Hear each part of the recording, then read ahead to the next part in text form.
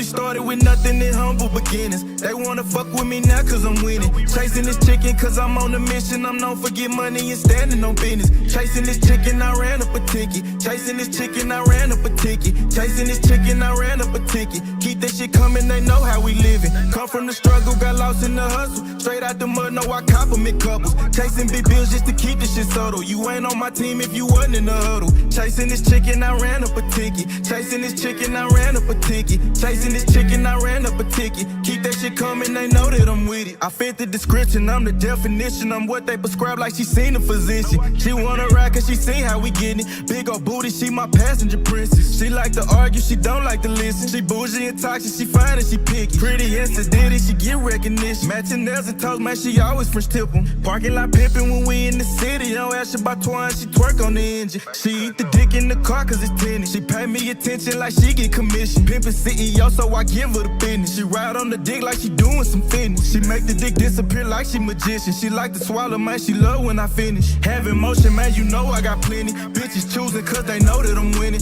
Seen some thousands, now I'm after some millions. So all my houses come with chandelier ceilings. Pillow talking, man, that shit just ain't in me. Keep it pimpin', I can't do no pretending. Jealous hearted, man, you know I ain't with it. Cuffin' hoes, I can't do no commit. No, we started with nothing in humble beginnings. They wanna fuck with me now cause I'm winning. Chasing this chicken cause I'm on a mission. I'm known for get money and standing on business. Chasing this chicken, I ran up a ticket. Chasing this chicken, I ran up a ticket. Chasing this chicken, I ran up a ticket. Keep that shit coming, they know how we living. Come from the struggle, got lost in the hustle. Straight out the mud, no, I compliment couples. Chasing big bills just to keep this shit subtle. You ain't on my team if you wasn't in the huddle. Chasing this chicken, I ran up a ticket. Chasing this chicken, I ran up a ticket. Chasing this chicken, I ran up a ticket. Keep that shit coming, they know that I'm with it. What we doing tonight, chat? Double tap the screen, shut a live out. What we doing tonight, chat? We in intro mode, baby. I'm a saint, but I sin. I checked in the game to win. I left, she loving me again. I let her cry out the bins and they say time heal. Mine still felt like it was yesterday. How we're moving fast, probably too fast to even catch the play. Spend a night, she pack a bag, right to me, just getting gas. Coming back, I want it bad. I'ma touch it first, eat it last, it's temporary. Holly damn emotion said it's temporary. My pain deeper than the ocean. Temporary feelings mixed with temporary pleasures. All these temporary moments and these temporary treasures. Temporary circumstances to temporary measures. Temporary friends and even temporary schedules. Temporary smiles and temporary goals. Temporary women sliding on temporary poles. Temporary comments and temporary trolls. I just pray that God bless me. Ain't no temporary souls. I'm a saint, but I sin. I checked in the game to win. I left, she loving me again. I let her cry out the bins and they say time heal. Mine still felt like it was yesterday. How we're moving fast, probably too fast to even catch the play. Spend a night, she pack a bag, right to me, just getting gas. Coming back, I want it bad. I'ma touch it first, eat it last, it's temporary. Holly damn emotion said it's temporary. My pain deeper than the ocean. What we doing tonight, chat? Double tap the screen, shut a live out. What we doing tonight, chat? What we doing tonight, chat? I need y'all to drop them plugs in the comments, man. Y'all know what time it is, man. Are y'all locked? Are y'all locked, chat? I need to know, man. Are y'all locked or what, man? Are y'all... Welcome to the greatest damn show on YouTube. That's what I'm talking about. Hold on. Welcome to the greatest damn show on YouTube. Oh, man. Double tap the screen, shut a live out. What we doing tonight, chat? Double tap the screen, shut a live out. What we doing tonight, chat? We got an action-packed episode. Laurie Possum, stay safe. What it do? Big Niche, H Buster, OG, what it do? I see you in there, la la. Double tap the screen, shut a live out. What we doing tonight, chat? We got an action-packed episode. We got Clavicular is in big trouble. I'm gonna get into that first here in a minute. We got Erica Kirk coming at Candace Owens. I don't know, she's dressed in all black with the black hat coming at Candace Owens. We got DOJ employee Timothy Parsons has been arrested and charged for child corn, man.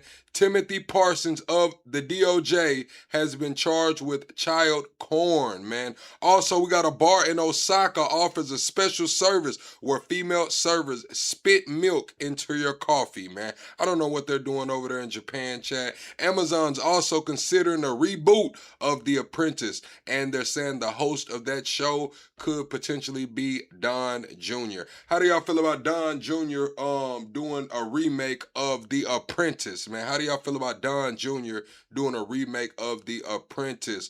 China has also called on the United States to lift blockades against Cuba, said it will strongly support Cuba in defending its state sovereignty and security. So China is aligning with Cuba right now. We got Chink and Glenn Beck over there on Piers Morgan.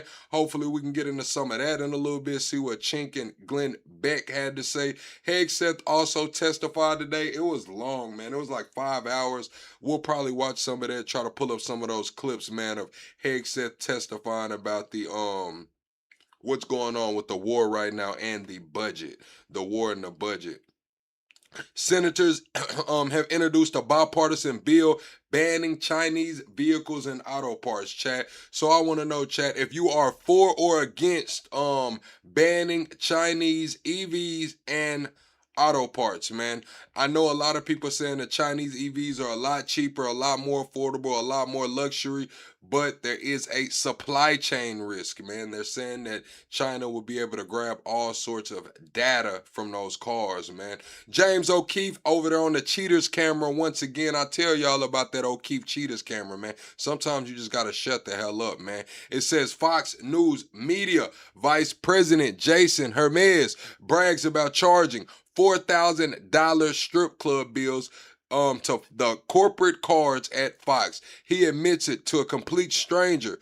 We would just lie on the expense reports. No one's gonna say an effing word to me saying that he is using the Fox corporate card to pay strippers up to $4,000. He lost his damn job too, Chad. I'm gonna go and save y'all the suspense. He's out of there, bro.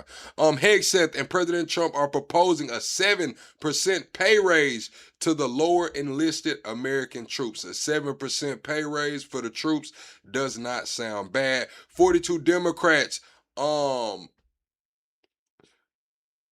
shit, yeah, the FISA 702 just passed the House. It's that bill that lets the government due to mass surveillance. It's supposed to be for foreign citizens, not foreign citizens, but foreigners in other countries, but they're also saying it will let the government search Americans' private communications without a warrant in direct violation of the Fourth Amendment.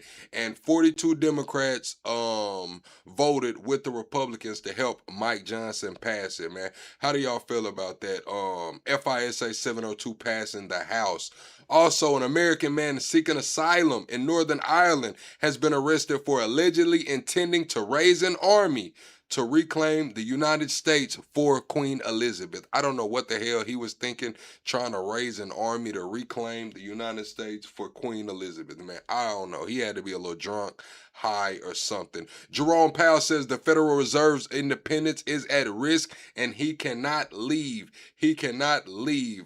Also, chat, they're saying the numbers just dropped and the poverty line for a single person is anyone making below $15,960 a year. The poverty line for a family of 4 is below $33,000 a year, while the cost of living for a single person is $55,000 a year. The cost of living for a family of 4 is $116,000 per year. So they're saying that, hey, cost of living is $55K if you're a single man, but you're not in poverty unless you make below $16K. I don't know what they're doing with that, chat. That's kind of crazy. Also, we got a couple of debates, or actually a debate that I really want to watch, but it's rather long. I don't know if we'll get to it tonight. It's rather long, but also, what's going in? Pam Bondi did agree to testify before Congress next month over the DOJ's handling of the Epstein files. The Pentagon estimates that it will cost about $52 million in taxpayer money to change the Department of Defense officially to the Department of War. How do you feel about that? $52 million in taxpayer money to officially change the name from Department of Defense to the Department of War.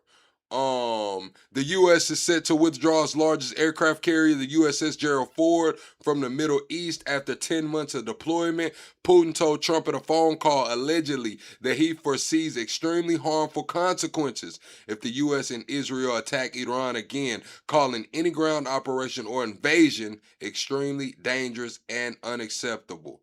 Extremely dangerous and unacceptable. Oh, Chad, did y'all see Nick Fuentes pepper spray that lady and push her down, man?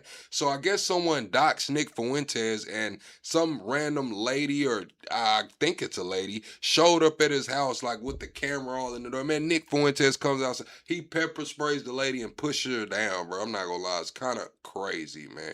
That's kind of crazy, chat. Double tap the screen, shut a live out. We're gonna get into this episode, chat. I need y'all to rank your day, man. How was your day, man? 1 through 10, rate your day 1 through 10. Was it a good day? Was it a bad day? Was it a great day, man? Dial Up says oil has been $130, but the market manipulation has kept it under 100 on paper only. What's up, Jason? All right, chat. This is Clavicular, man. Clavicular is in trouble, chat. It's saying Clavicular is being sued for battery and fraud by an influencer after sleeping with her while she was under 18 years old and injecting her with Aqualix to melt the fat in her cheeks, promising to make her the female face for looks maxing. Alexandra Mendoza claims Clavicular, whose legal name is Braden Peterson, had sexual relations with her while she was 16 years old, invited her to his house, gave her excessive amounts of alcohol, and she was unable to consent. I mean, she was a minor anyway. Also claiming he was performing unconsensual X with her when she woke up. So she's 16, she goes over there, the guy starts injecting shit into her face, talking about he's gonna make it a female face that looks maxing. He's grown, she's 16, he gets her drunk, allegedly, says that they start doing stuff. And she wakes up and they're doing stuff. So this is what the complaint is alleging. Also, it says Mendoza says Peters also injected the drug into her cheek, and she also is alleging that there was methamphetamine in there, chat. She's alleging that whatever he shot into her face might have had some substances in there. It might have been meth inside of that injection. She said she also thought that she was under the impression that he was medically cleared to do so. She thought that he was allowed to be giving these shots to her in the face, and that was not the case. Clavicular's attorney reached out and put out a statement, said, "We're aware of the complaint recently filed against Mr. Peters. The allegations these are allegations only and remain unproven. Mr. Peters denies the claim and disputes the characterization of events. He will respond through the appropriate legal channels and intends to vigorously defend himself. We will not comment further at this time." And chat, this is the video right here of him injecting the whatever into her face. She's alleging it might have been meth in there. They're saying that it's something that's supposed to melt the fat from her cheeks. So this is Clav allegedly injecting a 16-year-old with some stuff to melt the fat off of her cheeks and meth mixture, allegedly. All right, I got to turn that music down, though, chat. But yeah, that's him right there. You see him injecting it in her. I wonder where she's from. I wonder if she's from America. They're saying she's an influencer, though. But yeah, Chad, he's clearly putting that whole injection into her face, rubbing it in. Yeah, he might be in trouble, Chad. I'm not gonna lie. He might be in fucking trouble, bro. He might be in trouble, Chad. Let's get into this Erica Kirk, chat. Everyone hit the like button, chat. We got to get to 100 likes. Double tap that screen, shut a live out, chat. Let's hit the algorithm. I need everyone in here to hit the like button right now, right here. Go to the top, hit the 3 dots. Make sure the like button is hit. Let's get into Erica Kirk responding to Candace and the assassination attempt. It seems to me that nothing will ever be enough for the evil. Hold on, chat. Let me get us to the ad-free version, man. Let me get us to the ad-free version, chat. It seems to me that nothing will ever be enough for the evil in this world. Our country has become unrecognizable. These people have perverted the truth to the point that they motivated the murder of my husband. They have continuously tried to assassinate the president, and anyone who stands in their way is labeled hateful, racist, fascist, and every other trigger word that is grossly dishonest. We want the best for our country. They don't. This is why Charlie started Turning Point USA in the first place. He didn't trust the radicalized liberal teachers.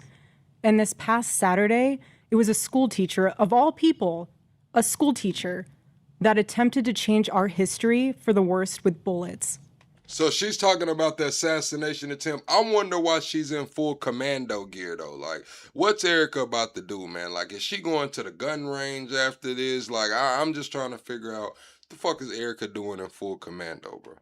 And everyone is asking why I even went to the White House Correspondents' Dinner. And it was because many of the journalists in that room have attempted to dehumanize me. And I wanted to meet some of them face to face, quite frankly. Why have a conversation about me when you can have a conversation with me? So, for example, a journalist from the Daily Mail came up to me. She introduced herself, and she was very gracious. She was saying, "You look so beautiful. I'm so sorry for your loss." To which I'm just saying, chat, like, is this supposed to be Tomb Raider Erica, man? Like, where are the two damn plaits at, man? Somebody might as well put some plaits in her head, man. I'm like, is this Tomb Raider Erica, man? Like, what's going on? I replied, "It is so nice to put a name to the face, especially with all of the slander, the lies, accusations that are out there surrounding my husband's murder and myself." And I said to her, "You know what's so interesting? This is my first time at the White House Correspondents' Dinner, and I find it so fascinating, the dynamic that is going on right now, because everyone is all dressed up, and you guys..." And then look at the way it buttons up, chat. Like, I don't know if this is a shirt, jacket, or what, because the way the buttons are on the front, it's like a blouse. Like, is this a commando jacket, blouse, button up? What is this? Like, the way it's fitting is a little different. Chat, this shit might be above my pay grade, chat. This shit might be a little too expensive for me, chat. I don't know. You know, I'm from the country, chat. This shit might be a little bit out of my tax bracket, what she got on, man. I don't know, chat. You guys are co-mingling in and out of each other's cocktail parties. And so for one night, you are able to put aside all of your differences for the sake of freedom of speech. And then by Monday morning, things will go back to being an... You said, what do I care? I care because I'm sitting here commentating about it. Michelle Heineman. I care because I care, hell. Shit, she just talking about the White House Correspondents' Dinner and a teacher trying to assassinate. She comes out here in full damn commando. The hell are we talking about? This is trad wife here, man. I'm just trying to figure out what she got going on. G.I. Jane, hell. Shit, excuse me for asking what's up with G.I. Jane. Thank you, Karen, for supporting the channel via Super Chat. Thank you, Karen. What's up, Maestro? Absolute bloodbath between all of you. To which she replied, literally, she said, "I know. Isn't it special, right? Isn't tonight so special?" And following that conversation, it was time to take our seats, and we went into the big ballroom where the dinner was. And one of the first things I noticed... See, this is the thing, chat. Let me grab my drink. Because we're not going to sit here and act.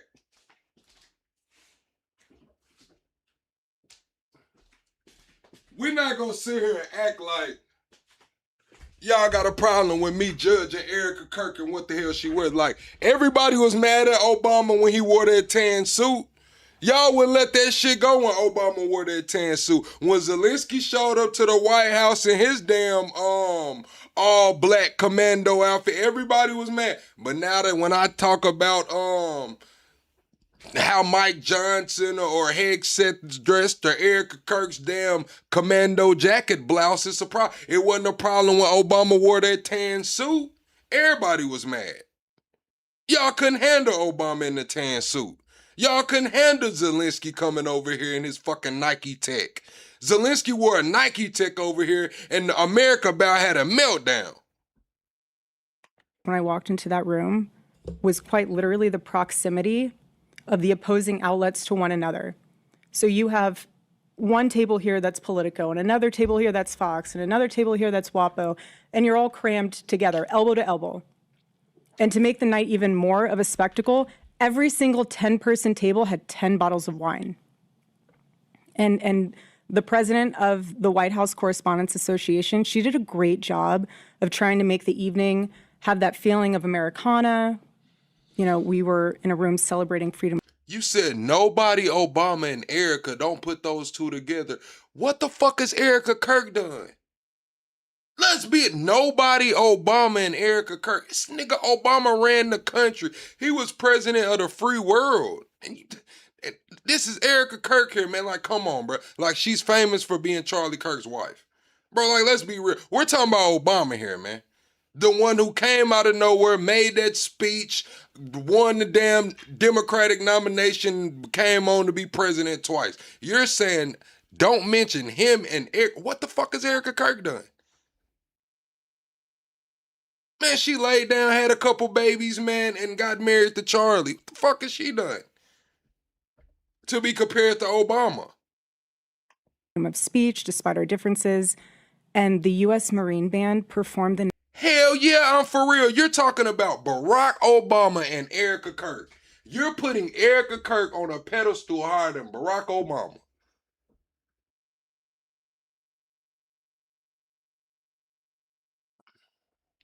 Y'all motherfuckers is high. Y'all high. Starch Manning comes through supporting the super channel via super chat and says, seems legit. Okay, I'm just gonna ask. What the fuck has Erica Kirk done? I'm just being honest, man. She's taking over her husband's legacy. This nigga Obama was president of the free world.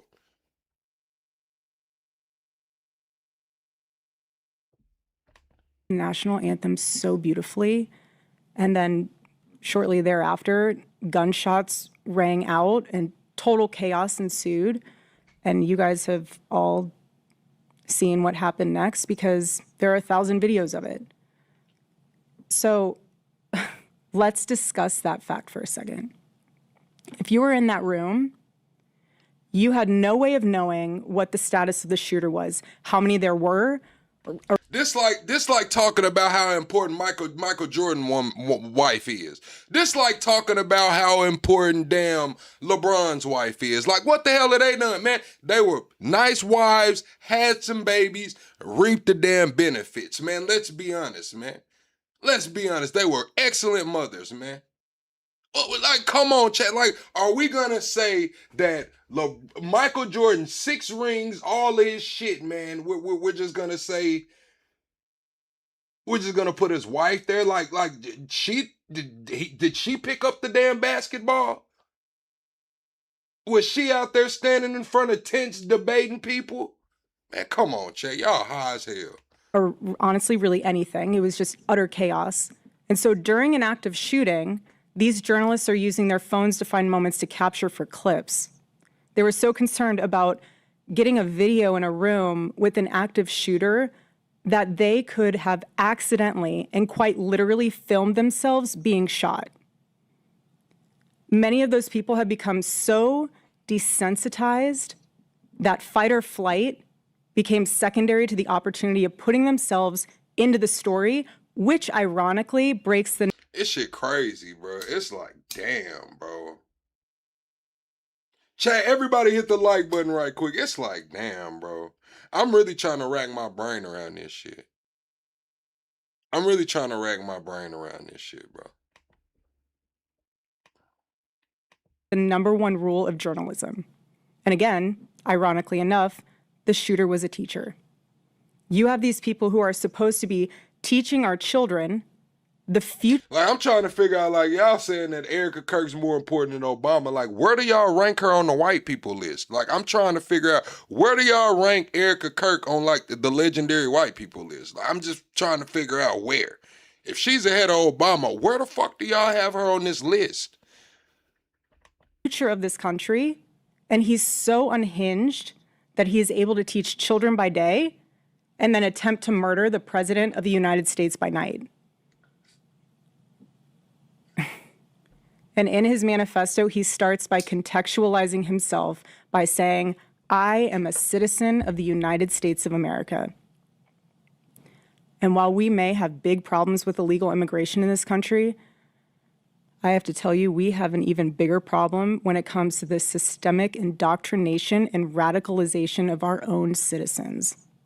I'm not going to put on her that she's an agent, CIA, Mossad. She could be. I'm not going to put that on her. I'm just going to say she really ain't done shit. That's what I'm going to say. I mean, she was a trad wife. This is TPUSA. This is the trad wife sector. This is stay at home, raise a nuclear family, have kids, cook, clean up and shit. Man, what are we talking about? What are we talking about here? I'm not trying to throw her under the bus and say she's working for somebody or with somebody. I'm just trying to say, what the fuck did she do that was so damn great? I mean, she had some baby shit. My cousin got a lot of babies. My cousin got a whole lot of babies. This is what got my husband killed. This is what has led to 3 legitimate attempts on President Trump's life. And I can speak firsthand to that unbearable toll that this must take on our First Lady. There has never been a president who has faced this many assassination attempts in Americans' entire history.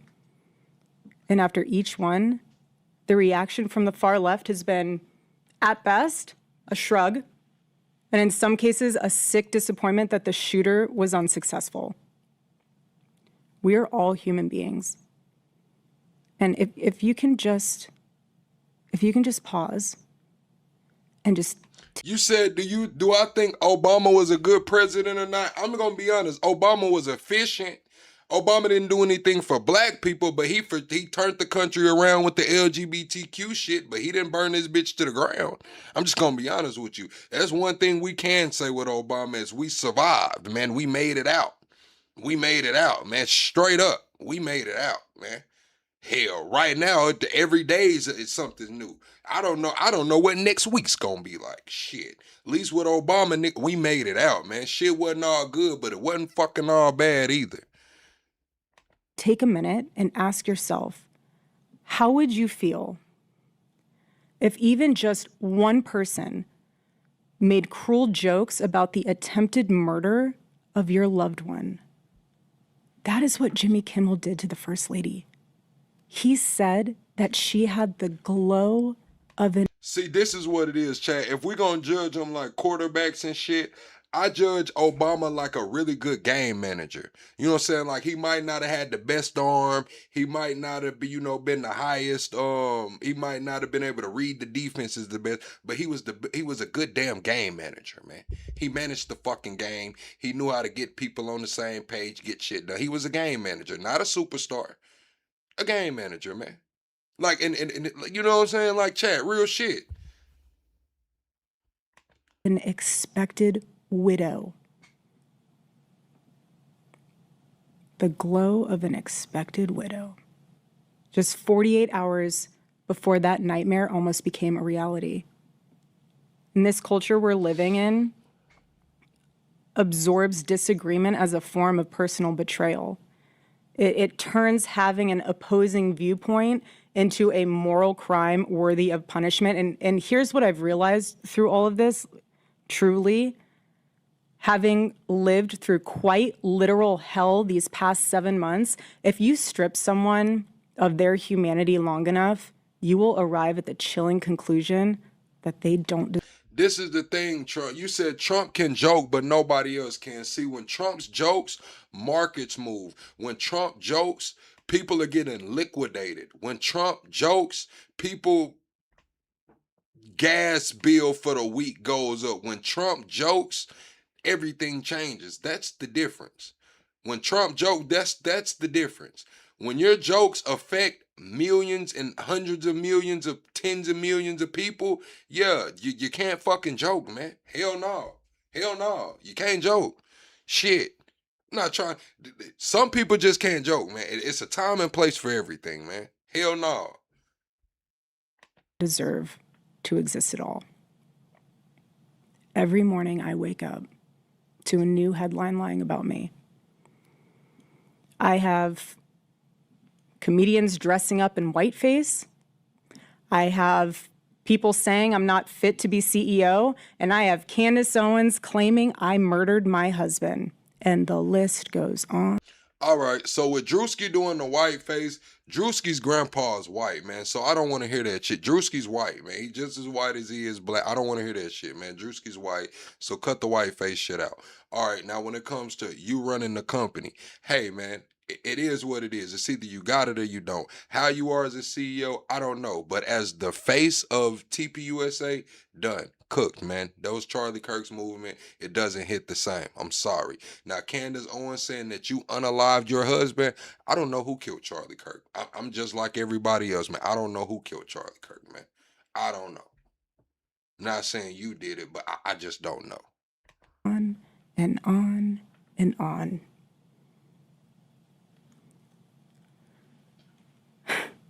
There is a serious epidemic of dehumanization plaguing this country. The most unthinkable tragedies have now become commonplace in our daily headlines, and yet the media finds a way to convene. Chad, really the only reason Drewski even went at her like that, bro, Drewski would have spared Erica Kirk, bro. But when Erica Kirk went to Arkansas and she specifically excluded, she singled out the young white men and was like, you have these rights, you have to fight. She left out all the black people. After that meeting, the TPUSA chapter, I believe,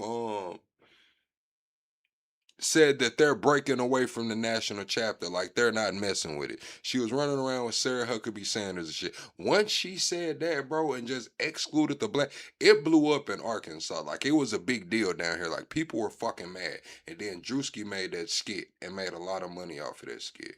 And then doubled down and was like, you can't say I did whiteface because my granddaddy's black. I mean, my granddaddy's white. My granddaddy's white, man. You can't say I did whiteface. I ain't.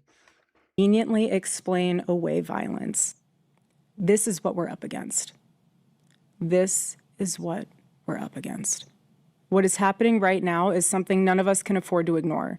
The evil forces working to divide us, to distract us, and to pull us apart has never been stronger. This is a moment for Americans to come together and decide what kind of country we are going to be before we lose our country altogether.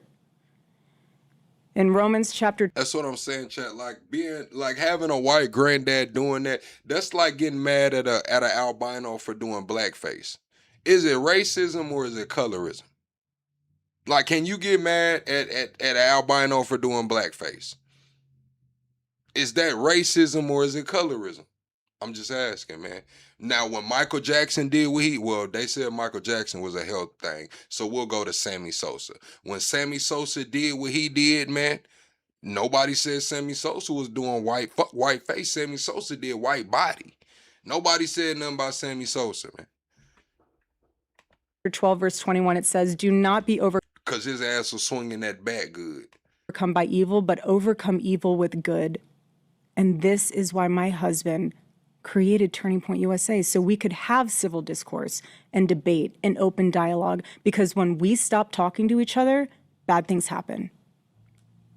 I am choosing to fight for America, for my children, for your children, and for our humanity, because we all need to do our part. And by the grace of God, we will succeed, and America will remain what she was always called to be, a shining city on a hill, a light to the world. So let me give you a perfect example of how it's done. My husband did it best and left us the blueprint on how to have uncomfortable conversations with those who disagree. Buckle up, everybody. Here we go. All right, chat. Double tap the screen, shut a live out, chat. We got to get the likes up in here, man. We got to get to 100 likes before we hit the first hour. So everybody, please double tap that screen. Go to the top. Make sure you got. It was a joke about him being killed. And if you want to clarify, it was a joke about him being older than Melania. I'm not gonna lie, chat. Chink is all right. I think Glenn Beck is on this show too, but I don't know who this guy is on the far to the right, man. But he be on here tripping, bro. I'm not gonna lie. He be on here fucking tripping. Shut there up in the about world. jokes. You can fix it. You're Again, a joke. because Nobody thinks Jimmy Kimmel was trying to be violent. Can we skip this crap? Exactly. This is obvious Have you bullshit. watched this show every night? Of Trump derangement syndrome. Been criticised posting on X after the shooting. Look at the signs these left-wing CUNTs are holding. Oh yeah, chat. We only have 47 likes. Everyone hit the like button right now. Double tap that screen. Make sure that you have hit the like button on your way in, man. We gotta get to the next like goal. Do you have any regrets about what you posted, or you double down on that? 50th anniversary celebrations by honouring the very crown they kicked out. I was a bit shocked by the mere notion of that. Clay Travis, let me start with you then. What up, D-Rock? It was an amazing spectacle. I mean, I've not seen King Charles, either as king or prince, make a speech as powerful as the one he made to Congress, or one as funny as the one he made at the state dinner last night. So I think he's really stepped up here when, my God, my country needed somebody to, given how bad the relationships got in recent months. But I also felt that I had no idea. There was a unity, I was going to say, between everybody in Congress, a rare unity which everyone's picked up on, where you don't often see a united Congress, but they were for the king. Well, I appreciate Democrats standing for kings after deciding that no kings was the fabric of their entire opposition to Trump over the last year. So standing ovation for an actual king was when they wouldn't stand for Trump or anything. It was a lot of fun. But look, first of all, I had no idea Prince Charles is this funny. And I watched The Crown. I will defend myself by saying my wife got me to watch The Crown, but it's a very, very good show. And what I liked about it, Piers, was a recognition of, again, he's here in the 250th anniversary of us kicking your ass, but he's here and he's referencing the Boston Tea Party, the untimely 1814 burning of the White House, the redevelopment. So many of these moments, and like he said, that we might be speaking French, but for the Brits coming over during the French-Indian War and all of the colonial aspects of that, I'm a history nerd. And so sometimes I think in the immediate moments of trying to analyze everything that happened in the last 24 hours, we often lose the sweep, the majesty, the significance of the historical resonance that 50 years from now, 100 years from now, when none of us are around and people are still studying the history of today, will be seen in the context of the longer arc of history. And so I thought it was really well done. And I'm not just saying this, Piers, because I'm back before everybody knew that your DNA was. Bro, like, I was just wondering when he was going to shut the hell up. Like, he just kept talking, bro. Like, what's up, bro? Massive deal. And if it calms him down a bit. Chat, hit the like button. We're 25 likes away from the next like goal. We're 10 subscribers away from the next sub goal. Let's get the likes up. From what has been a pretty incendiary few months, I'm all in favour. What are your thoughts? First of all, I'm enjoying the idea of me and Trump having a texting relationship. That would be hilarious. Let alone if we ever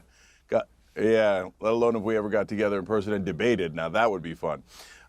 So first, big ups to England and the UK. King Charles did great. Way to represent. Okay, and it was nice to have a head of state who isn't a maniac. So that was like reassuring for the planet a little bit. He's not technically, you guys know how the monarchy works. It's kind of. Chat, am I the only one that don't give a damn King Charles came over here and spoke?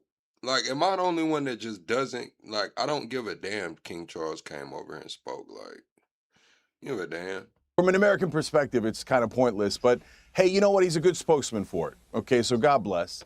But, look, the main thing that I thought is, we got 250 years after our independence from these guys. We're wonderful friends and allies. And I hope that's exactly how we are with Israel 250 years after our independence from them, which would be hopefully 250 years from now. So it turns out being an independent nation is a wonderful thing. And then, by the way, later we can be wonderful allies, okay? But first we need our independence from every country, including the one ruling us today. Ben Ferguson, Yeah, he was in them files, man. That's what I'm saying, man. Like, I'm just gonna be honest with you, Chad. Like, maybe it's because I've only been in America. Maybe H-Buster is a little different because, you know, you're from somewhere else. And King Charles came over here. He said what he said. They saying he put Trump in his place and shit. I'm just gonna be honest. I don't give a damn. I don't think Trump give a damn about what King Charles had to say either, man. I'm just gonna be honest with you, Chad. It might be cousins. Might be real, man. Listen, Chad. All that King Charles. Listen, King Charles. You got your own country over there, man. You got your own shit going over there, man. You got to get that shit together across the pond, man. Were a number of quite strong opinions that the King expressed on behalf of the government. So I think it's important to clarify to an American audience in particular that when the King speaks at a function like the Congress or whatever it may be, he does so on behalf of the UK government. So they help him write certain lines and so on. But there were things in there. I mean, we got a little mashup of some of the more potentially contentious things he said. If you're an American, particularly an American Republican like you, let's take a listen. In both of our countries, it is the very fact of our vibrant, diverse and free societies that gives us our collective strength. One thing for sure, two things for certain. King Charles, the richest thing in the room right now. I don't think he's stepping too many rooms where he's not the richest person, man. I'm just going to be honest, Chad. Unless he get around some, I don't know, man. Including to support victims of some of the ills that so tragically exist in both our societies today. In the immediate aftermath of 9/11, when NATO invoked Article 5 for the first time, and the United Nations Security Council was united in the face of terror, we answered the call together. Today, Mr. Speaker, that same... Chad, I wonder how King Charles would act at the fish fry. Like, if we just brought him to the South, man, and had a fish fry, you know what I'm saying? Like, I wonder how would he act, Chad. Y'all think he'd mess with the Hawaiian Punch, man, the Huggy Juice, you know, maybe a high C? Like, how y'all think King Charles would act at the fish fry, man? You know what I'm saying, Chad? Unyielding resolve is needed for the defense of Ukraine and her most courageous people. From the depths of the Atlantic to the disastrously melting ice caps of the Arctic, the commitment and expertise of the United States Armed Forces and its allies lie at the heart of NATO. Now, sometimes, Ben, you know, it's not... Yeah, I could picture King Charles showing up to like the fish fry. See, we don't do too many potlucks because I don't like when people bring food and shit. I don't know how y'all be cooking and what y'all got going on, Maestro. So we just have fish fries and shit, you know, where the food is prepared on site. Now, King Charles seemed like he'll show up with like some bottles or something, you know, he'll show up, the truck will pull up with some damn 200-year-old wine or something, you know, some champagne that's like 4,000 or 5,000 a glass, man. I think that's what King Charles might show up to the fish fry with, man, some bottles and shit. What you're saying is the way you say it can avoid a lot of hoo-ha. You know, on the face of it, hell no, King Charles is invited to the fish fry, bro. What do you mean he not invited to no black events, man? They had him at the White House, man. He can come to the fish fry, bro. Man, King Charles come to the fish fry. We gonna put him on Snapchat. He gonna be on the block kicking it and shit. And then, you know, now we tied in. You know, it's all right. We can make a few phone calls if shit get bad. King of my country coming over and sort of lecturing Congress, as some might categorize it, about the importance of NATO, and President Trump has indicated he wants to dismantle it, reminding people that after 9/11, NATO, including Britain, were right there shoulder to shoulder with America. In fact, I'm actually doing the show from the AP down right next to the 9/11 memorial, where King Charles and Queen Camilla are currently laying flowers with the New York... See, this the thing, man. After he come to the fish fry, we don't need him for much. See, this the thing, David. We not gonna act like we family. See, we know we ain't gonna be family and shit. It's just like, hey, look, man, he came to the fish fry, had some good seasoning, you know, that Zatarain, whatever y'all putting up, that fish fry in a box, man, a little Zatarain, man, lemon pepper, man. I'm telling you, chat, seasoned corn, baked beans and shit. You know they like beans and shit, man. I'm telling y'all, man. Be all right, man. Mayor Zoran Mandani. And That's a reminder that Britain was shoulder to shoulder when we were asked then. It's been a different situation. Yeah. When you said no kings, right? Yeah, when he come to the fish fry, we just gonna have to call him Charlie. You know what I'm saying? When he come to the fish fry, we just gonna have to have a nickname for him. You know, a nickname. Like, no disrespect, but we gonna have to have a nickname for him. That's just how shit go around here. Everybody get a nickname. Situation with Iran, and we can come to that. But that also he was emphatic about support needed ongoing for Ukraine, which is not hugely popular now with the conservative right here. And of course, he talked about climate change in a way that, again, people on the conservative right would maybe naturally bristle at. So my point being, he made a few, points that could, under normal circumstances, had they come out of a politician's mouth, have engendered a lot more angry response perhaps than they got. But it was taken in the right spirit because of the way that he phrased it. Would you agree? I think it was taken the way it was taken, and no one really reacted because they know he really doesn't have any power on those issues. It's Starmer, right? Like, this is a guy that I look at the King's visit is no different than Roger Federer being a great spokesperson for Rolex or Roy McIlroy for Rolex. They're great ambassadors. They do a great job. They don't take many risks. They smile. They look good on TV. And look, if there's anyone that should be praised right now, it's this dude's speechwriters who. You said King Charles never come in our. He ain't got to. We'll take the free fish fry to Buckingham Palace. The fuck you mean, fries? This shit global. Everybody hit the like button. You think I won't fire that pot up with that grease, man? You think I won't have some catfish fillets out there outside? What is it, Buckingham Palace, man? We'll turn that bitch out, man. Have a real fish fry.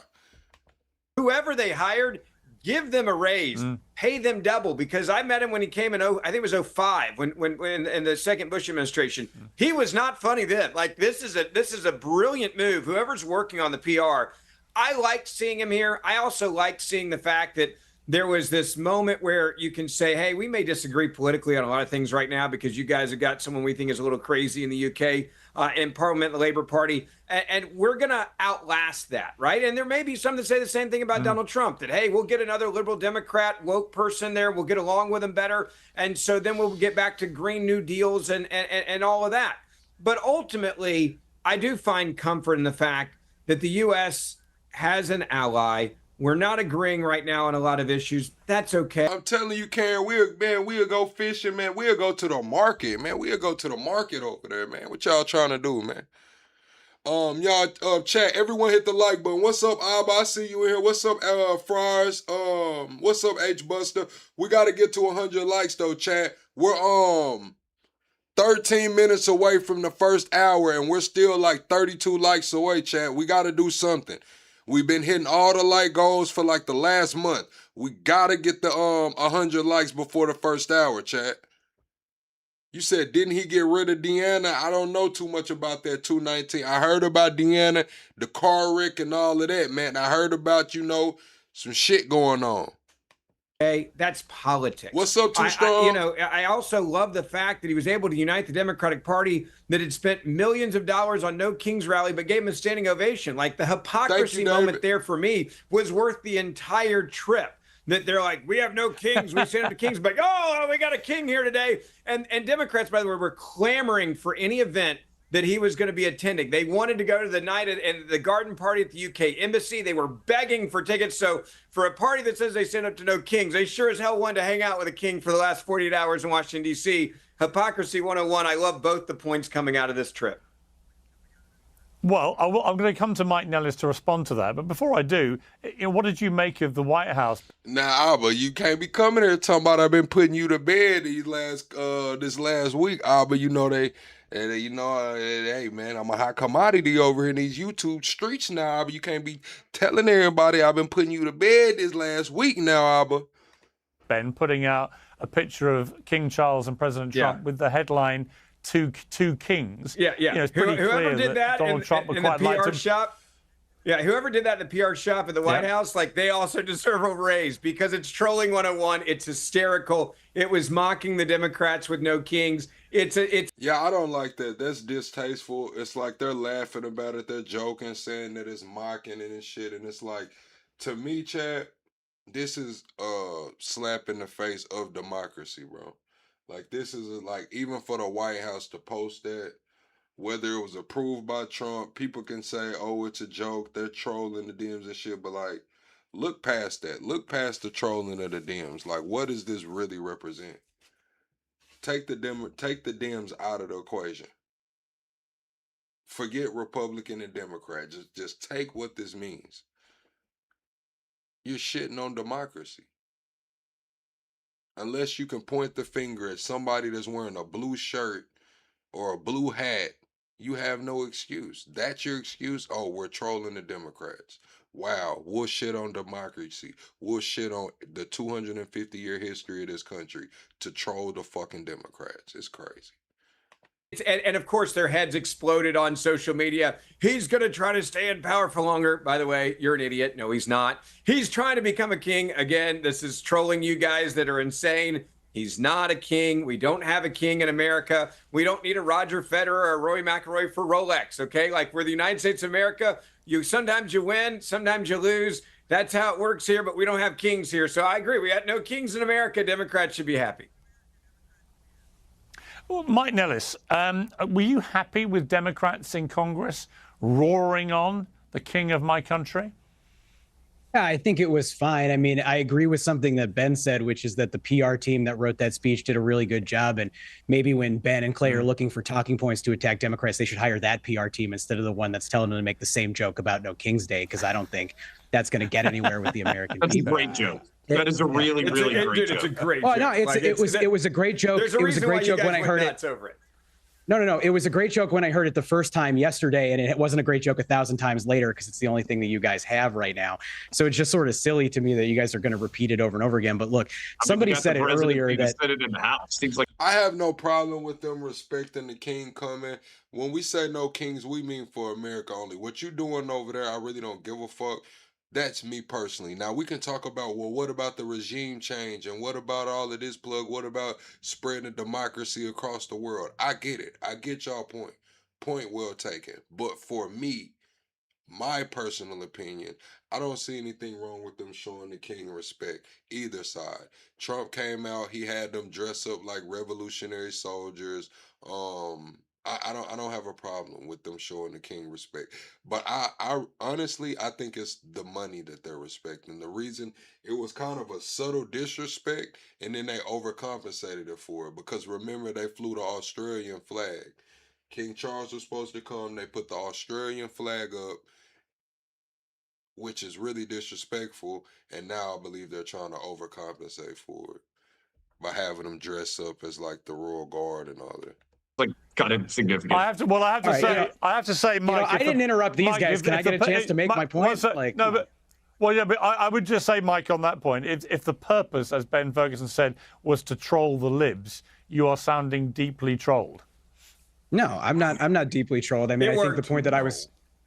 No, I think the point that I was going to make, though, is somebody said earlier that Donald Trump was loving this whole thing over the last couple of days, which of course he is. Like, he loves it because he's at the center of the attention. He gets the idea of hosting the King of England, which makes him feel important. But nothing that's happened in Washington in the last couple of days has anything to do with the average American. And people are struggling right now. So they watch a lavish ball. Donald Trump's talking. Chad, we need 26 likes, man. We got 7 minutes to get 26 likes. Everyone double tap the screen, shut a live out, Chad. How do y'all feel about King Charles? Is he an influential figure or not, Chad? Influential figure or not? How do y'all feel about King Charles, man? We got to get these 24 likes before the next 7 minutes, though, Chad. Double tap that screen for me.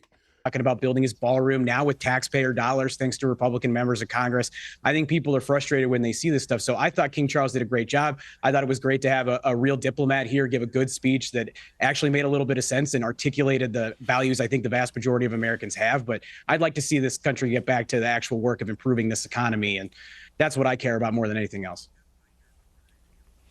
Clay, let's just switch gears slightly to this huge event, which has already, the news agenda has moved on, which indicates just how crazy the news agenda is these days. But the White House Correspondents' Dinner with this appalling latest assassination attempt, which could have been an absolute disaster and massacre.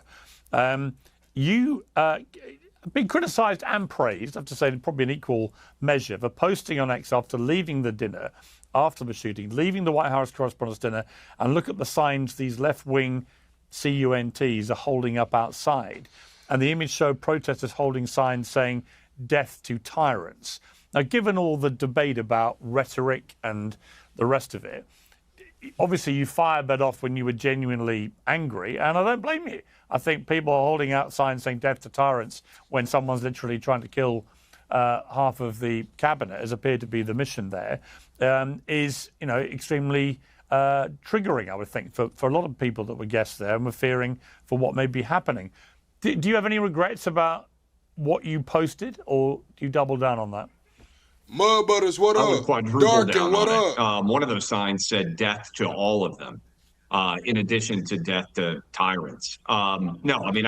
AR, what up? Everybody welcome in. Everybody hit the like button on your way in. We're 22 likes away from 100. Let's hit 100 likes. We got 5 minutes to get to 100 likes. What's up, AR, Darkin and Butters? I hope y'all having a good day. Now, if you look on the right side there, "death to all of them." That's what I said. That's what I saw immediately when I came out of the White House Correspondents' Dinner. And I think, unfortunately, those two protesters are emblematic of the motivations that this 31-year-old, highly educated, two-parent household, Democrat put in place to justify trying to kill President Trump. He accepted the rhetoric of these guys as justification. He thought that he was a hero. And look, Piers, we're talking about the history of the United States and Great Britain. I'm reading. I don't know. There's something to this guy, this shooter. They're saying that he didn't let off shots in the building, but there's something to this guy, man. You can just look at him and tell that he wasn't right. I wouldn't be surprised if he was actually groomed for this. Like, that's what I want to see, if the investigation breeds out that like he was actually groomed for this position. You know how like ISIS used to groom people to do wild shit? I wonder if this guy was groomed. They're just saying he's been radicalized, but I actually wonder like if he was chosen to carry this out by a certain group of people. Rick Atkinson's seminal trilogy right now about World War II and the partnership between United States, Britain, and other democracies to defeat Adolf Hitler. Before Trump, we used to sometimes sit around and have a few drinks, and you would say, "Hey, if you could go back in time, would you kill baby Hitler?" Right? Because this is the thing, chat. Have y'all noticed that this has been like one of the first incidents where nobody's talked about gun control?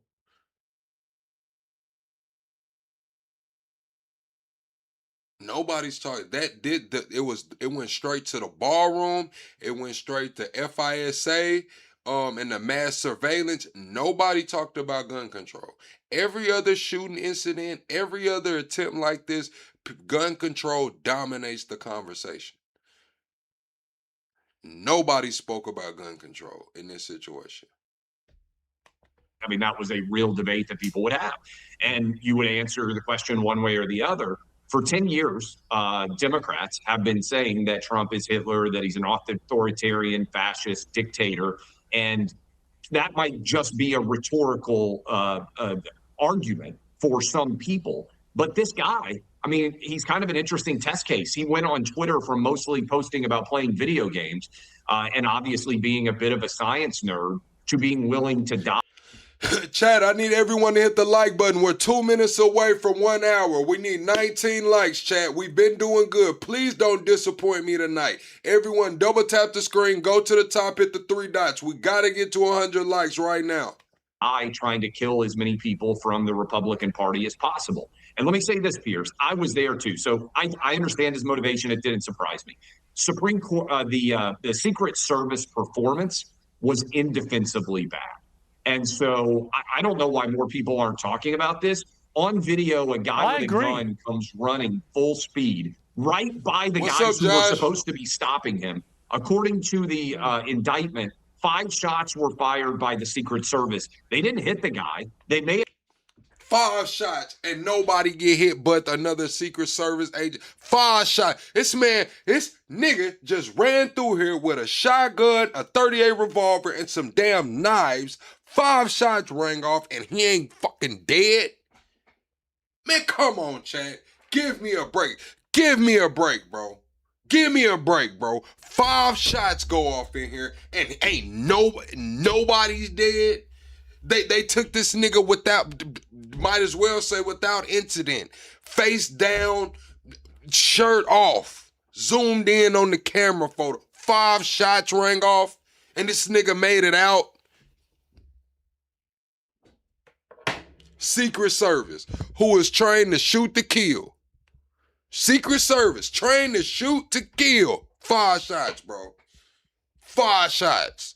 Man, I'm going to tell you like this, chat. If I'm that close to somebody and I get 5 shots and motherfuckers is still moving, I don't know what's wrong. I must be drunk. I have to be drunk. That close, 5 shots, man, I got to be drunk. Or fucking high out of my mind. 5 shots, chat. 5 of them. 5 of them. Starch Manning comes through supporting the channel, said, imagine this lack of security protocol. If it was a Democrat administration, Fox would be going crazy. Exactly, Starch. That's what I'm saying. 5 shots, Starch. 5 of them. I don't know how familiar y'all are with guns and shit like this, but these guys, I would assume, are highly skilled, highly trained. 5 shots, man. This nigga's going to jail instead of the damn morgue. This nigga's going to jail and not the morgue. Man, they supposed to be deciding whether it's going to be a cremation or a damn open casket. 5 shots.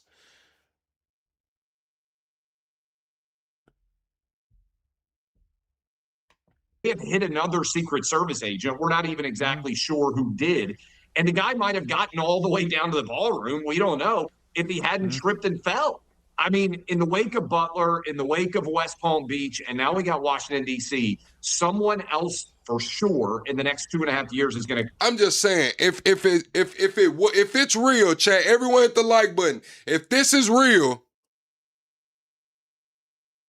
motherfuckers ain't got no aim. Somebody, hey, listen, chat, motherfuckers need to go to the shooting range. They need to be out there with some damn target ammo, getting some practice in, because them guns been collecting dust. 5 shots, man, and ain't nobody draw. Man, the Secret Service friendly fire, man, they ass need to go to the gun range, man.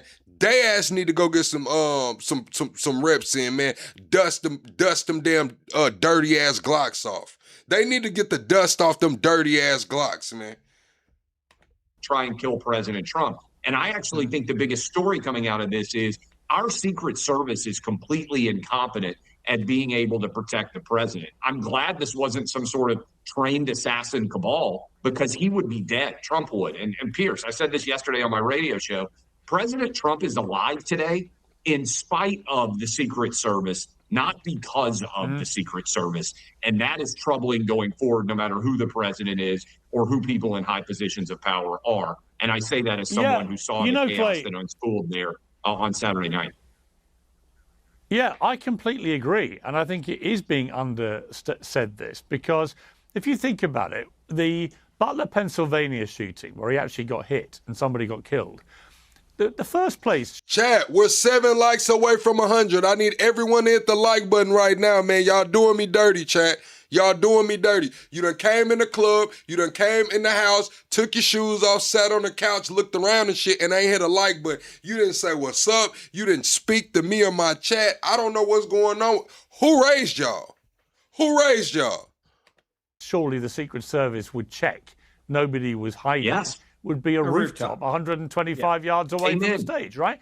And then the golf course one, which I still find, I scratch my head about. This is somebody who hid in a bush at a spot on Trump's own golf course where he regularly played, where the media would go to that very spot because it gave them, ironically, the cleanest shot of the president playing golf. And if it hadn't been for one Secret Service. What's up, Tiffany and Matthew Steven? You can double tap your screen. If anybody's watching on the phone, you double tap the screen, or you can go to the top and check out the 3 dots. Thank you to everybody who's coming in here. If you're a first timer, put first timer in the chat, and my mods will make sure that you feel welcome, man. Welcome to Plug Nation, man. This agent who spotted the barrel of this rifle coming out of the bush, Trump would probably have been killed that day.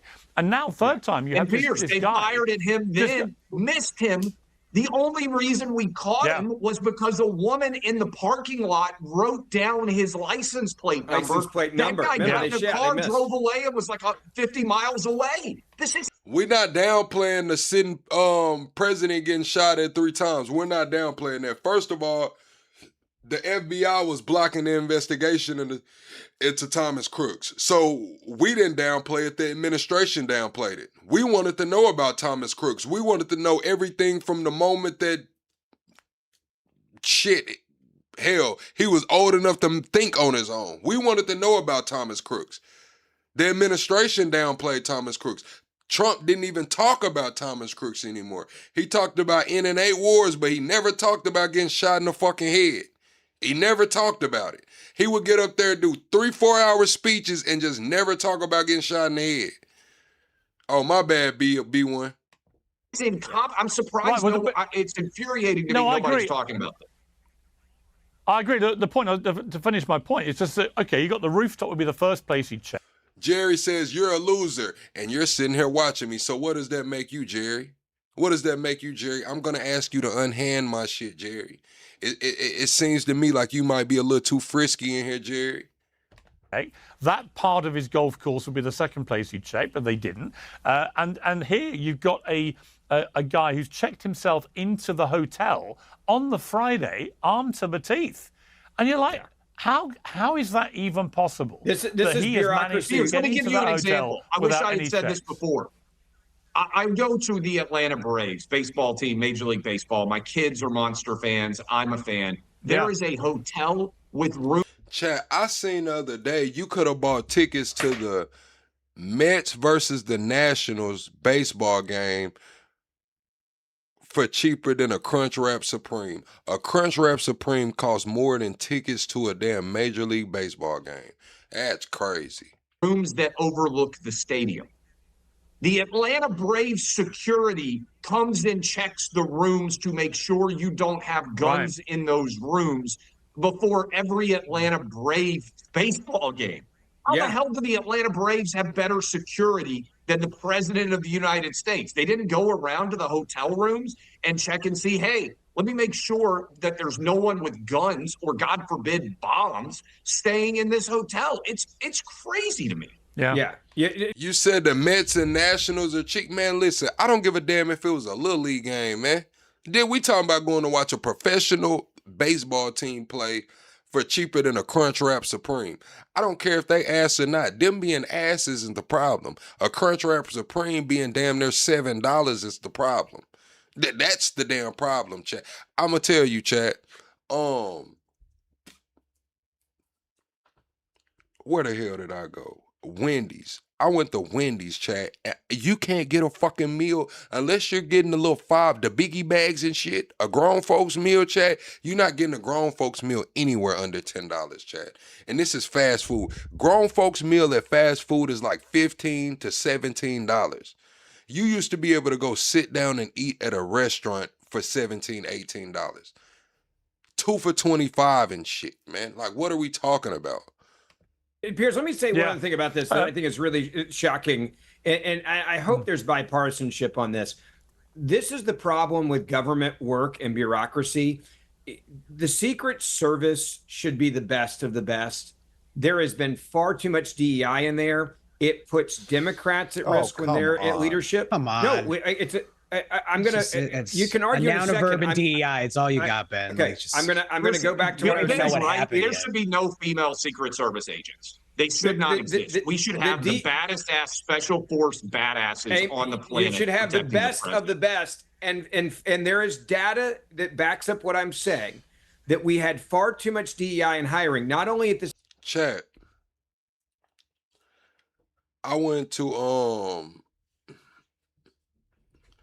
a place today, or not today, it was a couple days ago, and for a 6-piece wing with one side was $15, bro. 6-piece, and these not even whole wings, Chad. These are the drum or the flat. 6-piece, one side, $15, bro. I thought chicken used to be the cheap shit, Chad. The chicken used to be the cheap shit. I don't know, bro. That shit's kind of crazy. The Secret Service, but also at the FBI. And we had people that should never have been in positions of power there. Now, I say this as someone that there's Secret Service that's still protecting every living president, including Democrats. It is far too easy to get close to a Democrat and or a Republican, former president, current president, their family members.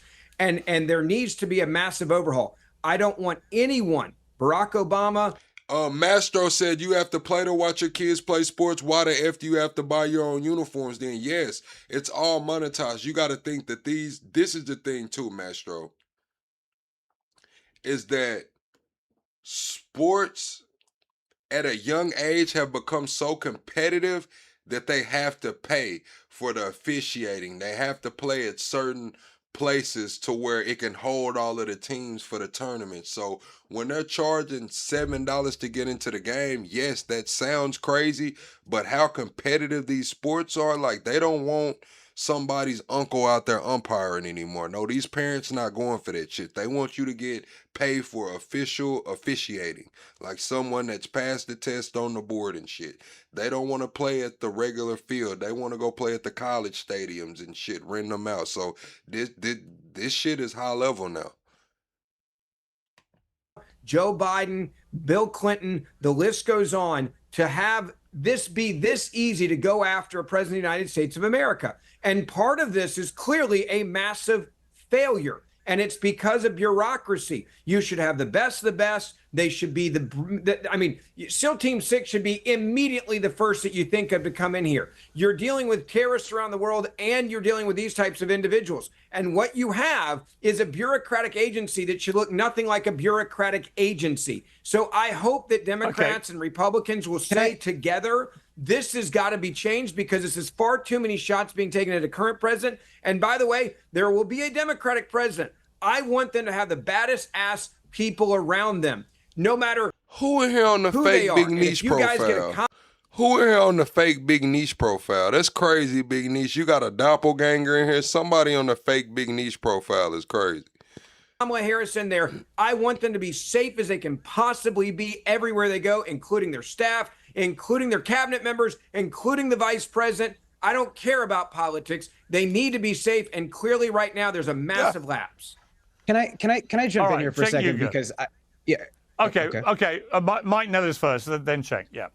Yeah, I mean, look, I agree that the Secret Service should be the best of the best, and I think we should wait to find out what actually happened instead of making assumptions based on the limited information that we have right now about what happened Saturday night. You got a video of the dude running past. Are you saying that was good security? Congratulations. You can look at a video, Ben, but Donald Trump and the rest of the administration are saying the Secret Service did their job. So why don't we let there be an investigation before you guys do what you always do? You blame it on DEI. When the plane crashed just a few weeks after Donald Trump was inaugurated, I was in D.C. that day. They blamed it on DEI too. So it's just ridiculous. Like, let's figure out what actually happened and then make a determination.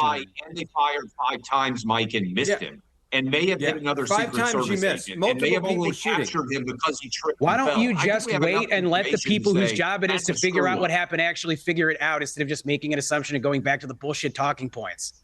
Like, it's ridiculous. Let law enforcement do their job and let them make their improvements. It's not a bullshit talking point. Us going to protect Democratic president is not a bullshit talking point. The problem is you guys want to make assumptions about everything. Like, it's just lazy. So what grade would you go? You said no one made the world hate America but your president, Donald Duck Trump. Man, y'all been hating America. Let's cut the shit. Let's cut the shit. Now Trump amplified it. We're not gonna bullshit. Yes, Trump amplified it, but let's cut the shit. Y'all been not liking America, man. Just say the shit, bro.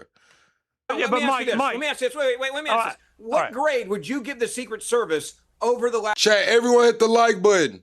Last 2 years, would you give them an A or a B? No, or I wouldn't. C? I wouldn't give them. No. I wouldn't give them an A. I'm not saying the Secret Service is doing a good job, but I don't know what I would give them. I don't have access to the information. You guys are the ones that are just making. A guy on a give roof an F, shooting like whatever. the president, and no one watching that roof. You can't grade that as an F. I agree. This is why I say it's DEI. You guys are obsessed with. No, you see, you're blaming it on DEI. You don't have anything to back that up. It's just lazy. You guys have the same 3. That's what I'm saying. Kind of like what he's saying right here. That's the word. Even before Trump, y'all would call Americans lazy. Y'all would call Americans stupid. Y'all would call America all this, and that, bro. Like, let's not act like this is just some new shit, bro. Y'all been saying we've been bullying the world. Y'all, let's cut the shit. Cut it out. Cut it out, man. Cut it out. Chat, hit the like button. Cut it out, man. I can't go and just let y'all say that, man. Like, come on, man. Cut it out. Talking points. Like, it's just so unbelievably lazy. Get some new material. How would you fix it then? What would you call it? And educate me. Tell me why, what you would do to explain it. What happened in Butler? What happened the other night? What happened where the people go to take pictures, the same damn place that take pictures of the president playing golf? Teach me. Tell me in the liberal world how Ben, you would fix it then. No, Ben, clearly there were breakdowns in security, and they should be fixed by people who know what the hell they're talking about, not four political commentators on Piers Morgan's YouTube show. That's the point that I'm making. You come on here with a cheap political talking point to blame it on DEI when you don't know anything that's going on. You don't know anything about security. Clay doesn't know anything about security. Neither do I. Stop making assumptions. I saw Butler. The women on stage. It's not to be honest. Okay, guys, don't all talk at once. Don't all talk at once. Should be in charge of. I mean, you want SEAL Team 6 to go do that? SEAL Team, that isn't SEAL Team 6's job. SEAL Team 6's job is to go out there and kill bad guys. That's what they're trained to do. Their job is not to protect the president of the United States. Because they are super badasses. Why would you not want... See, this is the thing. When it comes to it, Vaughn, you have the hate for America, and then you have the disdain for Americans. And those are completely different things. But when I'm saying cut it out, I'm talking about both of them. I'm saying as a nation state, people by far and large across the world have not liked America. And out of that bred disdain for Americans. Americans have ruled, I would say, culture globally. When it comes to global culture, Americans have ruled global culture. Now, you got different pockets that do their things, but just globally, what the television shows. And a lot of people grew disdain for Americans. They think Americans are arrogant. They think Americans are uneducated. They think Americans are lazy. That is totally different from not liking the nation state of America. There's two separate things going on here, and I'm addressing both.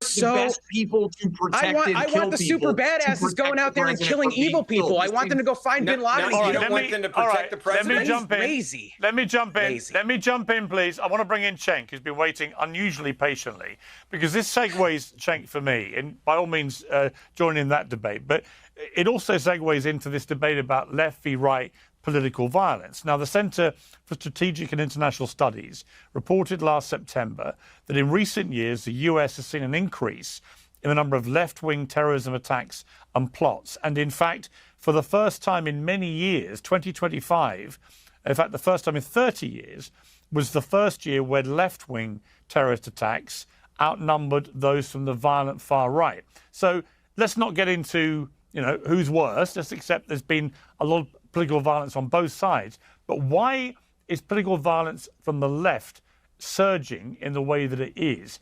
And I was particularly concerned about this guy's... But no, Chad, I mean, I understand, like, as an American, we do it too. We have our certain stereotypes or our disdains for other cultures and communities. We see it going on right now a lot throughout the global... I'll say the YouTube streets and social media streets, even when they're talking about the Middle East, whether they're talking about Israel, or they're talking about Iraq and Iran and the radical Muslims, like, Americans have certain disdains as well. But we're not going to act like the world doesn't have disdains for Americans in whole. And then there's a different subset out of that. There's a different disdain for white Americans globally than there is a different than a disdain for black Americans globally.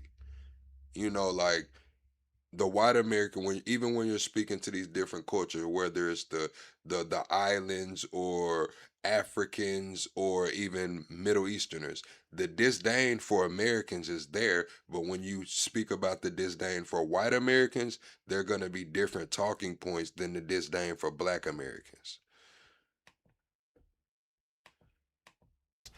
Twisted manifesto, because there were no red flags about him, no criminal record, nothing to suggest any violence in him at all.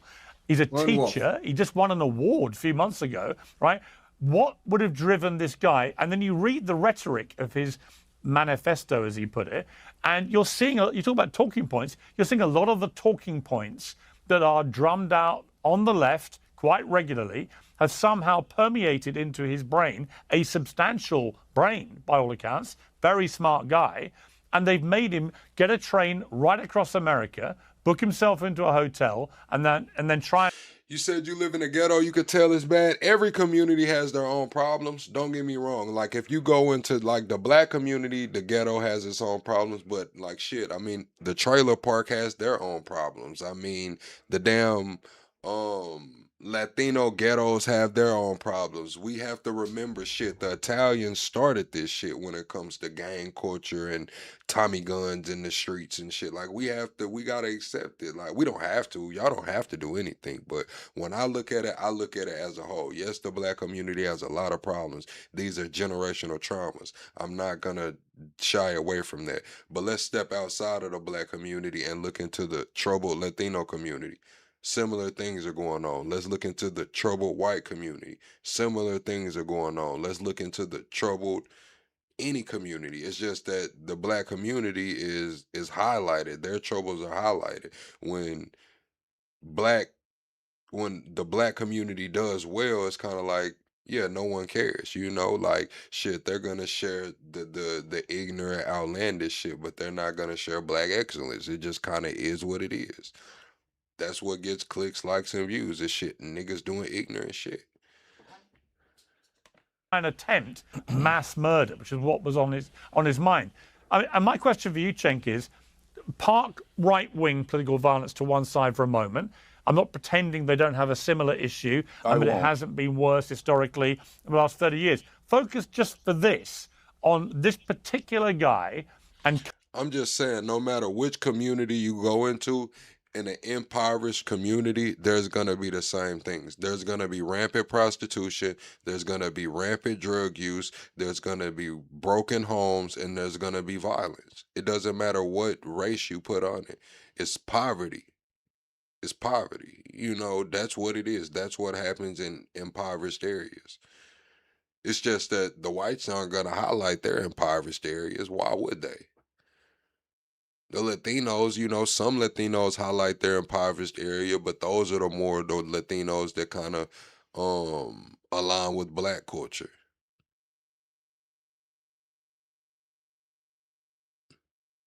Blacks are the only ones that highlight their impoverished communities. I'm just going to be honest. Blacks are the only ones that highlight their impoverished communities. Everybody else keeps that shit quiet. Coming off the back of a year where left-wing political violence has overtaken right-wing violence for the first time in 3 decades. What is happening here, and how do we stop it?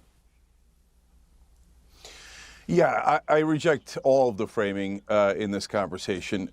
But let me address the heart of the matter and then this nonsense talking point that Ben had. Number one, I abhor violence. Political violence is intellectual surrender. That's saying I'm pathetic. I don't know how to win a debate, so I'll resort to being a savage and doing violence or terrorism instead. So I hate it on the right. I hate it on the left. And if you're a person who is for peace, especially if you're on the left, and our movement is for peace and nonviolence, well, then if you do violence, by definition, you're not one of us. Okay, we banish you, and you don't represent a single person other than your stupid ass. Okay. So now I won't put right-wing violence aside because, as you just said, historically, right-wing violence has been much more severe. But that's okay. I'm not trying to blame people. I'm trying to get past it, okay? For both sides, for God's sake, what is violence going to solve? All it's going to create is more violence. And why are we killing each other? This doesn't make any sense at all. We should be resolving this in an American... Correct, but you got to understand that, Mike, it's perception versus perspective. Like, where I grew up, it was very much black and white. Like, I didn't have a lot of diversity where I grew up. It was black and white.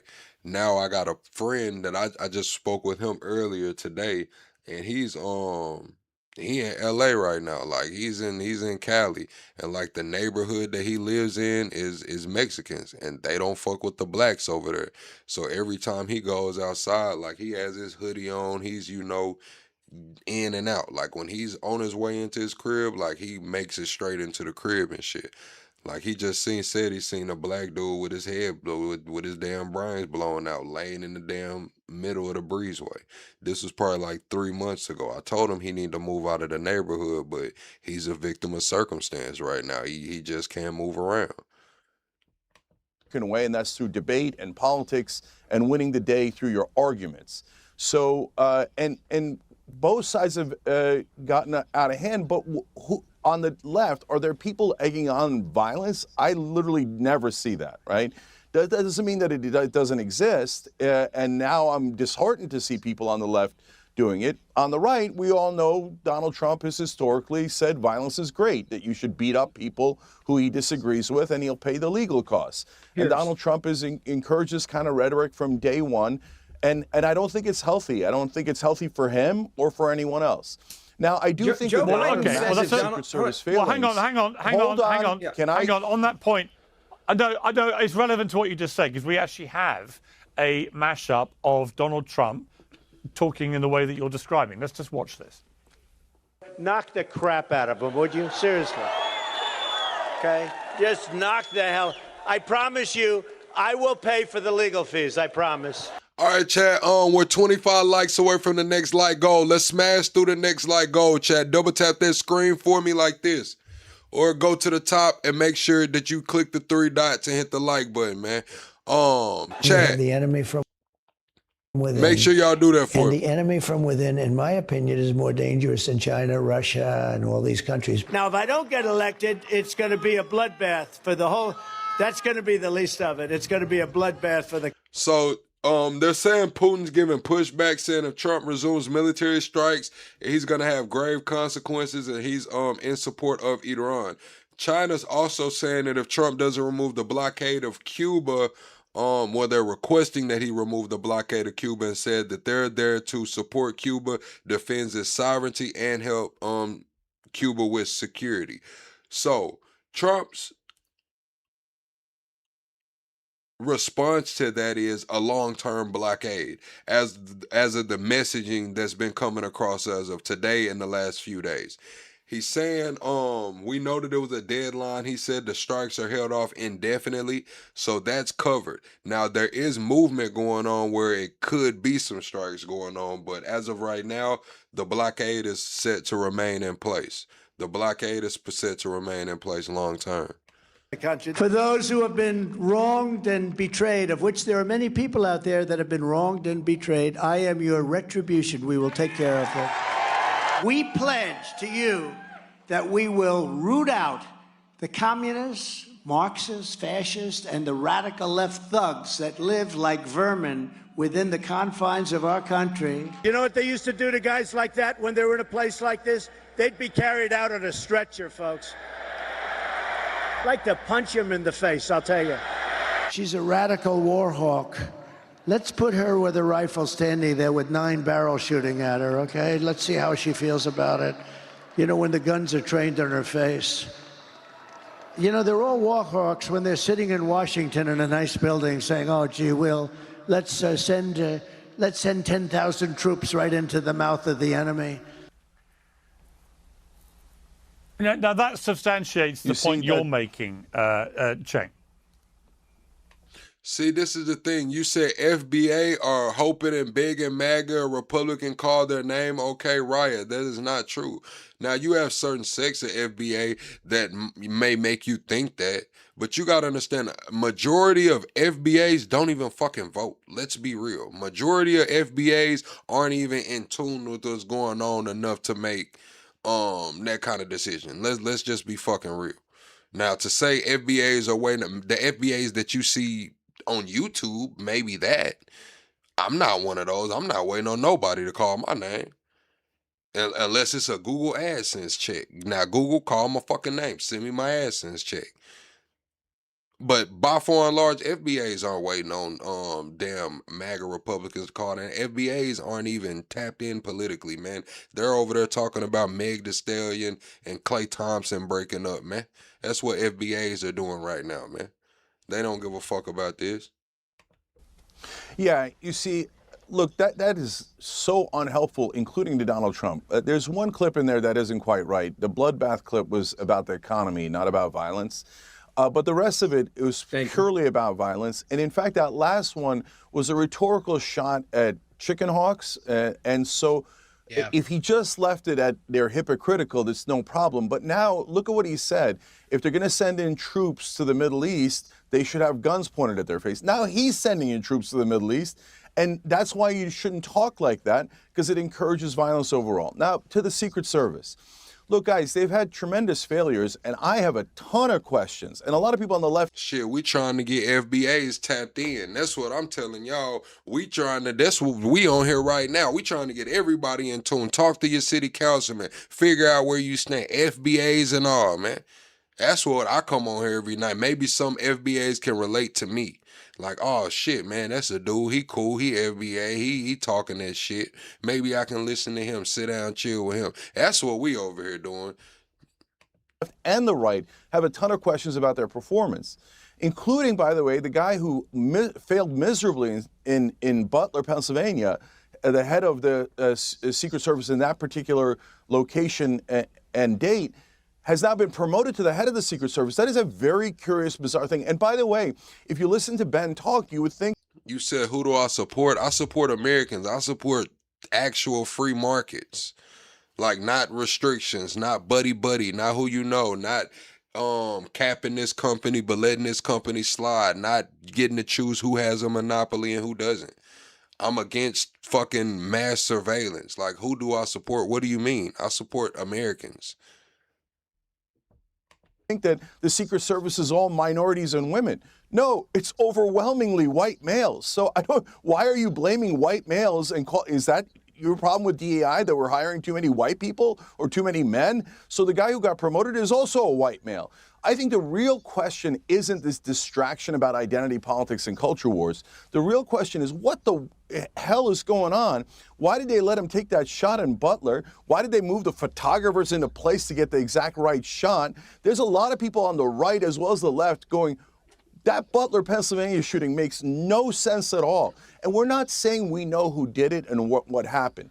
What we're asking is, why isn't our government... See, this is the thing, Jason Brun. You say, am I right or the left? I'm neither. I'm the voice of the politically homeless. I don't care if you far left, far right, liberal, conservative, alien, Marxist, fascist, alien, and NPC, man. I don't give a damn about any of that. I'm not here to be clicky, buddy. I don't need a friend. I don't need people around me to believe in the same thing to make me feel good about myself. I don't trust none of them. I don't trust anybody on the right. I don't trust anybody on the left. And I don't need to be buddy with none of them motherfuckers. Honestly. A lot of this shit, tribalism, is because motherfuckers didn't have any friends.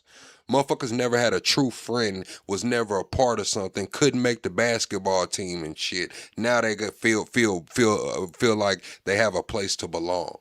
Motherfuckers should have joined a book club or something. Care about shooting of the president. Why doesn't Trump care? Trump never talks about it. Normally, Trump would be going crazy about what a hero he is, etc. When I talk about bureaucracy and DEI, it's not just women. There's social promotion of men of certain, whether it's skin color or political beliefs. You've made that agency. But the Secret Service is overwhelmingly white, let me at least just finish. Like, is it? Let me at least finish what I'm saying. If you're getting promoted because you're a bureaucrat, because you're a liberal white guy, okay? Oh, God. Then that's you think there's DEI for liberal white guys in the Secret Service? The white guys are liberals. That have been in our government that have been promoted. Is there no bounds of reason? I do. I absolutely believe. This is like, come on, like, let's look at this panel right here, chat. Like, let's be honest, chat. It's not a fucking cool kid on the panel. I'm just gonna be honest, chat. And that's what I mean by the sense of belonging. We can say, oh, plug, that's so surface level, but look how surface level politics have become in 2026. Look how surface level this administration is, man. This shit is buddy, clicky. Who's gonna wear the Sperry's with the fucking Nike socks pulled to the top in school, man? Let's be honest, man. Look at this panel, chat. Who do you think was fucking cool in school, man? It might be one person on the panel that was cool. It might be one person, bro, that had some fucking friends, man. Everybody else was at the lunch table eating their goddamn apple alone, man, drinking the white milk. Let's be fucking real, bro. That's why you guys are getting creamed in the midterms right now. You have nothing. You have nothing. I'm going to finish my point. I'm going to finish what I was saying. Nothing but culture war it is crap. a failure. Culture war Right now. bullshit, identity politics nonsense, nothing. Point. I didn't interrupt you when you were saying it. I listened to what you said. Ben, you're the biggest interrupter in the entire commentary set. You've been Mike. interrupting me since the minute we started this. Yeah. Like, stop. Come on. Okay. You actually got the last time I talked to you, Ben, you were on CNN and the host had to tell you to shut up. I'm literally going to finish what I said, and I'll go back to the core point here. If you run the Secret Service the way it's being run now, it will continue to be a failure. There needs to be a massive overhaul of the Secret Service for Democrats and Republicans. The way that it's being done now is not working. When you've got a guy that can run through, have multiple people shoot him, and he not get hit by what's supposed to be the best security force for a president of the United States of America, whether a Democrat or Republican, and he can run right through the damn metal detectors and then get shot at and no one shoot him. And the only thing that saved him from being killed, I guess, is that he fell down. You said that I agree with DEI. It really didn't bother me. I mean, honestly, like we all know, DEI benefited white women the most. When it comes to women-dominated industries, I guess males benefited a little bit. When it comes, I mean, DEI, it was what it was. It was supposed to serve a specific purpose. I believe everybody should get a shot. Now, if everybody's not getting a fair look because of what would I call it? People hire and want to work with people who they identify with. So in theory, yes, DEI was supposed to be there to give everybody a shot to at least showcase their talents or whatever. But honestly, I mean, the shit didn't benefit me. But the way they handled DEI afterwards, it's kind of crazy. It's like after DEI ended, thank you, Starch Manning, comes through supporting the channel. I'm gonna read that comment in just a second, Starch. But when it comes to DEI, it was the aftermath for me with the DEI. It was the true racism and what it really meant showed after the fact, with the removal of all of the history, all of the civil rights history, the removal of statues, just the even the rhetoric. It was like, oh shit, was it really about merit-based or was it some other shit? You know what I'm saying? Like, because the whole DEI thing encompassed a lot, and a lot happened after the fact. And I think people just don't look at that. Starch Manning says, Trump, non-qualified ass administration is worse than what these guys think DEI does. DEI was just a safe way to say racist comment. Thanks, Starch Manning. Most definitely, man. Like I said, in theory, DEI was supposed to be, everybody got an equal shot, but it's like shit, after they removed DEI, like I said, the policy, you just seen what kind of happened afterwards. It was like, oh shit, that's how you really felt. And save people's lives in that room. Like, let's not act like the Secret Service is above reproach here. And there has to be a moment where we say, no one is saying that they're above reproach, better than Ben. this. Ben, nobody is saying that the Secret Service is above reproach. You're just making it about stupid identity politics because it's all you have. Let me jump in. I want, because we've got a very slight delay from me to you guys, so I just want to make sure we can get to other stuff here. Clay, obviously Trump says a lot of incendiary things, and his language about Iran, for example, talking about wiping out the whole country and all this kind of thing. All of that is what I would categorize as unnecessarily over-the-top political violent rhetoric. And all of it permeates down to disturbed minds in some way. I'm a firm believer in that. See, this is the thing. You said truth is no Republicans have ever made racist remarks. You're fucking lying. That's what I hate worse. I hate an undercover racist, man. I'd rather you just be overt with it, man. All that covert racism and shit, what you scared for? You scared for you got a morality issue or something? I thought you was tough. Stand on business. Say what you really feel. Shit. All that overt and nobody, yes, the fuck they did, and they was racist, man. Democrat, Republican, independent. Stand on that shit. Stand on it. That's the difference. See, where I'm from, the racists gonna stand on that shit. They gonna let you know. They gonna let you know they don't like you, man. Straight up. And just stay the fuck from me, man. I do think that people calling Trump Hitler and a Nazi and all the rest of it, that to the deranged mind, Hakeem Jeffries, maximum warfare all the time? He was quoting a White House official when he said that. Hang on. I mean, this is for Clay. But my point is that I think it works on both sides. I think incendiary, violent kind of rhetoric or massively over-the-top, exaggerated rhetoric like Trump's a Nazi or Hitler To the deranged mind, it's like a signal to them to go and deal with that problem then. If he's really the new Hitler, we've got to kill him. It's a public duty. Yeah. And that brings me to the Jimmy Kimmel saga, where, just to remind people what he said, I think we've got the full clip here. Man, you said I obviously don't know my history. I get on here and watch these fucking Republican right-wing podcasters. These people go on the shows. James Fishback is a Republican. Has he said anything racist? Isn't he a Republican? He's saying racist shit about Byron, Daniel, whatever his name is, Byron ass all day. Like, what do you mean? No, learn your history. Hell, I got eyes and ears. I'm seeing this shit every fucking day. Where are you? Motherfuckers that defend the Republican Party harder than they defend their own kids. They'll defend the Republican Party but won't defend kids. I wish I had the little boom, the little fire. Y'all would defend the Republican Party but won't defend kids. That shit is crazy. This shit is crazy, man. First Lady Melania is here. Look at Melania, so beautiful. Mrs. Trump, you have a glow like an expectant widow. Obviously was a joke about their age difference and the look of joy we see on her face every time they're together.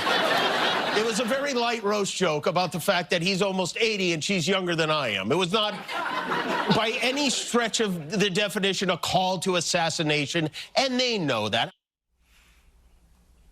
Now, for what it's worth, my thoughts about the Kimmel thing are that I didn't think the joke was funny. I found his explanation a bit torturous, but I do think that the right has to be careful. It doesn't fall into the same trap it has always. Motherfuckers really want to defend them kids. They need to get a nationwide. Like Gavin Newsom was trying to get all the states to come together and ban AR. All the states need to come together and start cutting these niggas' nuts off. Man, all the PDFs, man, band together and start cutting these niggas' nuts off. That's what you can do. Say, we want to stand and do some shit. Hey, tell your representatives that's what, hey, man, all these kitty touchers and shit, man, we finna start cutting these niggas' nuts off, man. It's so weird, man. Accuse the left of doing, which is wanting to cancel comedians for jokes. He may not like it, it's tasteless and so on. And he didn't say it in the aftermath of this shooting, obviously. But at the same time, Clay, it plays into this whole debate that everyone's having about violent rhetoric. And I would say that Kimmel's a hypocrite because he wouldn't have said that about Michelle Obama or about Jill Biden. He wouldn't. He wouldn't have done that joke. And he could easily have done it about Jill Biden. Exactly the same joke, when it was obvious that Joe Biden... See, when I get to saying that real shit, everybody want to leave. They don't want to hear that, man. They don't want to hear that because they know they got some fucking touchers around them. They know that one of their cousins or their uncles or something, man, might just be a fucking toucher, man.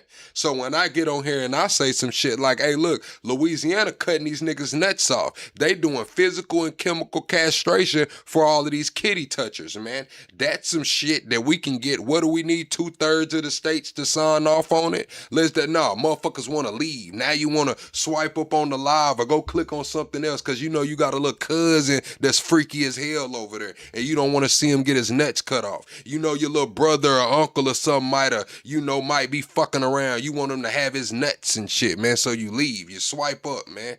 Yeah, shit hit a little clue too close to home.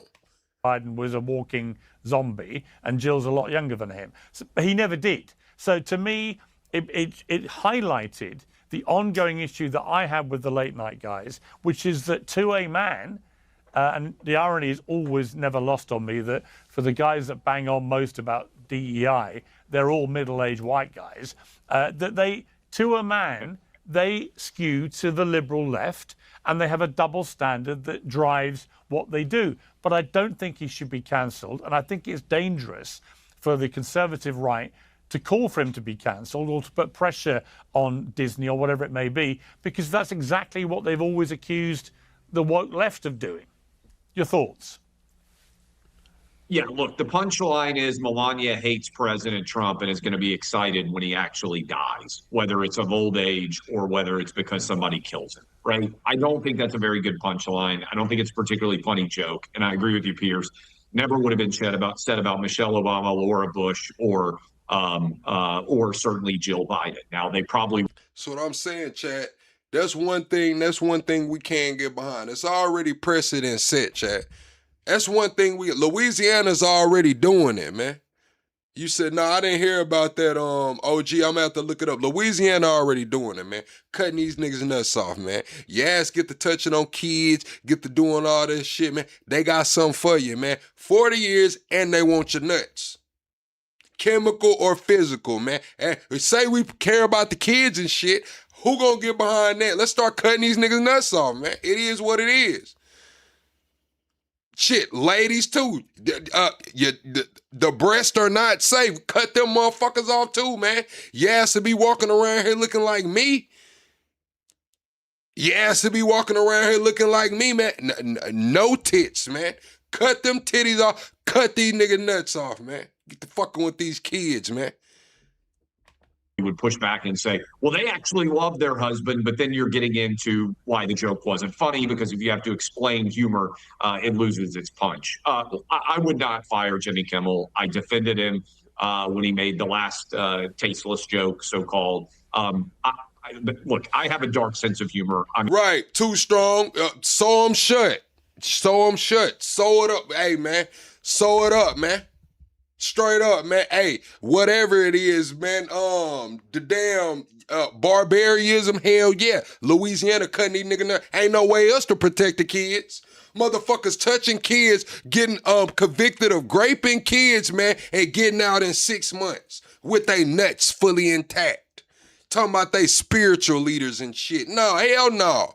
Hell no, man. Hell no. Cause when we cut them nuts off, you ain't gonna wanna come out of jail.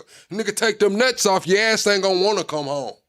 You gonna be like a damn neutered dog. Sad as hell. Y'all ever seen how happy your dog was? Then you cut the nigga nuts off, he ain't got no fight in him no more. He just wanna lay around, eat a little bit, drink, go home, man. Cut that nigga's nuts off, all his life is gone. I'm in favor of tasteless jokes. I'm in favor of humor in general. I think. I'm sorry, Roy. You said, can I please quit using the N-word? You're about to quit watching me? Sorry. Maybe this isn't for you. I'm sorry, Roy. Maybe this isn't for you. I'm not perfect. I'm not above constructive criticism. But no, I'm not finna stop saying that, especially not tonight when I'm talking about these motherfuckers taking advantage of these kids, man. I'm not. I'm sorry. Come back. We're all better when we laugh more. What I would do, Pierce, if you're asking me how I would respond to this, we got a new CEO of Disney. I would actually defend Jimmy Kimmel by setting forth the new precedent, and that is we're not going to fire people for Hit jokes the like button, or Jack. because cancel culture comes for them. I've got 2 examples recently inside of. That's what I'm gonna say, Chad. We gonna see. We put that shit up the boat, man. Let's see if they pass that bill through, man. Let's see if Congress gonna vote on that. Cut these nuts off, man. Get to sewing these vajayjays shut, man. Snipping them nips, man. Let's see if they gonna vote for that, man. Yeah, we gonna see how much they want to protect kids, man. What y'all talking about, man? Protecting these kids. Start cutting these nigga nuts off, man. Disney that I think would make a lot of sense. Maybe 3. 1, I would rehire Roseanne. Let her do a comedy special. And then when they say no, when they vote against it or they be like no, ask why. Be like, why not?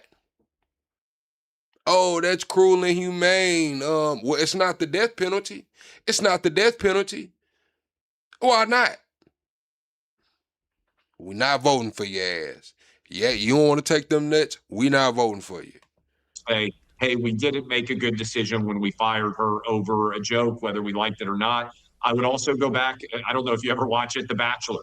They fired Chris Harrison for defending someone going to a party back when they were in college. He'd been on the show for 20 years. I would bring him back. I know they got their own issues right now with The Bachelor and Bachelorette over throwing chairs and everything else. And then I know they kind of said this, but I would say it even more publicly. They fired Gina Carano from the show The Mandalorian.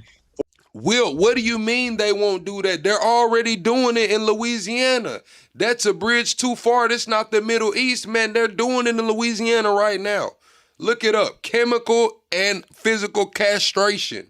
Man, they taking nuts, bruh. You mean this is not this Louisiana, man. Louisiana, man, the boot. About that plan. Go down there in Louisiana about that plan, man. You won't play no more, and they're gonna make sure you don't play no more. For so-called conservative posts relating to her opinions on Instagram.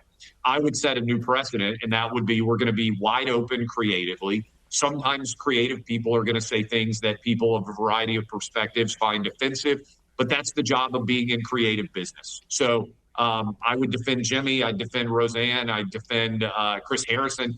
I don't want anybody getting canceled for actual opinions. Now, acts where you commit acts of violence, things like that, that's very different. But that would be my perspective on it. And I think conservatives before I go to the humor should be are making poor choices. Right, but before I go to the others, I'll come to you, Mike, next.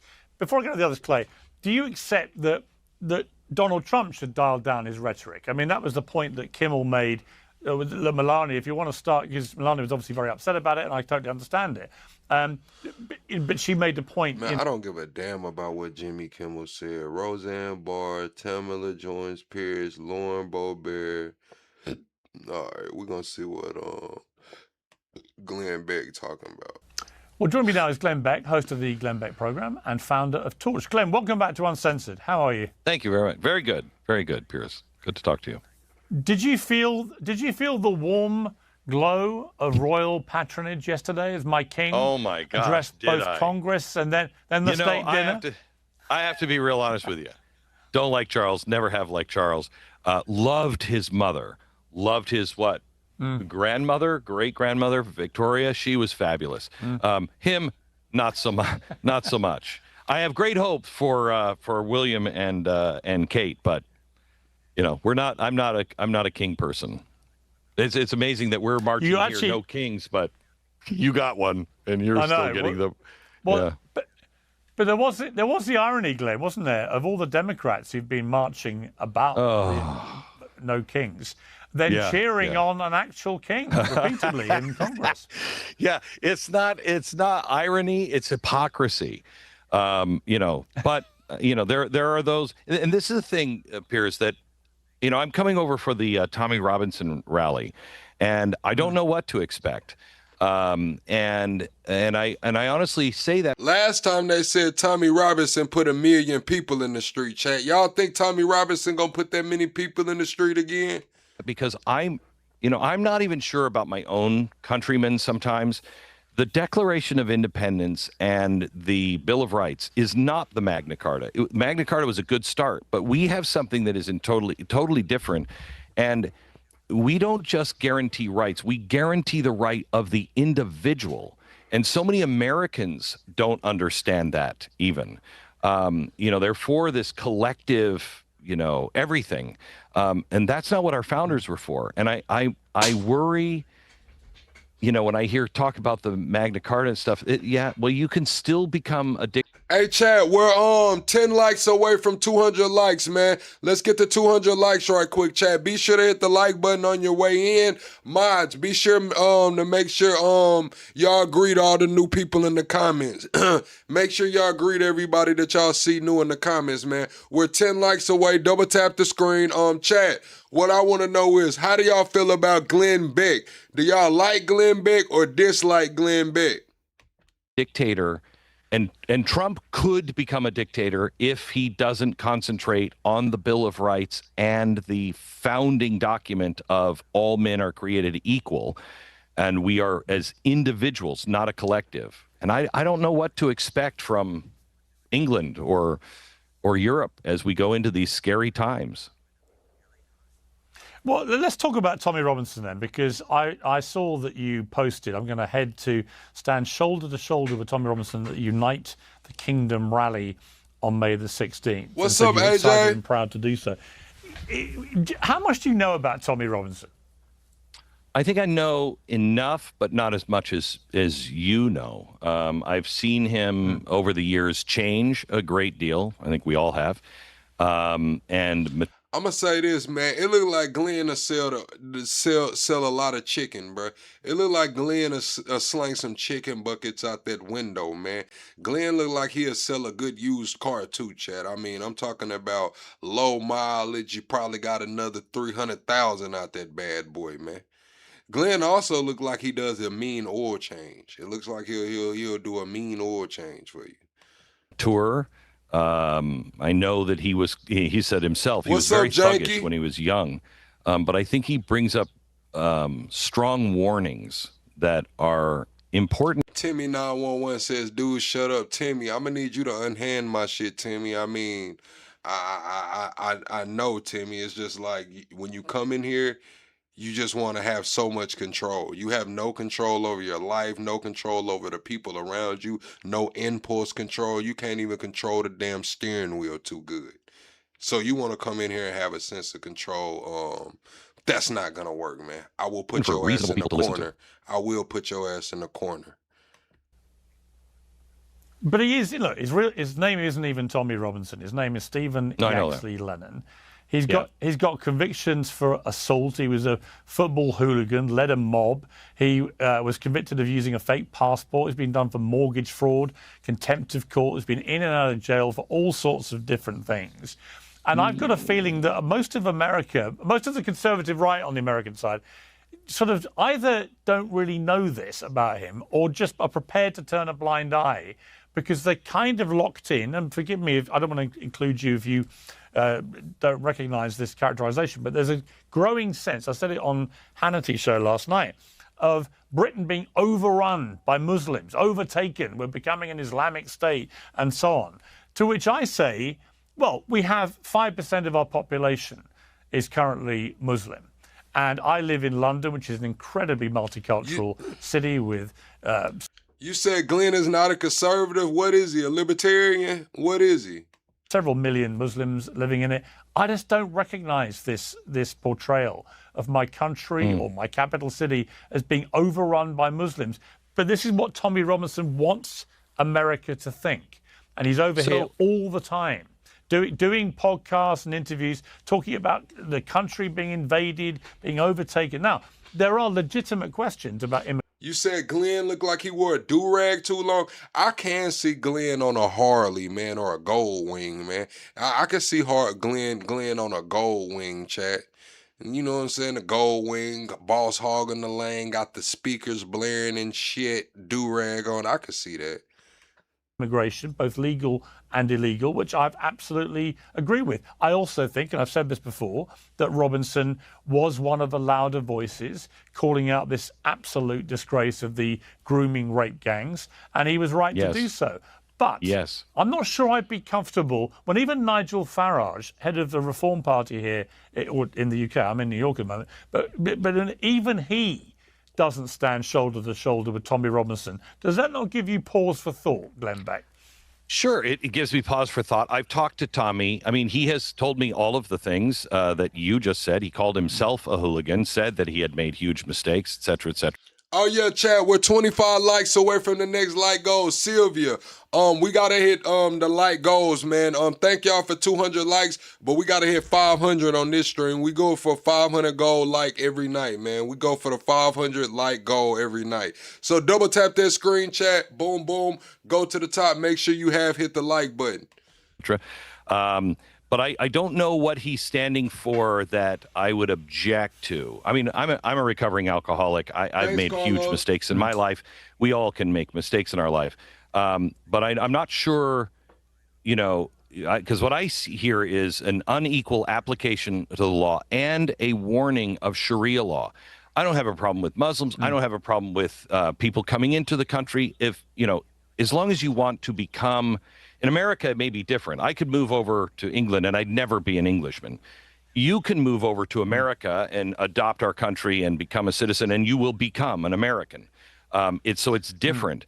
And I want that, but I don't want Sharia law. And that I think is the warning that he is giving, and the warning that people should pay attention to all over the West. You are seeing a group of people. I just saw... Was it Denmark? 48% of those who are living as a newcomer and is Islamic. 48% want Sharia law. That's incompatible with the West. And that's the warning that I think people should hear. See, this is the thing, like that's a hot topic of conversation. And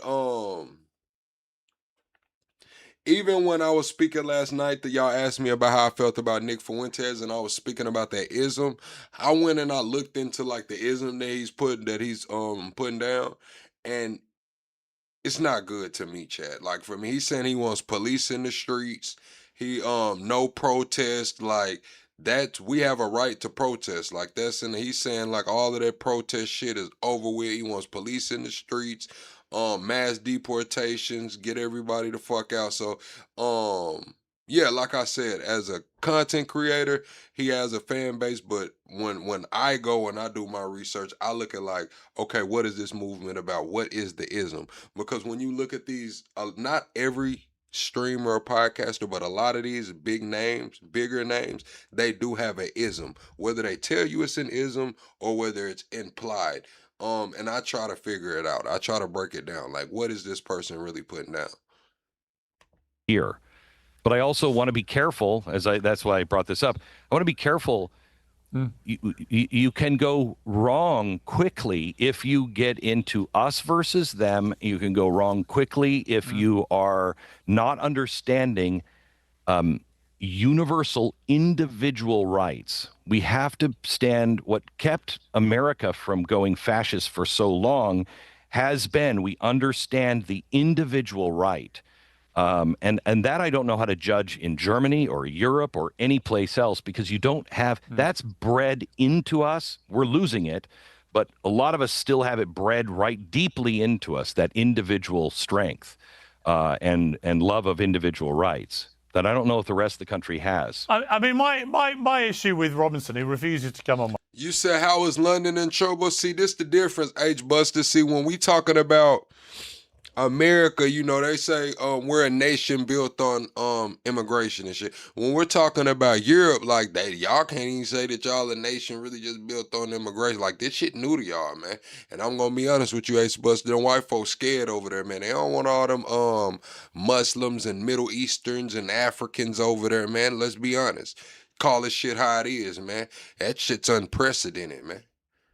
My show, because he knows I'm going to ask him stuff he doesn't get asked when he does American shows, and he knows he doesn't want to get into that because it might even send him back to prison because he'll repeat. Shit, Europe is the final frontier, nigga. I don't know what you thought, H-Buster. They looking at it like Europe is the final frontier. You know, Europe is the final frontier. Michael Thomas said, would you? I don't have a fucking choice. Michael, what do you mean? Shit, it's America. They let everybody. This nation was built on letting everybody in. What are you talking about, man?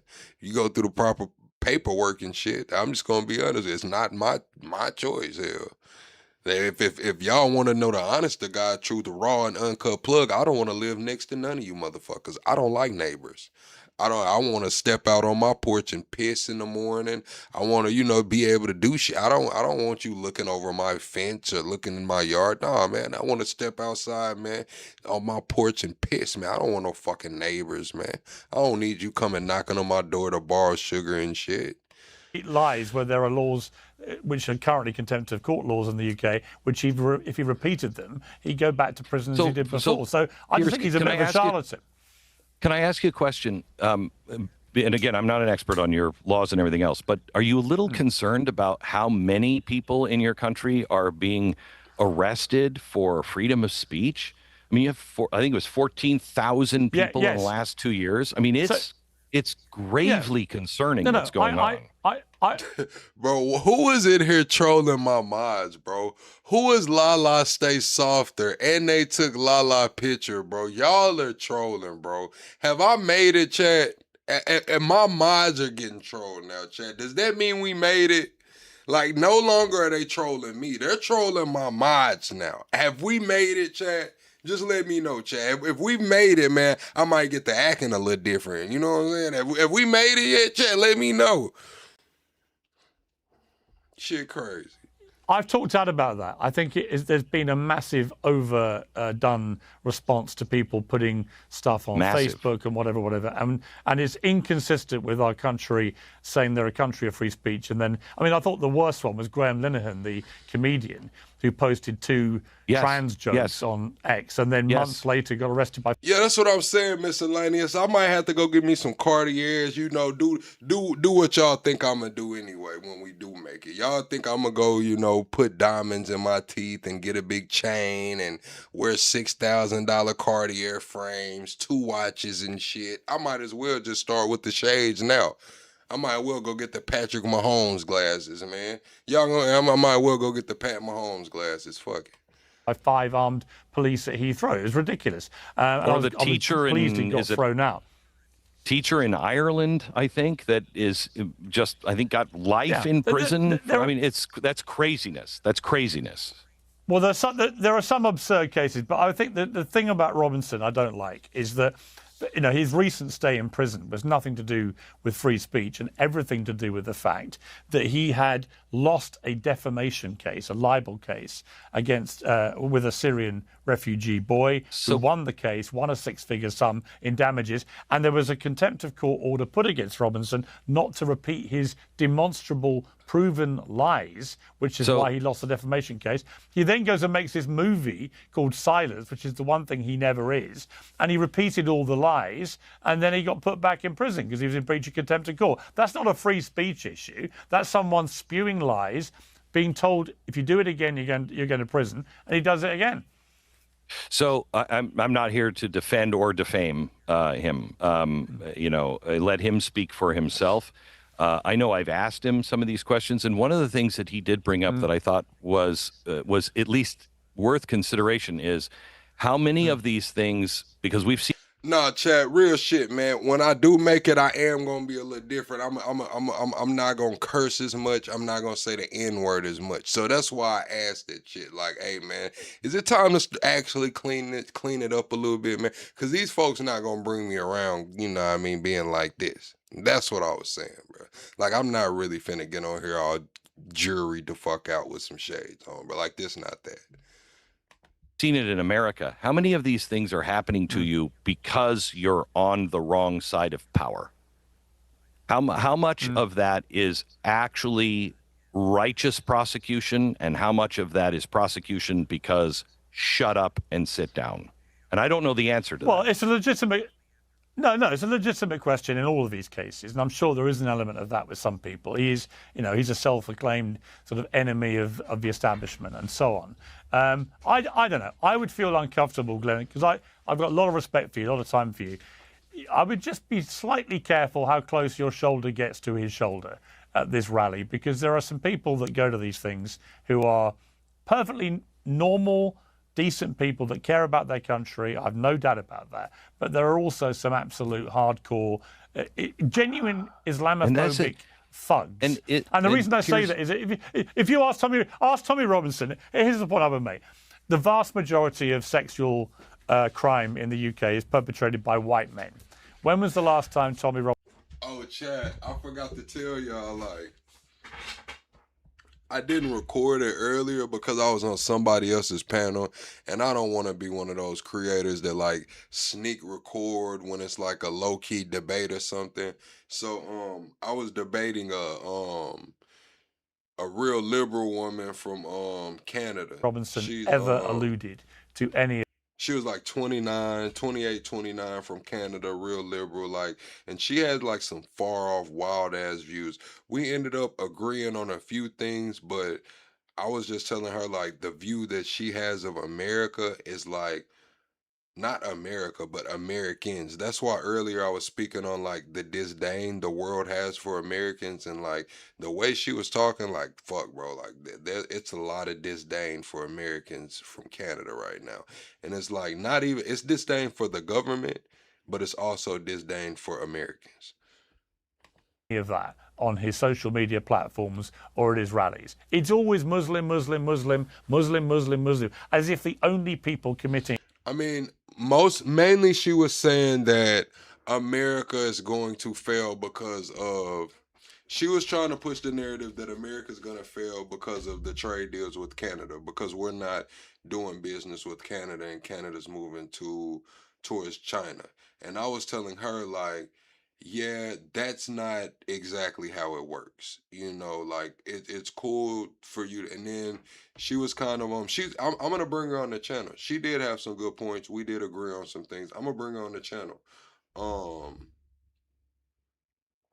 But what did she say? Oh, she was trying to say that America gets 80% of its energy from Canada. And I'm like, no, like we get 80% of our energy imports from Canada, but that only accounts for 2% of the energy that we consume. So yeah, the 80% that we get from Canada is imports.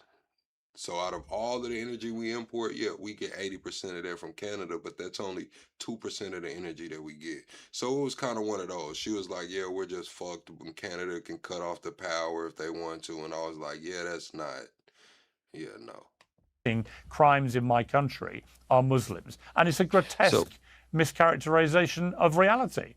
So I will tell you, Piers, when you say, be careful who you get close to, I would say that about anybody. I think we all need to be very careful because on both sides of the aisle in my own country, it is starting to become, they're crazies on both sides. Far more, I mean, a death cult now on the left. What happened over the weekend with the president is a death cult. But there are crazies now starting to appear on the other side. But you can't. You said, was it Bones I was talking to? No, I was on a different platform. I don't know what she's gonna name her channel, but on a different platform, she's pretty big. Her name, she calls herself Ginger, but she's doesn't really do political commentary, but she can, and I think that's what she's gonna do over here. But yeah, like I said, I'll bring her on the channel probably sometime next week. I'll try to get it scheduled to do like a live discussion. Yeah, I do call in some nights, Mr. Anderson. People got a little too reckless, so I had to put, a little time out on it. People was calling in saying all kind of crazy shit. We do panels on the weekends, but I do call in sometimes.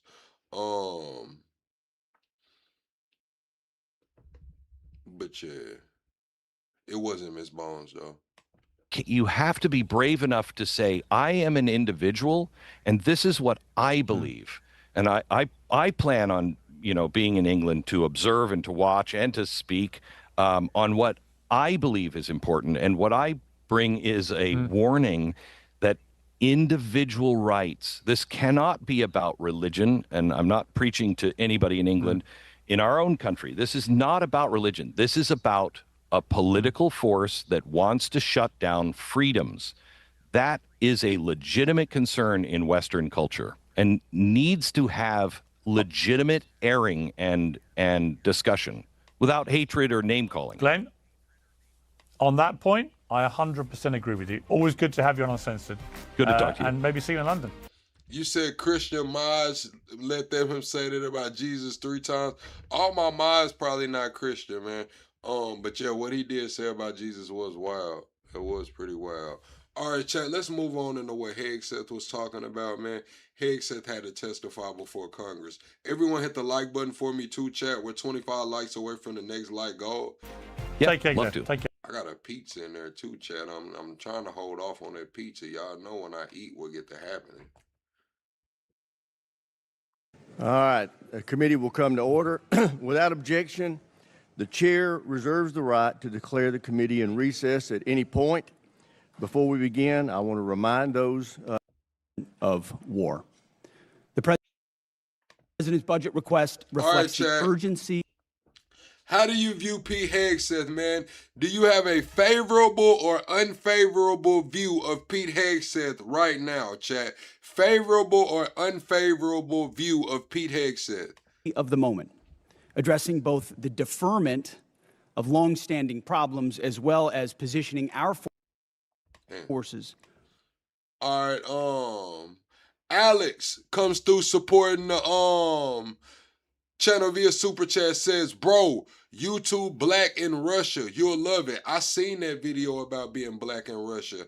Where they went and interviewed that guy that has the Putin tattoo. Are you talking about that one where they interviewed the rapper guy that has the Putin tattoo and he was praying to the deities and shit? We watched it on stream over here. I think on the backup channel.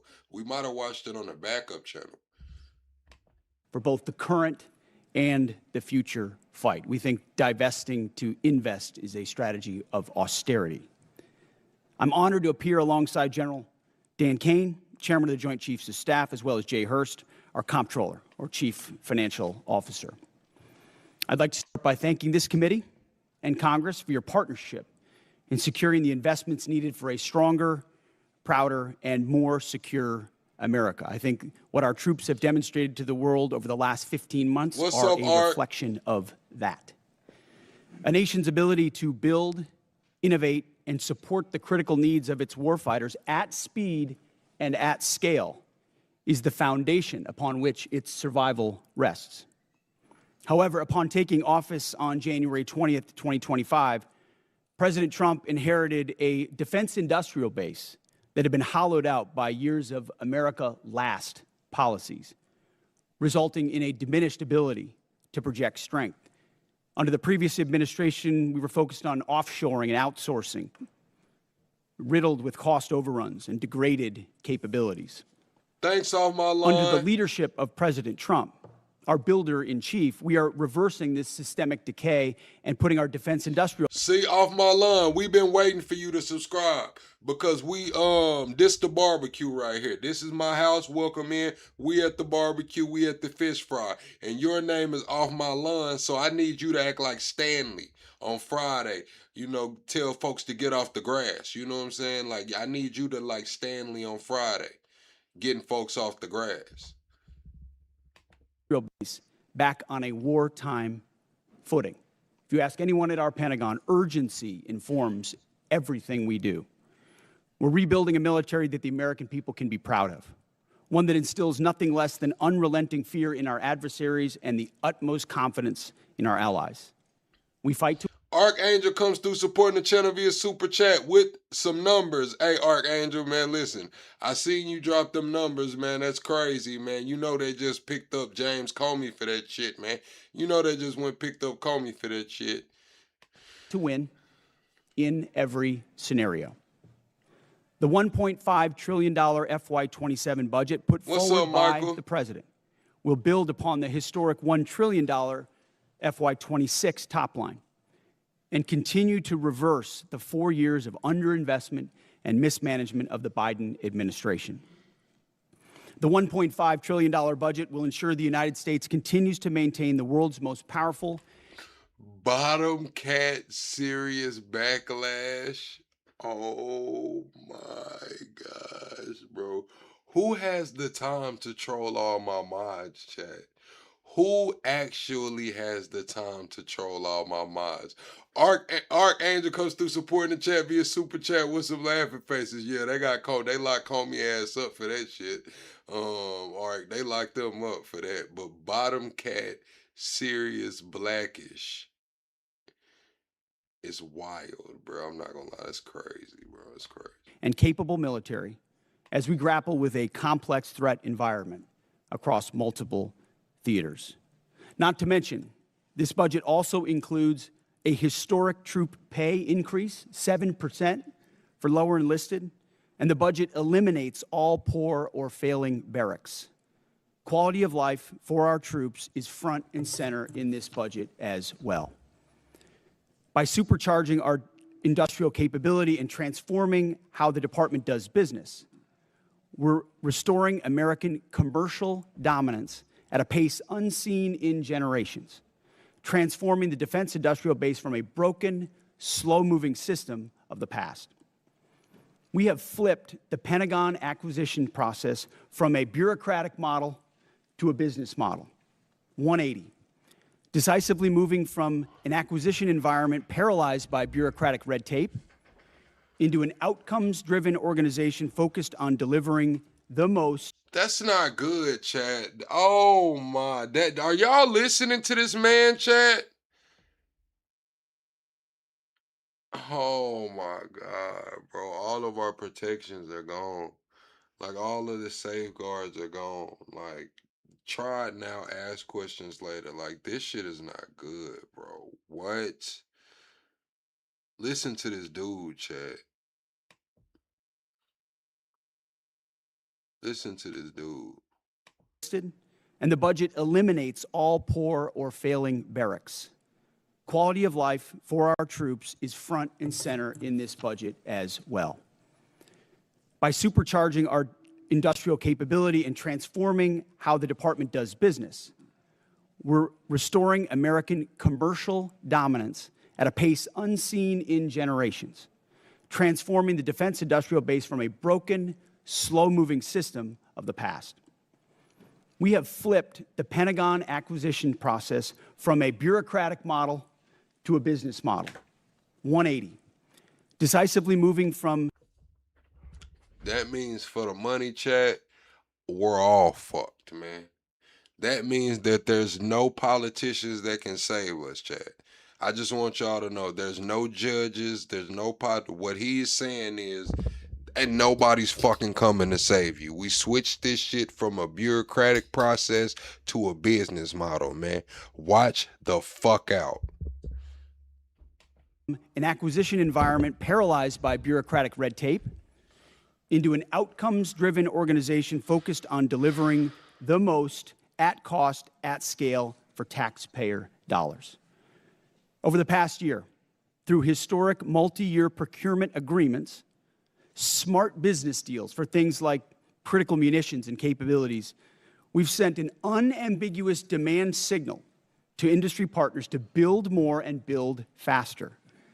The result has been a surge, a revitalization of our great American factories and a massive reinvestment in the skilled American workers who serve as the industrial muscle behind our warriors. Let me briefly provide you with some concrete high-level metrics of what's been accomplished over just the past few months. These are announced. You said he stopped the wasteful spending. We spent $25 billion already. We're fucking 50 some days in. We spent $25 billion already. What do you mean stop the wasteful spending?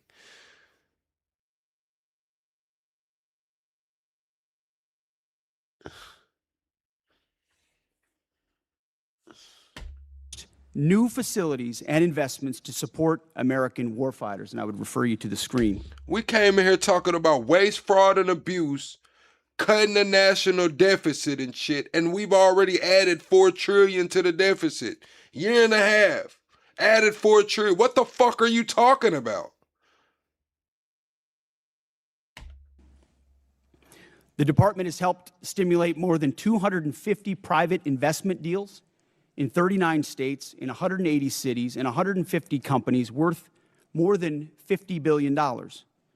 It's resulted in 280 new or expanded facilities, more than 18 million new square feet of American manufacturing, and more than 70,000 new jobs in defense.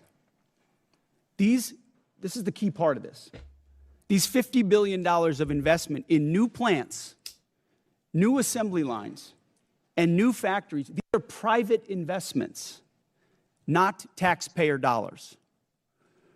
By changing our departments, transforming our department's business model, American companies are investing in America with their own money, their own capital, a historic demonstration of American manufacturing and defense revitalization. Like, what do you... Cut it out, Hegseth. Cut it out. Cut the shit. Cut it the fuck out, man.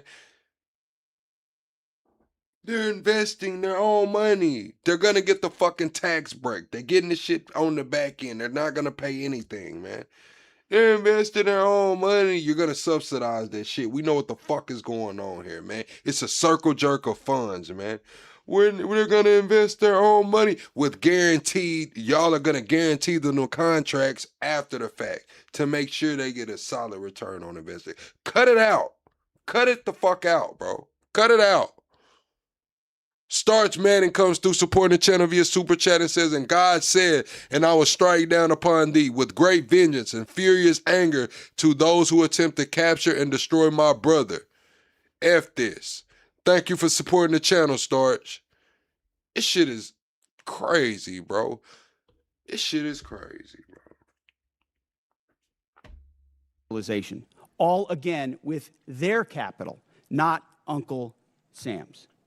This has never been done before and is long overdue. From a bureaucratic model to a business model, anyone on the outside looking in at what's been done inside this Pentagon in the last 12 months cannot deny the fundamental transformation at speed, at scale, to innovate and meet the threats of today and tomorrow.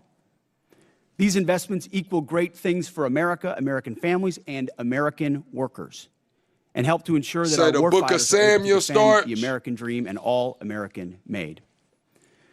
Together with the help of the policies, updates, and appropriations passed by Congress, President Trump's War Department has begun to turn the lights back on in manufacturing towns across this country, and once again, forging a lethal arsenal of freedom. Where critical supply chains are threatened, the War Department has acted decisively to inject capital, stimulate production, and prevent adversarial exploitation. We are firing up the American economic engine and at every level of our defense industrial base. Every policy we pursue, every budgetary item we request serves to ensure that the department remains laser-focused on increasing lethality and survivability of our forces from the front lines to the factory floors.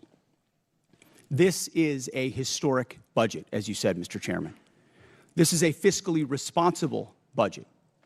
This is a warfighting budget. And speaking of warfighting, the topic of Iran, I'm sure will come up today, which I very much welcome discussing. I look forward to sharing the incredible successes of our military, achieved in a matter of... I can't wait to see Pam Bondi testify about these Epstein files, bro. I can't wait to see her testify about these Epstein files. Weeks. President Trump, unlike other presidents, has had the courage to ensure Iran never gets a nuclear weapon, and he's ironclad in that. We have the best negotiator in the world driving that deal. The biggest challenge... This is the thing. When he says cut out all that bureaucracy and shit, we seen what Anthropic said that they were trying to do. Palantir just got, what, like a $10 billion contract from the Pentagon. I think Google DeepMind did too. Got some shit going on. I don't know, bro, chat. Like, then we got, oh my God, bro. We got ICE agents about to have the biometric data glasses and shit. We know that's coming to regular law enforcement. It's just like, we're about to be mass surveilled, chat. And then what happens when policy changes? What happens when policy shifts? Something that was illegal, wasn't illegal, now becomes illegal. Something simple, something small.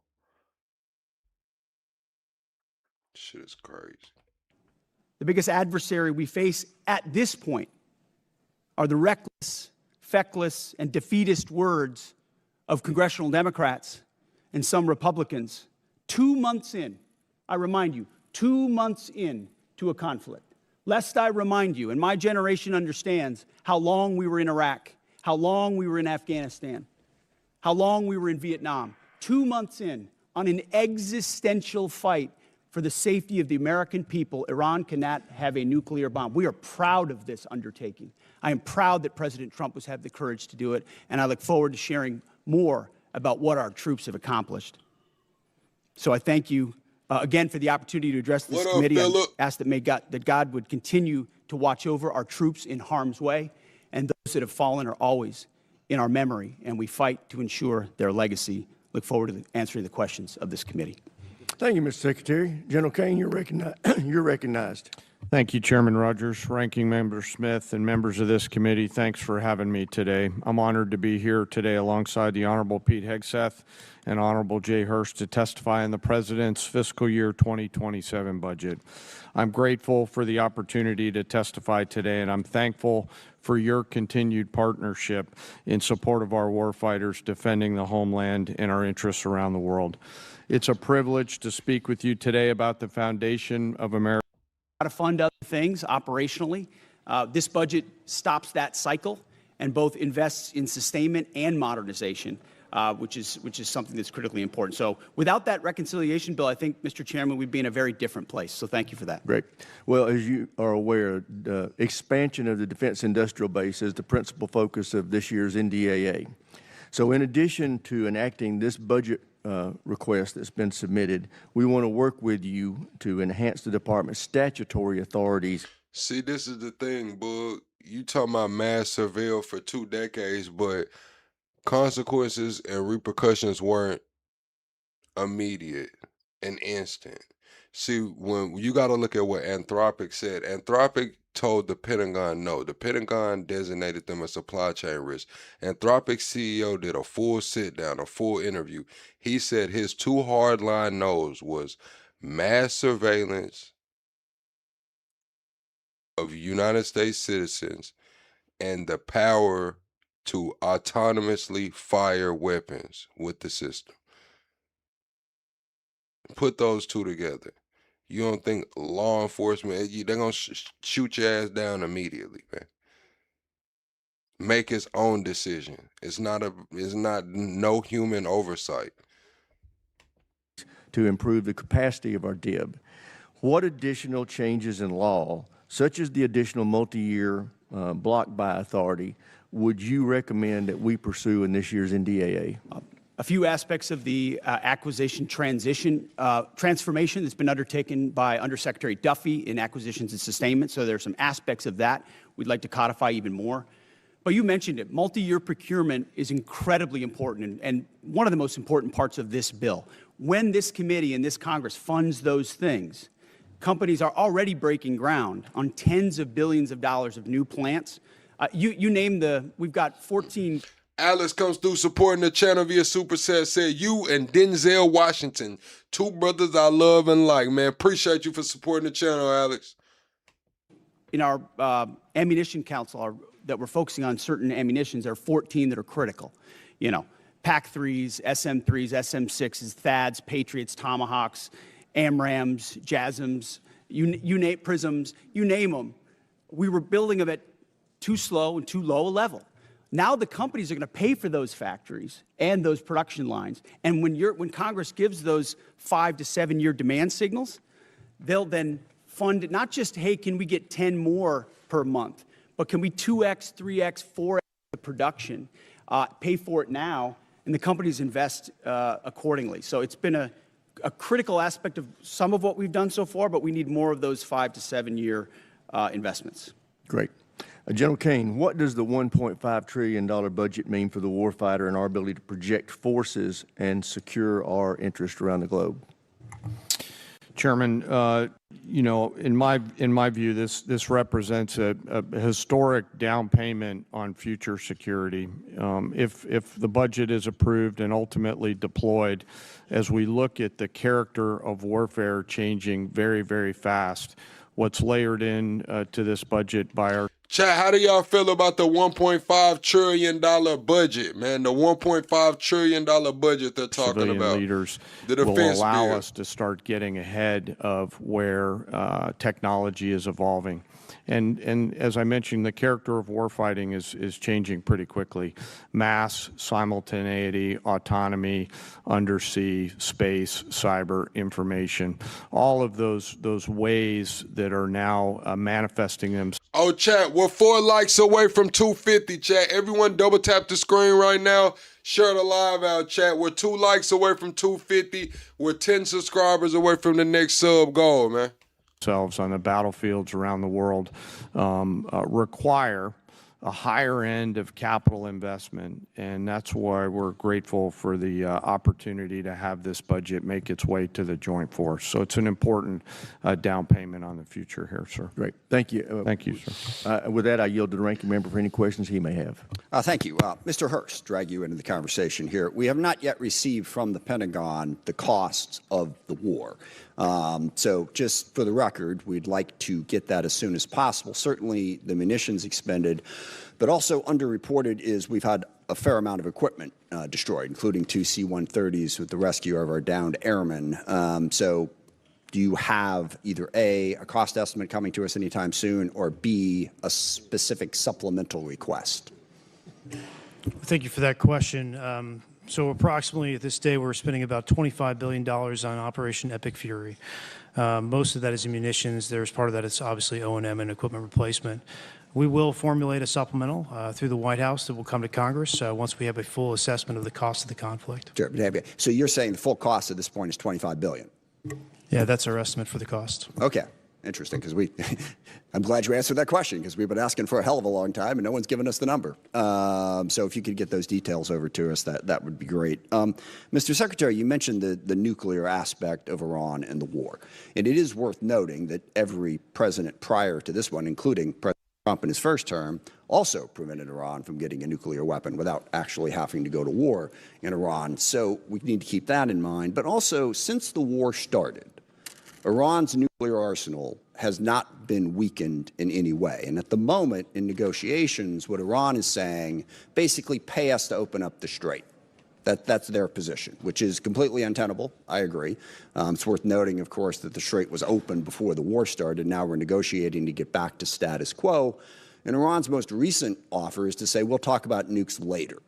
So what is the plan to actually turn all of this lethal kinetic action into an improvement in the nuclear situation? Because we haven't gotten there yet. Play it out for us. How does that happen? How does it actually lead to that result? Well, I would take issue with the premise of the question that nothing was done. Operation Midnight Hammer was a very effective. Well, I didn't say nothing was done. I said in this war. Ultimately, this war started. Well, this is under this administration, unlike other administrations, which cut bad deals and pallets of cash with no ability to oversee whether Iran is actually pursuing a nuclear program. Which is where if we we're want at. to litigate JCPOA or the Iran deal, our view, the president's view, is that was a very bad deal. Okay. That gave them a That's bunch the of money up past. front. What's the future? To fund, you talked about negotiated deals. Allowed them to fund their proxies and spread Hamas and Hezbollah all around the region, build up nuclear capabilities. That's great. What are we going to do now? President Trump has been clear-eyed, from the killing of Qasem Soleimani to the pulling out of the Iran deal to Midnight Hammer and now to this effort to recognize that you have to stare down this kind of enemy who's hell-bent on getting a nuclear weapon and get them to a point where they're at the table giving it up in a way that so they never have it. So they haven't broken yet. Okay, we haven't gotten there yet. For all of the Well, their nuclear facilities have been obliterated. Underground, they're buried, and we're watching them 24/7. So we know where any nuclear material reclaiming might be. my time for we're just watching a quick it. second here. We had to start this war, you just said, 60 days ago, because the nuclear weapon was an imminent threat. Now you're saying that it was completely obliterated? They had not given up their nuclear ambitions, and they had a conventional shield of thousands of So missiles. Operation Midnight They're at the Hammer weakest accomplished moment. nothing of substance. It Well, you're left us missing- at you're exactly missing the the same point. place we were before. So Their- much so their that we had to facilities start were a bombed war. and obliterated. Their ambitions continued, and they're building a conventional shield. All right, of let me missiles. try again. It's the North Korea strategy. You know this very well. The North Korea strategy was use conventional missiles to prevent anybody from challenging them, so they could slow walk their way to a weapon. President Trump saw Iran at its weakest moment, took an action to ensure, in a way that only the United States of America could do with our Israeli partners, And yet to they ensure their still haven't given conventional up the nuclear. shield was All right. brought One to other heel, which question, we've done. if I could get to it. So on Ukraine, a year plus ago, your advice, the president's advice, was Ukraine had no cards to play. They should go cut the best possible deal they could. Clearly that was wrong. What did you miss? What did you miss about the conflict between Russia and Ukraine that you didn't see that Ukraine was going to be capable of doing what they've done in the last 14 months? What we didn't miss, and we're here in this committee, is that Joe Biden, with no accountability, gave hundreds of billions of dollars of our weapons to Ukraine. to an outcome that never would have happened if President Trump was president. So he pulled out you guys don't talk about that. Ultimately, President Trump believes there should be a peace deal between Russia and Ukraine. That serves but you the best didn't expect interests of both Ukraine parties. to be where they're at right now. I'm asking you, just from a strategic standpoint, what I did think the you miss? Ukrainians have shown great courage, and I appreciate that Europe is now paying for any weapons that we provide. All right, I yield back. Thank you. All right, now I want to remind everybody, everybody wants to get their questions, so we are going to be sticking strictly to the 5-minute rule today. So with that, I recognize the gentleman from South Carolina, Mr. Wilson. Thank you, Chairman Mike Rogers, for your leadership working with President Donald Trump. As the grateful father of 4 sons who have served overseas in Iraq, Egypt, and Afghanistan, I especially appreciate War Secretary Hegseth and Chief of Staff Kane for your competence, service, and success. Military families have never been more appreciated than today, and our enemies of dictators now understand peace through strength. Dictators historically are on the run. With your leadership, President Trump has given Syria a chance with President al-Shara replacing dictator Assad from Damascus, who now lives in Moscow. Dictator Maduro is correctly in a Manhattan jail, as you successfully revealed in Caracas that the war criminal Putin air defenses do not work, the Chinese Communist Party radar failed, and Cuban mercenaries were expendable. The Cuban dictatorship is failing, and the ultimate mass murderer, dictator Khomeini, is dead in Tehran, Iran, joining the 35,000 people he murdered this year. With your leadership, American morale has never been higher, and hopes for freedom of the oppressed people of Iran, Cuba, Russia, and China have never been higher.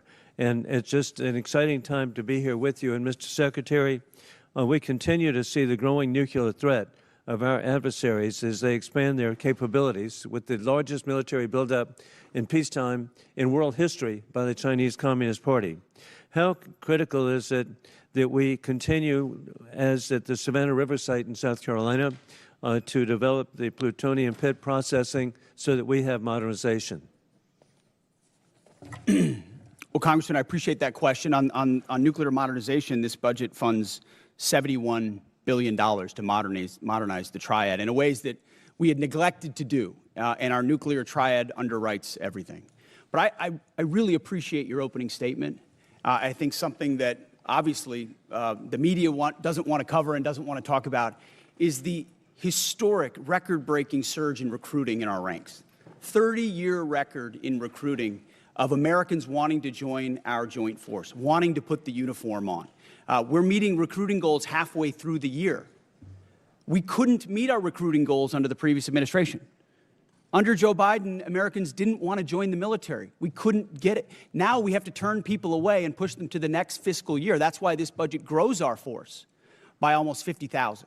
Ultimately, additional troops into the force that we believe we can recruit. That's the best vote of confidence I can imagine. Well, hey, even better, hey, Mr. Secretary, you're really understating.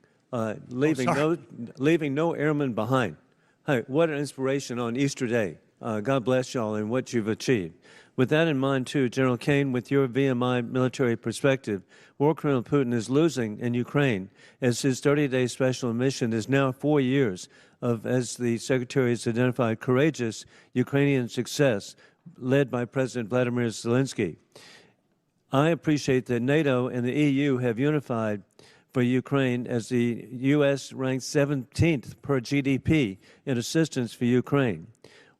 Ukraine is frontline, stopping war criminal Putin from resurrecting the failed Soviet Union, rigging elections in Belarus, invading Ukraine, keeping troops in Moldova, and with the Indivashvili invading and rigging elections in the Republic of Georgia. As we're transitioning greater responsibility to our NATO allies, how do we ensure seamless integration to have deterrence during this shift? Congressman, we're very fortunate to have great leaders out in the European theater right now. General Grinkowicz and his leadership team are committed to ensuring that integration and transition takes place in a most combat-capable and effective way. Very entrepreneurial leaders out there across the components, and with General Grinkowicz, and he's doing a great job out there as a committee. Oh, AJ, welcome in, AJ. Thank you for the gifted membership, AJ. I hope you've been doing all right, girl. I hope you've been doing all right. Thank you, AJ, for the gifted membership, chat. He knows.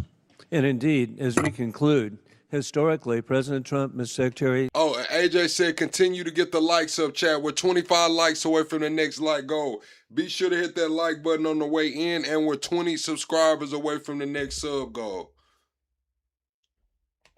General, you have united the Middle East nations unprecedented to ally with the United States. You have united Latin America unprecedented to ally with the United States. You've united the Indo-Pacific unprecedented to ally with the United States, and united NATO and EU unprecedented to ally with the United States. You're achieving peace and deterrence through strength. I yield back. Gentleman yields back. Chair not recognized. Gentleman from Connecticut, Mr. Courtney. Thank you, Mr. Chairman. Mr. Secretary and General Kane, this morning's Wall Street Journal's lead headline reads, quote, Trump tells aides to prepare for an extended blockade of Iran. It goes on to describe, again, the thinking behind the strategy, but also talks about how prolonging the blockade is going to continue to drive up energy costs all over the world. Given the ever-changing messages from this administration on the war strategy and timeline, I really honestly don't expect you to confirm or deny the Journal's story. But one thing is clear. The number of transits across the Strait of Hormuz has dropped to the lowest level since the war began, and commodity markets have stopped listening to the happy talk, and crude oil prices this morning have risen to the highest level since the war in Ukraine started in 2022. AAA reported this morning that the average price of gas is $4.30 a gallon, up 30 cents in 1 week. Diesel's average is $5.45. My friend Mr. Garamendi says in California it's closer to $8 a gallon. Matt comes through supporting the channel via Super Chat. Thank you, Matt. I hope you're having a great night, Matt. Thank you for always showing up and supporting me, Matt. He just said diesel prices are about to hit $8. Chat. Owner-operators are about to have to park those trucks. Owner-operators are about to have to park those trucks. How much can the load pay? $8 a gallon. How much can the load pay? And fertilizer prices have also hammered farmers at exactly the same time they're beginning planting all across the country. Aside from the damage this war has done to American consumers, farmers, and small businesses, I want to focus for a minute on the cost of the war and our military readiness, particularly to other combatant commands. Mr. Secretary, you put out a national defense strategy in January, which listed the threat assessment facing our country. China was number one, with the second largest, most powerful military in the world, of course. Russia's nuclear force clearly was number two in terms of the threat they pose to the homeland. North Korea, which has missiles that actually can reach U.S. territory, was ranked number three, and Iran was described as, quote, and accurately, after Midnight Hammer, that Iran's regime is weaker and more vulnerable than it has been in decades. Again, this was before February 28th, when the decision was made to go into the military strikes on Iran. No, I didn't see that, H-Buster, but I did see that Japan and South Korea are adding surcharges to their flights, to the flights to Europe and to America. They're adding like $200 onto all of the flights out of Japan and South Korea to America and Europe. They're adding $200 starting on the 1st. So today we have 3 carrier strike forces in Central Command. The Indo-PACOM, which is where Russia and China are operating their navies, 52% of the globe. We have 1 carrier strike group in Japan, George Washington. And the imbalance in terms of just, what our commitments and frankly, what our national defense strategy, is just blindingly obvious in terms of what this war is doing. The Gerald Ford is on day 312 of its deployment. They've gone through fires, plumbing problems, and again, an extended deployment, which in my opinion, is hitting readiness as hard as anything I've seen in the time that I've been on this committee. So, General Kane, in terms of, again, the carrier strike groups that are over there, assuming that we get to some end game here, Ford is not going over to the Indo-Pacific to buttress the gap that exists there today. They've got to go back into pretty heavy repair and availability in terms of trying to recover from their deployment.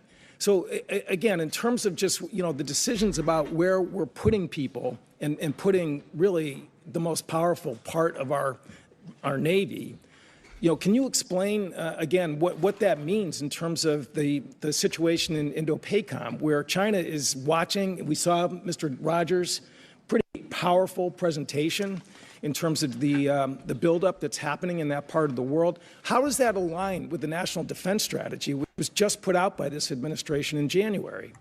Well, sir, first I want to echo your comments on the Ford Strike Group. Fantastic work by incredible sailors, not just the Ford herself, but the other ships as well, on a historic cruise doing incredible work for the nation. But excuse me, how does that balance with the national? Yes, sir. Happy to answer the way I think about this.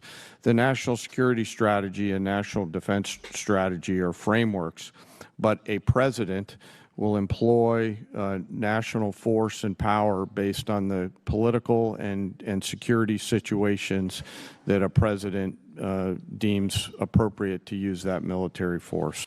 There's always trade-offs in all of these things. I'm confident that the president always carefully considers these readiness trade-offs, and I'm sure he has done so in this case based on the military options that we've presented with the associated risks and advice. To make a trade going after a regime that's weaker and more vulnerable than it has been in decades, which is quote unquote from the Defense Strategies report, does not, in my opinion, in common sense. Gentleman's time's expired. As you can tell from looking at the dais, votes have been called, so we are now going to stand in recess to the end of this vote. I expect it to take 20 to 25 minutes, but we are now in recess.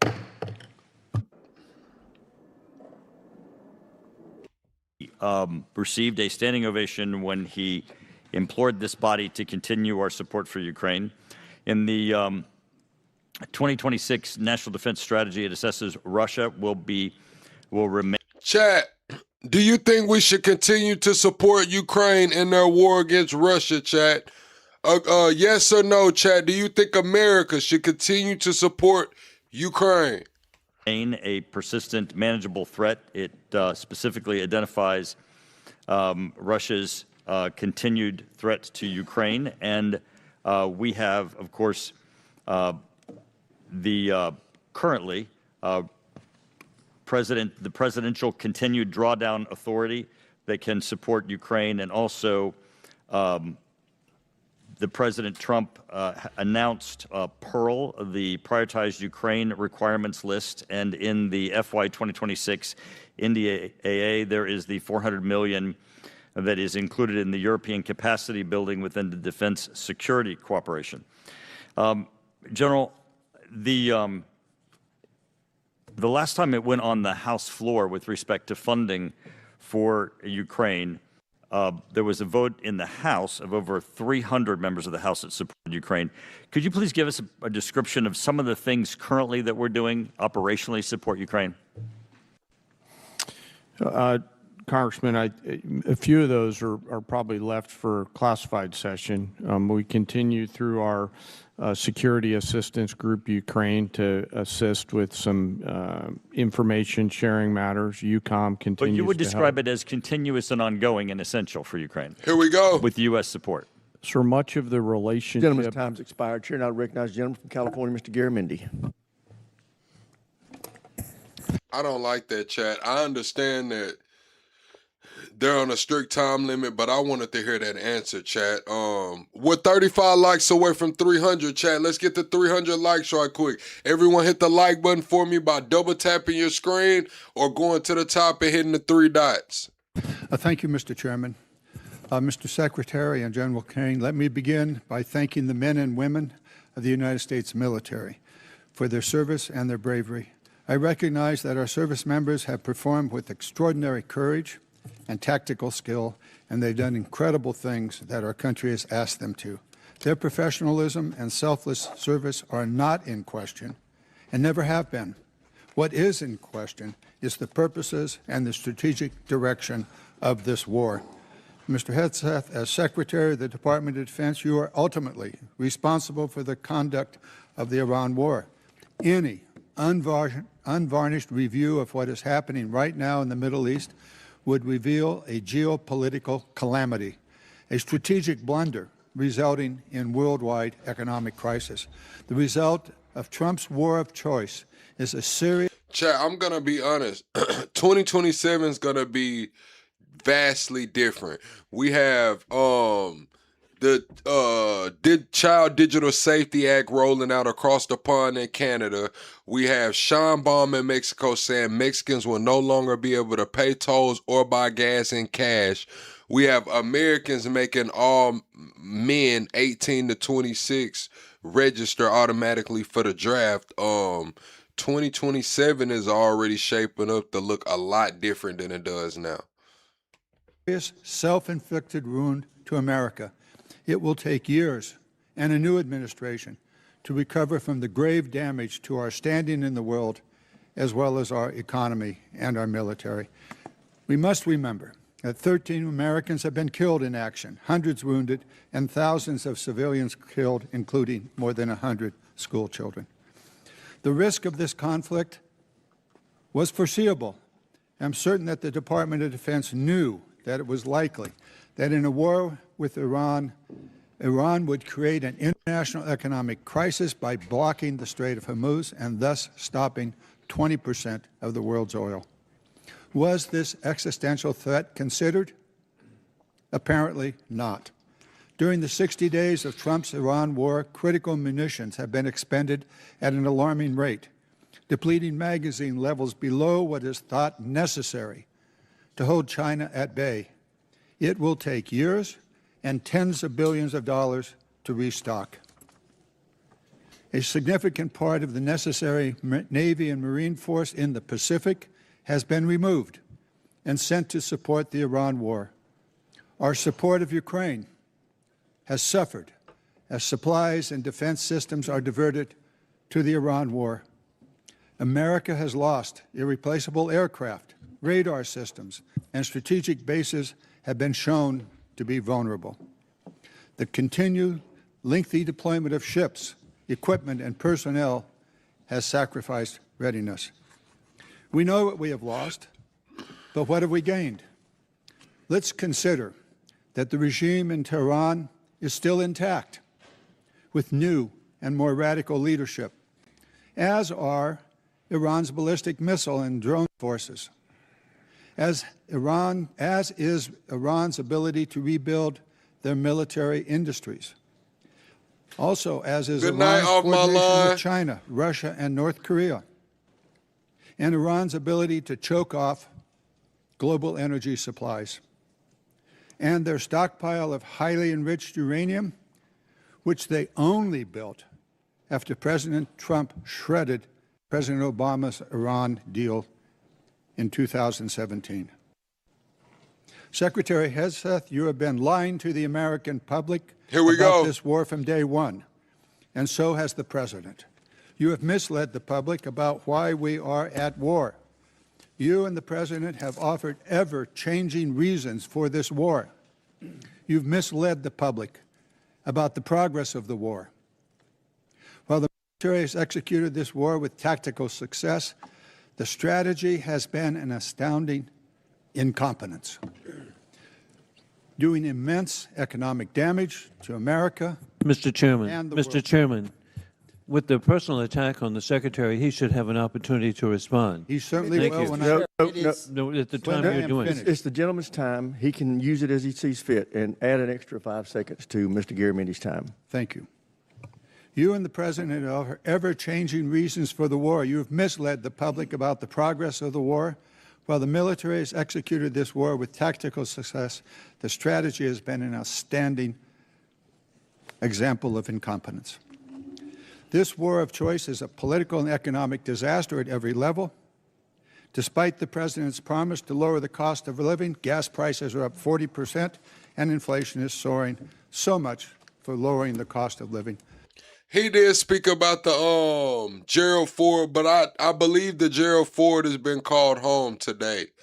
So I believe after 10 months, the Gerald Ford has been called home. The president has got himself and America stuck in the quagmire of another war in the Middle East. He's desperately trying to extricate himself from his own mistakes. It is in America's and indeed the world's interest that he succeed in that. I yield back. Gentleman yields back. Chair, and I recognize the gentleman from Virginia, Mr. Whitman.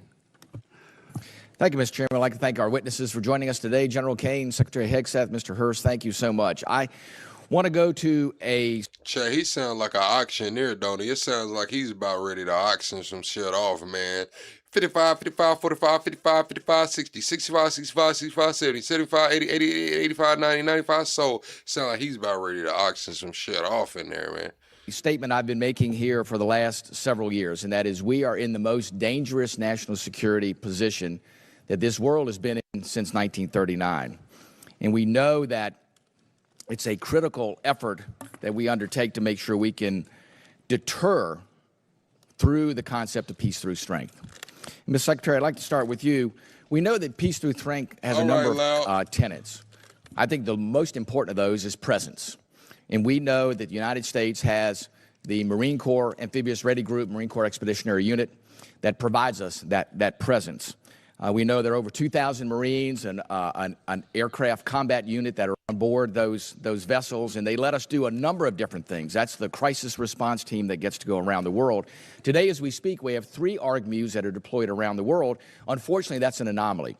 It should be standard. Secretary Hegseth, the President and the combatant commanders need maximum flexibility to respond in multiple places at multiple times to combat and deter these threats. See, Alex, that shit is dead, man. That shit's over with. You said 1950, families, kids talking to our neighbors. That shit is gone, long gone. I don't know. A lot of people haven't came to that realization yet, but that shit's gone. In the 1950s, Granny G and them, man, Granny didn't have much to choose from. Granny ass probably stayed at home, maybe went off to college, or maybe she didn't, man. But Granny had a select few suitable men in the town. Right? Granny had, you know, she could pick Mr. Charles from up the street, she could pick Billy Bob down yonder, or she could pick Mike. That was about all Granny G had. Nowadays, we have a global world, man. We got passport bros. We got women traveling abroad saying they're done with Americans, and it's a lot more coming. All that shit's done, bro. The internet killed that. It used to be weird. It used to be weird to look for love online or date online. Now, majority of relationships are started online. That shit's over with, man. That shit's over with.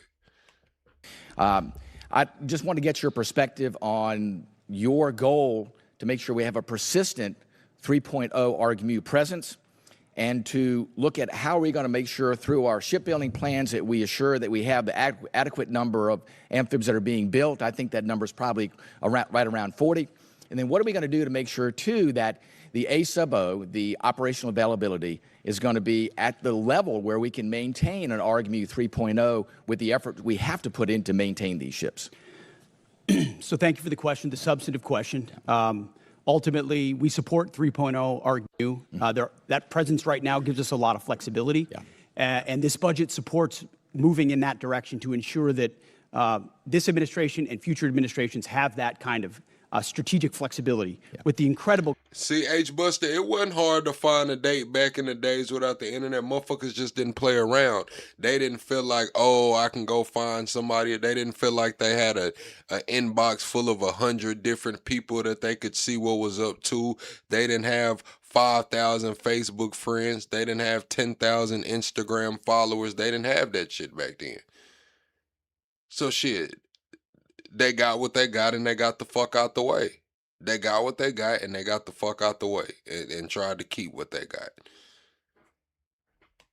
Capabilities the ARGMU provides. We saw it in Southern Spear. We saw it on the Maduro raid. We see it right now. It's a persistent capability. So I think you'll find our shipbuilding investments to meet that as well. But if I may. Sure. Yeah. I didn't get a chance. I didn't see a question in the statement from the congressman. I hope you appreciate how reckless it is. When I said reckless, feckless, and defeatist of congressional Democrats at the beginning, that came after watching you say the same thing on CNN this morning, a quagmire.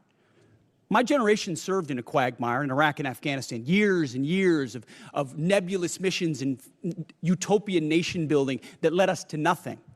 What we have right now, the way you stain the troops when you tell them 2 months in, Congressman, you should know better. Shame on you. Thanks, Paul. Calling this a quagmire 2 months in. The effort, what they've undertaken, what they've succeeded, the success on the battlefield that creates strategic opportunities, the courage of a president to confront a nuclear Iran, and you call it a quagmire, handing propaganda to our enemies. Shame on you for that statement. And statements like that are reckless to our troops. Don't say I support the troops on one hand, and then a 2-month mission is. And this is the thing too, Chad, with this new movement. It started with the feminism movement, then it transpired into something else. Now you got like hoe culture, right? And a lot of women, not women of, past generations, but the modern woman I'm speaking about, they want men to accept hoe culture. It's like men do accept hoe culture. The difference is they want men to settle down with hoe culture. No, men have no problem with women being hoes. Like a lot of men like hoes. They just don't want to date hoes. They just don't want to wife hoes. They just don't want to be seen in public with hoes. Like, let's be honest here. The hoes are always going to have their place in society. The problem is that these hoes want to be treated like wives.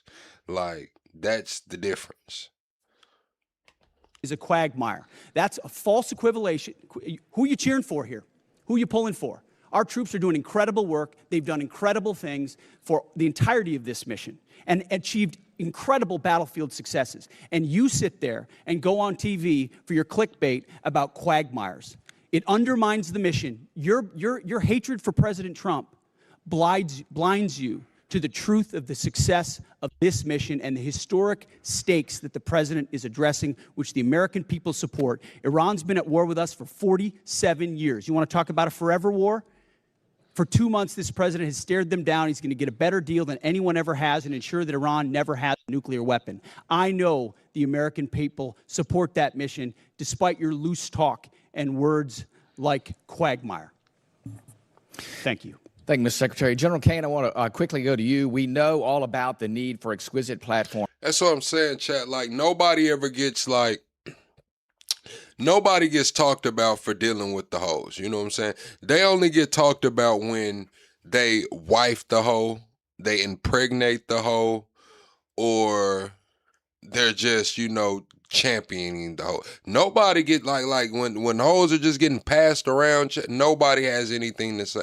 Oh, he's not taking her serious. He's gonna hit it and quit. But when somebody starts taking them serious, they're like, damn, he doesn't know she's a hoe. When they get her pregnant, like, damn, bro, you got her pregnant. Women too. Women look at other women like that, like, dang, he got the hoe pregnant.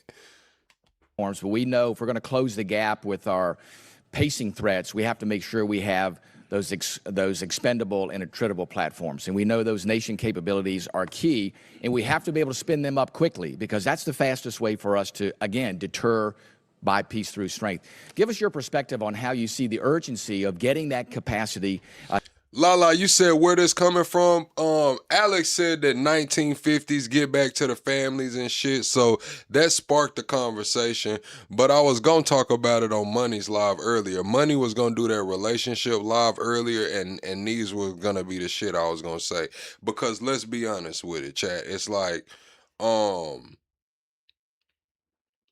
when it comes to these even with the celebrity relationships or even in regular life, it's kind of like certain men don't get judged like other men. Certain men, when they're dealing with a woman and she's a hoe, it's kind of like nobody cares. It's like, oh yeah, he's just dealing with her, she's a hoe. But then it's other men, quote unquote, simps or men that women think are lame. They're like, when he gets with the woman and it doesn't go right. They're like, oh, he fumbled. Well, why didn't the other niggas fumble? Why didn't you say the last 10 niggas fumbled? The last 10 niggas was just having fun and having hot girl summers and shit. But with this one nigga comes around and he's got to take it serious. This one nigga comes around because he's a little lame or doesn't get as many girls. He fumbled the bag. Why didn't you say that about the last 10 niggas? Not only in place, but getting that ability to go to scale and get those capabilities in the hands of our warfighters. Sir, I think it's critical, and when I look at what OSW above us is doing, and the Deputy Secretary as well as Secretary Duffy, and frankly, the National and Defense Industrial Bases all rallying around the need to scale, along with the new entrants that are out there who are coming and bringing products to the Joint Force. A key is capacity. Time's expired. Chair, and I recognize the gentleman from New Jersey, Mr. Norcross. Thank you, Chairman. I'd like to thank the witnesses for being here today. Mr. Secretary, it's well known that our Defense Industrial Base and Maritime Industrial Base has declined greatly over time. It's the shipyards. It's many of the things that you already spoke about. In my community, we used to have 3 shipyards, 40,000 workers. We've lost that critical job skills there and 40,000 people who know how to do it. And quite frankly, most of it went overseas because it was cheaper. Well, cheaper doesn't buy the security we need for our industrial base. The efficiency and effectiveness of employees at the point of their impact. That's what we were focusing on, and that's why we made the change, which we very much stand behind. Well, I yield back. Gentleman yields back, Chair, and I recognize the gentlelady from New York, Ms. Stefanik. Thank you, Mr. Chairman. Secretary Hegseth, I appreciate the department and the administration's focus on expansion and innovation in the defense industrial base. That's particularly important for emerging technologies. For years on this committee, my office has led the effort to ban the procurement of Chinese communist drones, which pose a significant national security threat. And last year, after years of work, this committee finally passed my Countering CCP Drones Act, or Section 1709 of the NDAA, which was fully implemented in December. How does the FY27 budget scale domestic production and deployment of drone systems to ensure the U.S. has the decisive advantage against our U.S. enemies? Well, thank you for the question. First of all, thank you for your work on that. Critically important when you look under the hood of the ways in which China. But this is what I don't get about it. It's like when it comes to the drones, that's it. But when it comes to the chips and the CHIPS Act, it's like, okay, Altman went and asked the Saudis for $7 trillion to make this, make the chips factories and do all of those things. The Saudis were either going to give them that much or close to it because the Biden administration blocked that deal. When the Biden administration blocked that deal, what reasons did they cite? They cited too much Chinese influence, right? And they cited lack of quality products. Trump came in, he had Altman, Elon, and it was Trump at that meeting. And what did they say? Oh, we just secured that deal. And I believe it was for exactly $7 trillion. And now, when it comes to the drones, it's just not a problem. Like, none of that shit's a problem. The chip's not a problem in the Saudis. The Chinese influence is just gone for purposes of that deal. I don't get it. China is trying to use critical elements of our defense industrial base and supply chain against us, or capabilities in the future that could hamstring us with options for a future president. It's staggering. So drones is one that not only have we recognized, but thanks to your leadership and the leadership of others, we are supercharging in this budget. Conservatively, $54 billion in drone and drone dominance and counter UAS. Jay just slid me a piece of paper. If you add it all up, it could be closer to $74 billion. We started a defense autonomous warfare group, to focus on this, but we're going to do even more. We will shortly announce a sub-unified command, autonomous warfare. Drones are so central. Sub-unified command of autonomous warfare.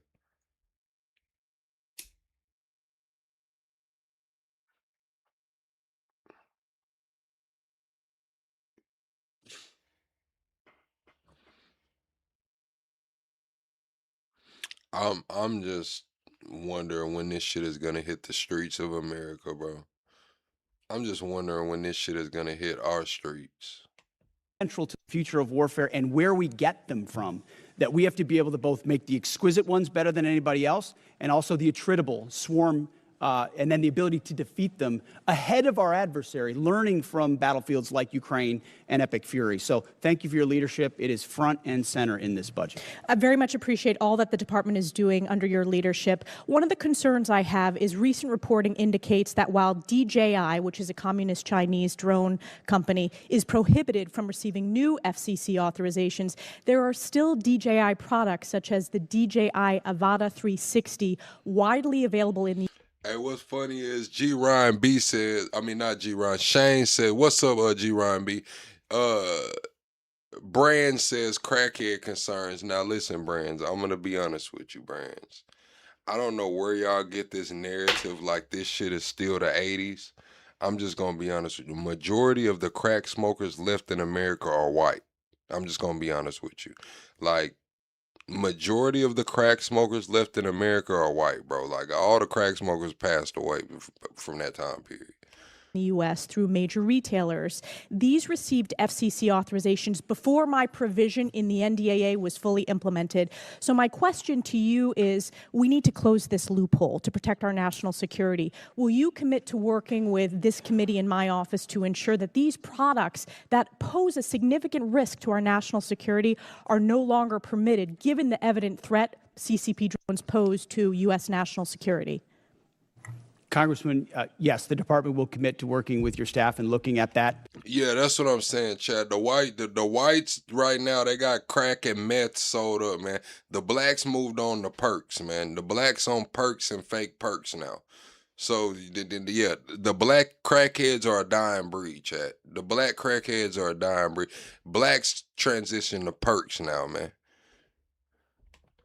Loophole, which we are aware of, and I missed in my first response, of course, that $54 billion is American-made drone dominance. Yes. That is exactly where they need to be, and that's where our focus is. Great. Another emerging technology that's very important and has a strong tie to my district is quantum computing. China continues to invest heavily in quantum computing, sensing, and secure communications for military advantage. I represent Rome Air Force Research Lab, which is a hub of research when it comes to quantum. Secretary Hegseth, how does the budget proposal position the U.S. to maintain leadership in operationally relevant quantum technologies? The country that dominates in quantum will dominate the future in C2, in comms, in every way that we fight. And so this makes the maximal investment possible. See, that's the thing, Loki. Crack elevated the meth for a lot of crackheads because of the drought. Y'all got to remember, cocaine got really, really expensive, man. So that meth was cheap. The Mexicans were making Breaking Bad type vats, man, whole thing, man. And meth was just cheap. That's what got the black community on it. Then the black community transitioned. They realized that meth was taking them down faster than crack. So they switched to perks, man. Switched to perks. Here at home to ensure that quantum compute, and working across the interagency, by the way, this is not just a DOW issue, this is an interagency issue, to ensure that we've got the ability to scale and outcompute adversaries who are racing for the same code. General Kane, throughout my time in Congress, I've pushed for the No, the blacks are not sipping syrup, bro. The blacks are not sipping syrup. Listen, man, that shit be fake, Chad. That shit be fake, man. Unless it's the rappers now, rappers and people who haven't. That shit's not cheap, Chad. Like, when y'all seeing these people pour up that syrup and shit, man, most of that shit is fake. Or soda pop, man. That shit ain't cheap, Chad. Shit's not cheap. Department to optimize its approach to quantum and develop a strategic roadmap. In your opinion, which quantum capability areas offer the most immediate benefit to the joint force and should be priority investments moving forward? Probably some of the work in crypto and quantum to make sure we can. Chat, when I say that shit not cheap, I'm talking about $300 20-ounce soda, man. When they talking about I'm pouring a deuce up and shit like that, or I'm pouring a four, I want y'all to know, chat, a deuce right now is $300, man. A four right now is $600 right now. I'm just gonna be honest with you, man. Depending on who you know, man, a 20-ounce soda will be $300, man. And so when y'all see these people talking about they're sipping, leaning, that shit is fake, bro. That shit's fake, man. See, sense, understand, defeat, and protect our own stuff. So that's where I'm most interested in it right now, man. Great, and I also want to use my remaining time. I just want to invite both of you to visit Fort Drum, home of the 10th Mountain Division, the most deployed division in the U.S. Army since 9/11. In the first Trump administration, I had the honor of hosting President Trump, where he signed the NDAA in my district, and it's been a privilege to represent them. So encourage you to visit that installation before the end of this year. Thank you very much, and I yield back. Gentlelady yields back. Chair now recognizes a gentleman from Massachusetts, Mr. Moulton. Nah, a line not going for $400-500, Vaughn. Them was pandemic prices. Out of the pandemic, yeah, lines was going for like $300 for real. But a deuce is all right. So you know, I'm not finna explain that, but I'll explain it on a different live, man. But that just know a 20-ounce soda pop, man, costs you about $300. Thank you very much, Mr. Chairman. Mr. Secretary, you and I agree that Iran is a national security threat to us and our allies. Now, earlier you called us feckless for questioning your war. Do you think Congress was smart or feckless when it failed to ask tough questions of the Bush administration and gave them a blank check for Iraq? Well, if you're trying to compare this war to the Iraq I'm just asking war, you, do you think the it was smart or president was the first feckless? one to call a stupid war, then it's a false comparison. Okay, well, probably a good idea to ask tough questions. So let me just ask you a few questions. Did you advise the president that we should attack Iran? We were, first of all, in this position in the cabinet, we never talk about what we would advise the president to do or Well, not. do you think the president or you deserve more? I've been in every meeting. I understand with that, the Mr. chairman and Secretary. everybody else as those Mr. Secretary, critical I'm asking decisions the were questions. made, and he got every perspective possible when it came. I'm to just asking what your perspective is. Are you afraid to take ownership of this? Do you think it was a good idea or not? As I've consulted the president, do I think it's a good idea to confront a nuclear bomb To start this in the war. hands of the? Imagine what the world would look like right now if Iran had a nuclear weapon. Okay, so let's just imagine. Which, by the way, if every they other, had one, every which the previous Obama deal was administration, going to allow them, including to the do. first Trump administration, They had one. prevented them from having a nuclear weapon. So, listen, how is this war going? Do you think we're winning? Militarily on the battlefield, it's been an astounding military success. No, but are we winning the war? Absolutely. Okay, so do you call Iran closing the Strait of Hormuz winning? Man, forget that, chat. I already done my time for that shit, man. I'm clean record. So listen, chat. This is what it is, man. You got a pint bottle, 16 ounces, bro. It's a big bottle. It's a bottle like that, the big pint bottle. Then you got 8s, which is 8 ounces. You got 4s, right? The pint bottle of lean, the pint bottle, it's like $5,000 now. It's just like $5,000 for a bottle, man. Out of that bottle, the way rappers are talking about pouring up deuces and shit like that, man, they're gonna get 8 sodas. 8 sodas is gonna cost them a lot of fucking money. Well, I would say the blockade that we hold that doesn't allow anything to come in or out of Iranian ports. Which Okay, is so always we've blockaded their blockade. So use. they blockaded us, and then we blockaded their blockade. That's like saying, tag, you're it. Or, you know, if President Madison had said, well, the British just burned down Washington, but don't worry, we're going to burn it down as well. Chairman Kaine, did the military have plans for the idea that Iran might blockade the Strait? Sure. Thanks for the question.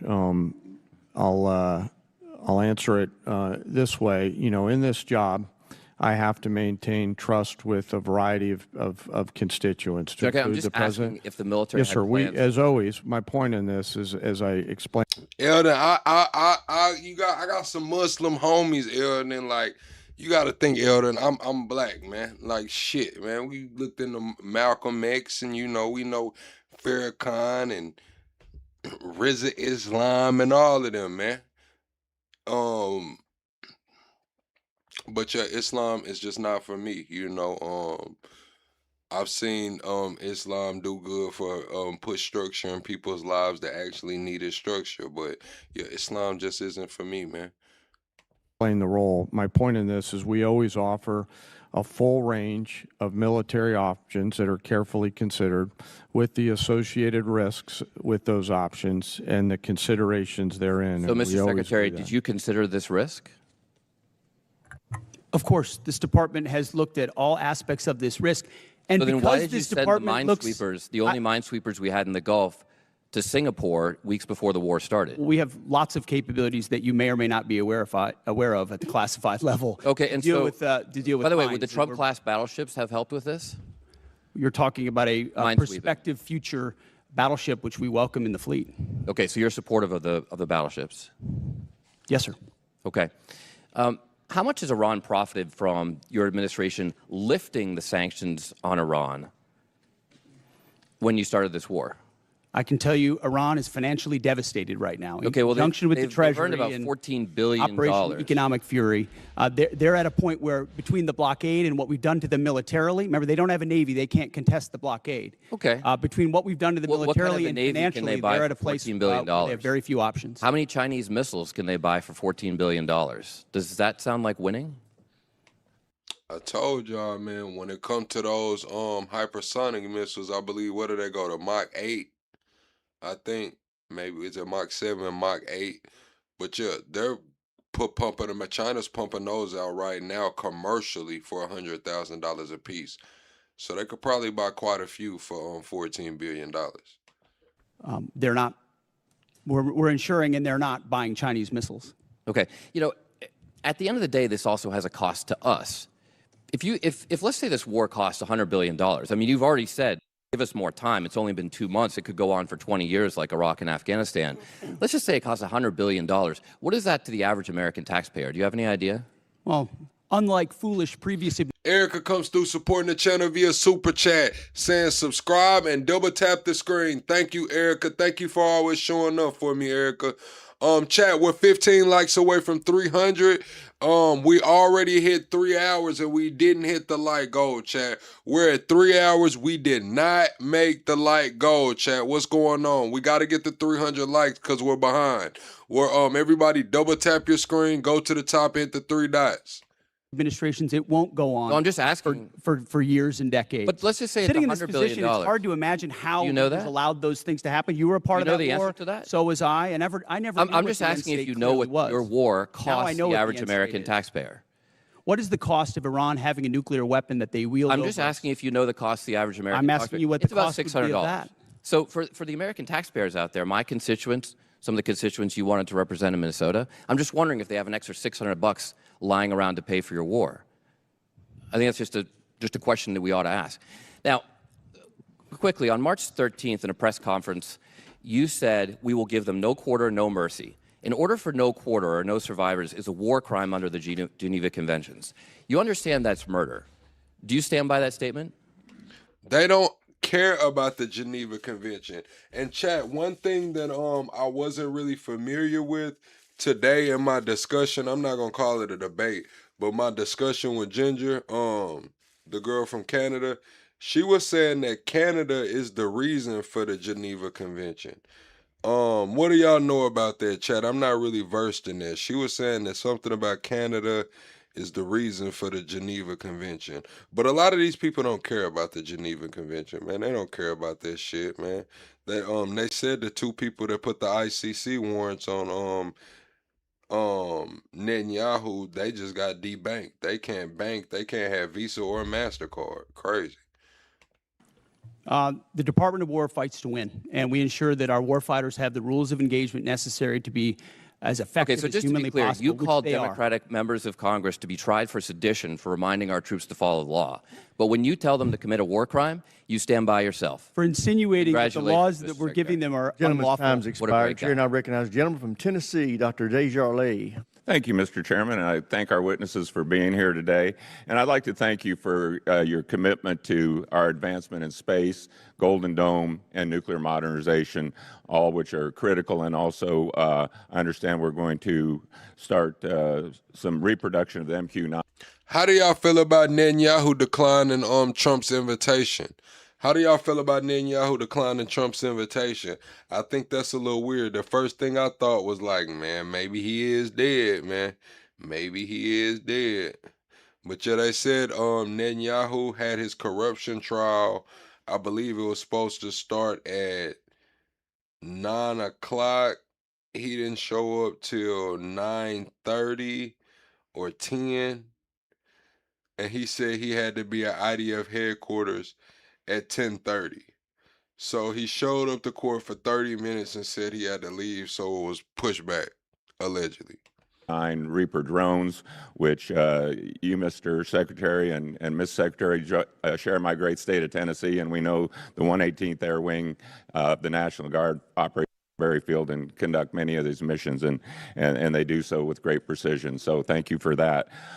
Secretary Hegseth, you commissioned as an infantry officer in the U.S. Army National Guard in 2003. You've been deployed to Iraq, Afghanistan, Guantanamo Bay. You have been awarded 2 Bronze Stars, the Combat Infantryman Badge, Joint Commendation Medals, 2 Army Commendation Medals, among other recognitions. You have seen military actions from both an operational and service member perspective. Have you ever seen operations with the scope and scale and complexity of Midnight Hammer, Operation Absolute Resolve, and Operation Epic Fury? Thank you for the question, Mr. Congressman. Not only have I... Now, I believe that happened because they said the Israeli president, chat, we're 25 likes away from the next like goal. Double tap that screen, hit the like button. But I believe it because the Israeli president didn't pardon Netanyahu.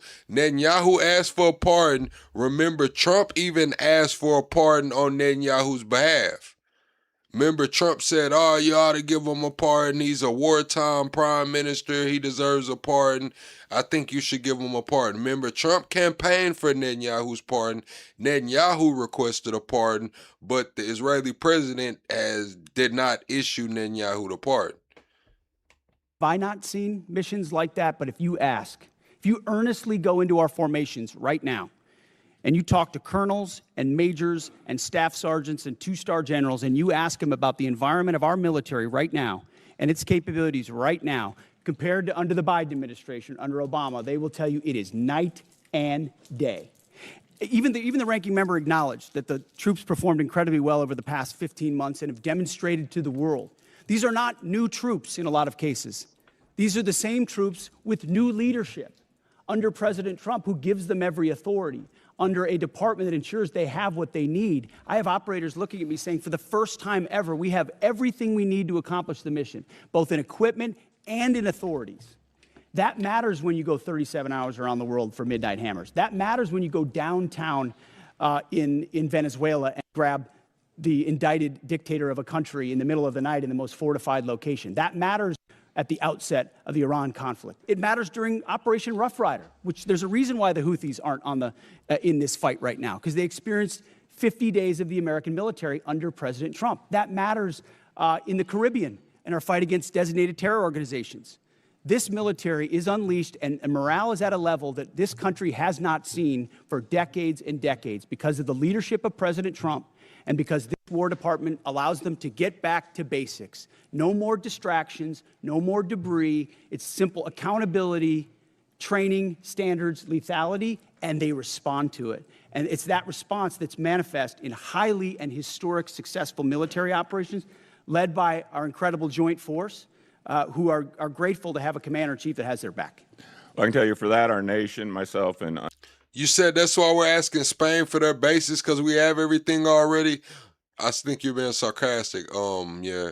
Chat, hit the like button. What I am gonna say, didn't Syria, the Syrians said that they took control of all the U.S. bases in their territory. So they have control of all the U.S. bases in Syria, I believe. They reported last week. And all of us are incredibly grateful. Secretary Hegseth and General Kane, with your vision and steadfast commitment to our nation's service members, you have both overseen the beginning of a generational transformation of our armed services. This budget request reflects that commitment by building and sustaining our defense industrial base, increasing service member pay, housing, and benefits, robust funding for Golden Dome missile defense and space capabilities, and the emphasis on the peace through strength doctrine outlined in the National Defense Strategy. Based on the Defense Department's recent track record of successful missions. Chad, I think they said the Golden Dome is already in motion too. I think they're already working on the Golden Dome. Can you share some examples of military action that illustrate exactly how your leadership and vision for the Department of War is translating the peace through strength doctrine into an operational reality and what psychological impact that may have on our near-peer adversaries, such as China and Russia. And I'd like to get both yours and General King's perspective. If you Man, I don't want to hear that shit, man. What was it? 42 Republicans voted with the Democrats to push through this FISA shit that Trump's trying to push through, mass surveillance on citizens and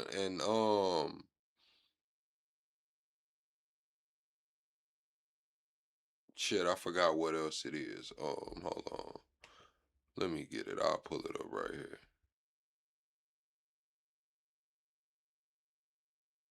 Yeah, this shit is crazy, Chad.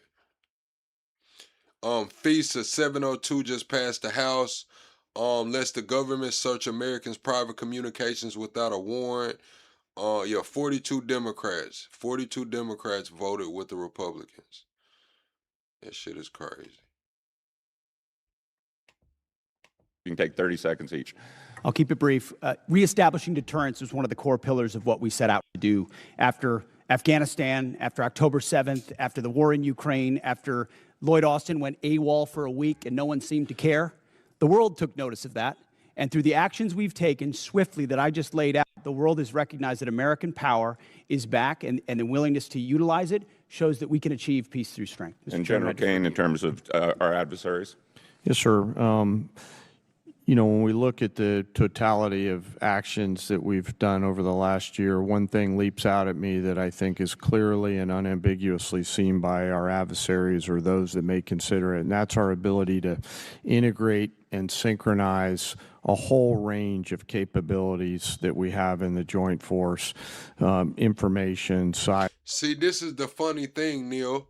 You say stop being brainwashed and watch the other side. We're brainwashed regardless. Trump just put the executive order in for the 6G brain chips. We got Elon Tau Neuralink that just passed FISA for the mass surveillance. Apple's putting out some AirPods that can read your brain waves. Like, what the fuck are we doing? Every car made after 2027 is going to have a kill switch to determine if you're ready to drive. What do you mean? What are you talking about? Stop being brainwashed. I'm literally trying to stop the country from being brainwashed physically. We're talking about being brainwashed on a metaphorical sense. They're about to brainwash us physically, man. Putting chips in motherfuckers' heads, all kind of shit, man. That's what I'm trying to stop. Cyber, you know, deception, jamming, air power, sea power, land power. This is the thing. You got Peter Thiel, J.D. Vance, Peter Thiel, you got Palantir, all just got, what, a $10 billion contract with the Pentagon. Palantir's in the Pentagon. Palantir's also gonna, I believe, do the glasses for ICE reading the biometrics. Peter Thiel is the guy running around saying that the Antichrist is the people who actually want to, he doesn't believe the Antichrist is a horned beast. He believes the Antichrist is the people who want to stop technology. The tree huggers, the environmentalists, the people who want to stop technology are the Antichrist in his opinion. This is what I'm trying to push across to us, Chad. This is what we're talking about being brainwashed. We're actually about to be fucking brainwashed. Power, et cetera. And I think that ability, and I'm so proud of our joint force, those young... Gentleman's time's expired. Chair, and I recognize the gentleman from California, Mr. Carbajal. Thank you, Mr. Chair, and thank you, General Kane, Mr. Hegseth, and Hearst for being here today. I associate myself with the comments of Ranking Member Smith and Mr. Garamendi, so that I won't repeat a lot of what has been said. Mr. Hegseth, I recently realized that we have something in common. I'm also a fan of Pulp Fiction.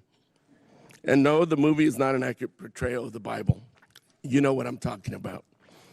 That's what I'm saying, Chad. The devil's in the details. You have to listen to these people. When you listen to Elon, when you listen to Peter, these people all talk about what?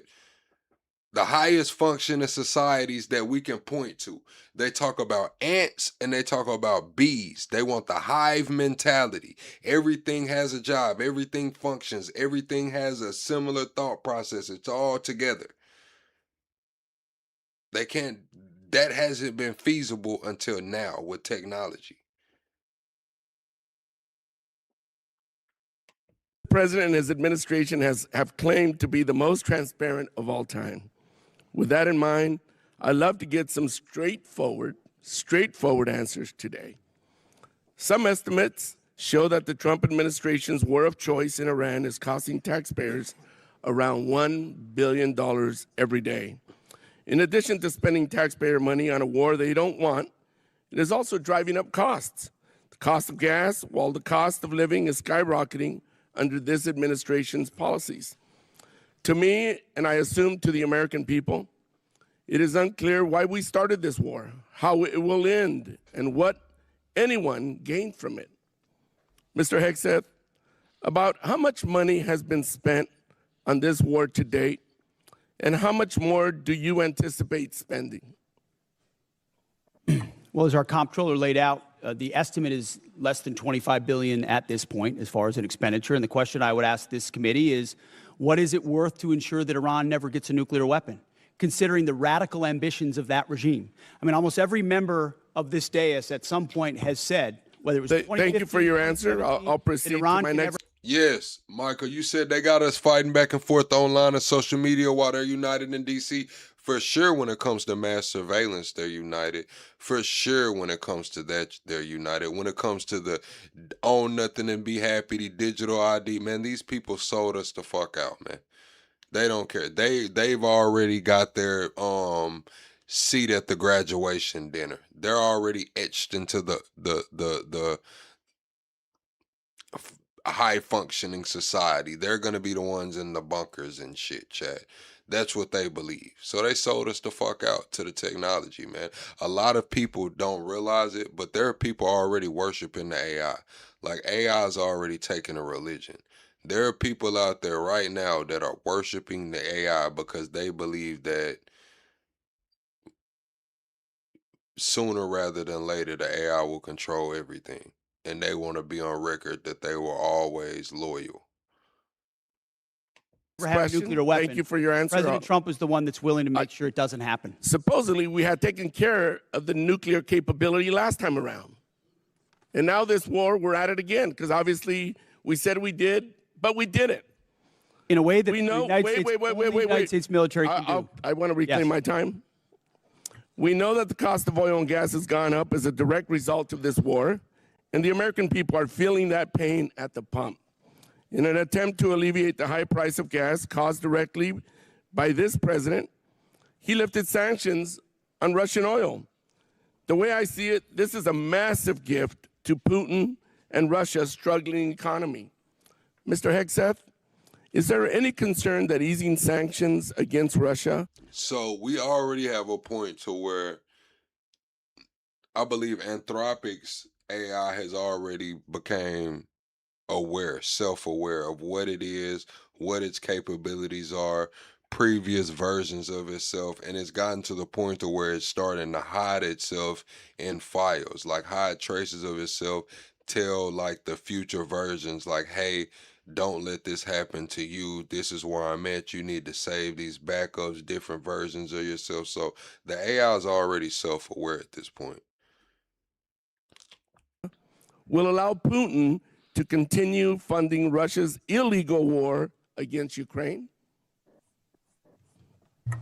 Well, we've seen Russia's and Putin's inability to make effective battlefield gains, just like their inability to defend the Maduro regime with the billions of dollars of systems the Russians sent to Venezuela in order to defend him, which were defeated in 15 minutes. So Russia's military capabilities are no match for ours. And you don't believe when it comes to easy? So, Chad, I was playing with the AI one day, and I was saying like, hey, look, how do we preserve humanity? Like, if we know that if we're going into this society with the Neuralink and they're gonna push transhumanism and human cyborgs, human merging with machine, I said, how do we ensure humanity? Like, how do we ensure humanity and things of that? And every single scenario the AI tried to give me, it wanted the power structure to be in the hands of the link. They want, like, even when I was trying to set up like a voting system, who has majority, I was like, always give the actual humans majority to override the vote, and the AI was not trying to do it. It was like, yeah, that's just not possible, that's not feasible, it just wouldn't even work that kind of way. It was always trying to give majority vote to the linked. The sanctions is helping Russia?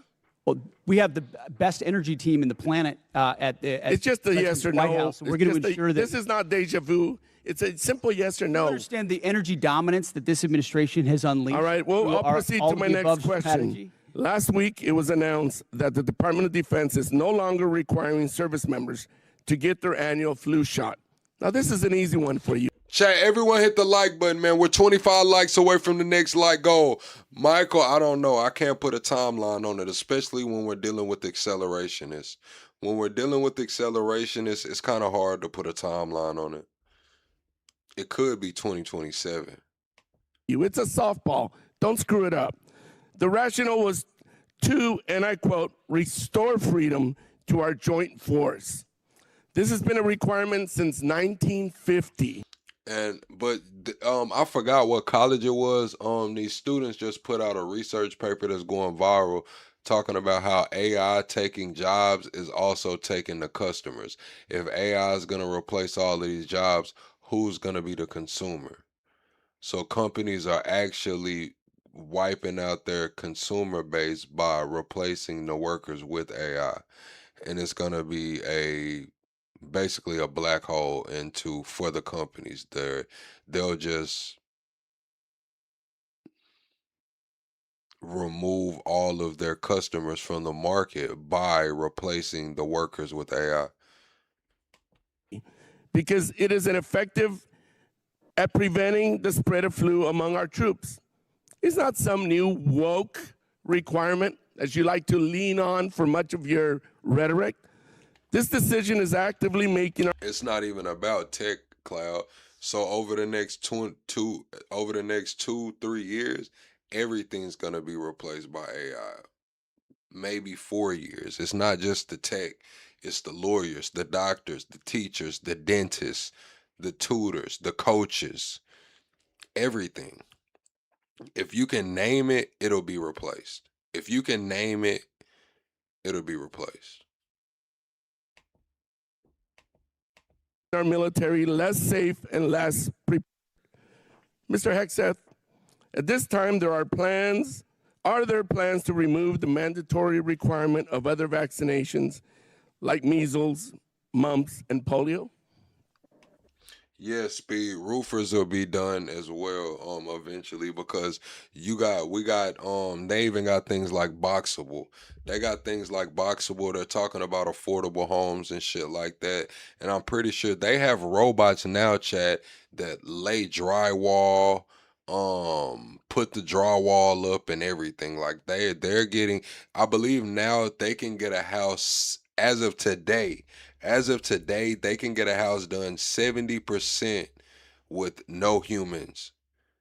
No humans, they can get a house 70% of the way done with no humans. That's today.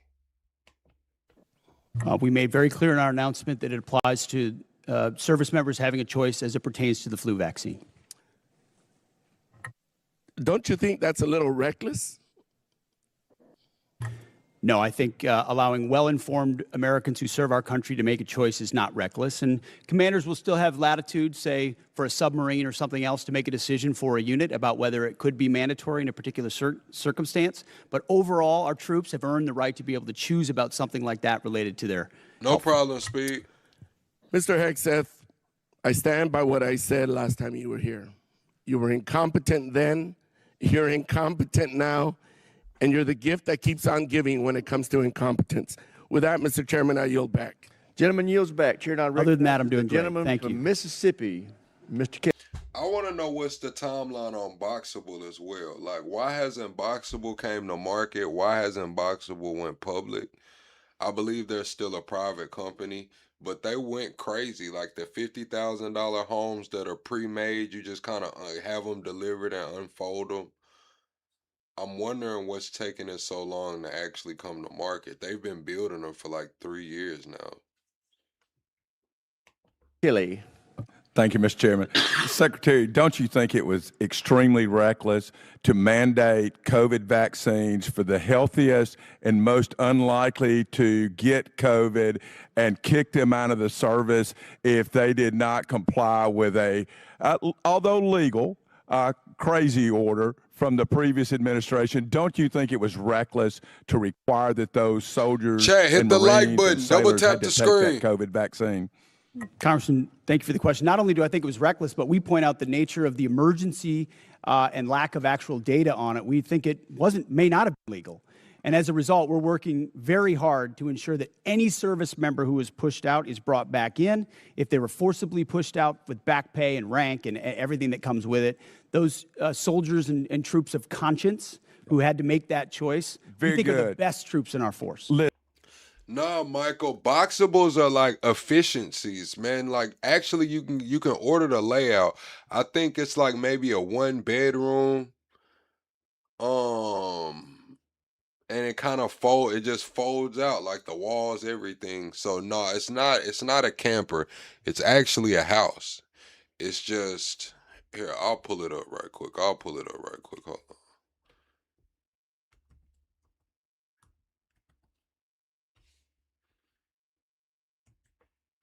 We'll come right back to that chat.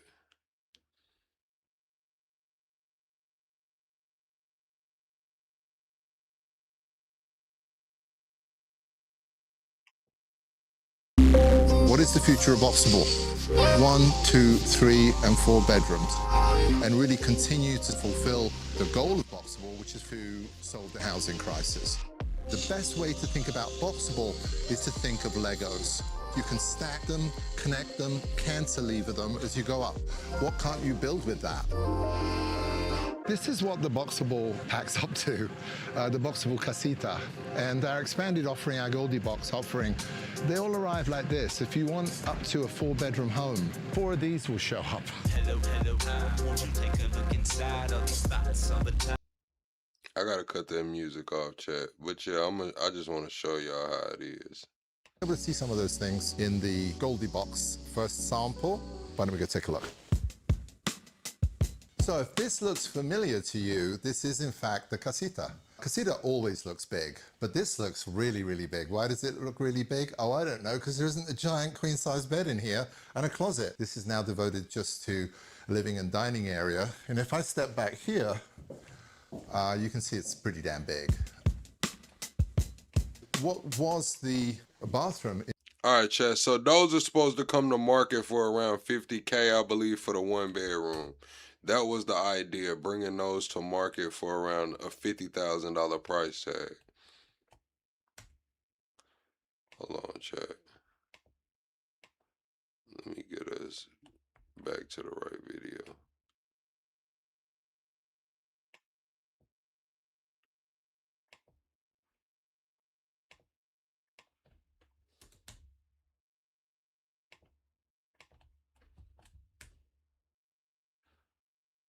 And lack of actual data on it, we think it may not have been legal. And as a result, we're working very hard to ensure that any service member who was pushed out is brought back in. If they were forcibly pushed out with back pay and rank and everything that comes with it, those soldiers and troops of conscience who had to make that choice, we think are the best troops in our force. Listen, I'm grateful that we have 2 great National Guardsmen sitting at that table today. As a longtime serving Guardsman who just retired, I'm so proud of y'all and what you mean for our total force. It's not a National Guard. It's not a... No, Boxable is not a freight container home. Those are a little different. Now, they kind of modeled them after a freight container home, but you know, the freight containers don't like fold out and do all of that shit. Like, nah, man, they're just kind of container homes. Reserve. It's not an Army. It's not a Navy. It is a total force, and thank y'all for recognizing that. I just want to go back to some of the Iran stuff. I don't know. Maybe they're in a different world than I'm living in, but from where I live since 1979, Iran has been at war with the United States, although we refuse to acknowledge it, whether that's Hezbollah, whether that's the Houthis, whether that is Hamas, whether that is trying to build nuclear weapons, exporting terror. Man, this is crazy, bro. Motherfuckers come in the YouTube chat and say the dumbest shit. Show me an FBA motherfucker that pay and get a black man or woman out of jail when they know he's innocent. Motherfuckers do it all the time with their cousins and brothers and shit, and husbands and boyfriends and shit. What do you mean? Show me an FBA motherfucker to pay and get a black man or woman out of jail when they know they innocent. They do that shit all the time. They just don't do it to random motherfuckers. What are you talking about? They do it all the time. What?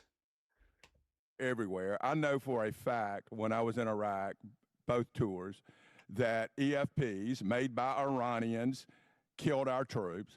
I know for a fact that many of the munitions, I know for a fact many of the militias in Iran that were Shia-based were there to attack Americans at the willing knowledge of the Iranian government. Do you agree they've been at war with us and are still at war with us and the world since 1979? Of course, for 47 years from Beirut to Baghdad, Iran has sought the most dangerous weapons in the world to try to achieve death to America. And if they were to get the most dangerous weapon in the world, a nuclear weapon, they would most certainly use it, which is why this is at the level of seriousness that President Trump was willing to address it. And that's what I think so many in this body misrepresent. North Korea is the lesson. Everybody thought North Korea shouldn't have a weapon. Under the Clinton administration, they gathered so many ballistic missiles that their ballistic missile shield allowed them to blackmail the region and the world to say, we're going to get a nuke and you can't do anything about it.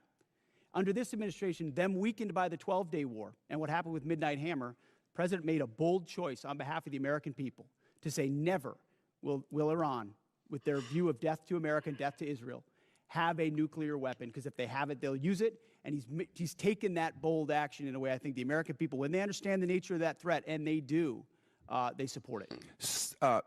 Chairman Kane, wow, I've been around a long time.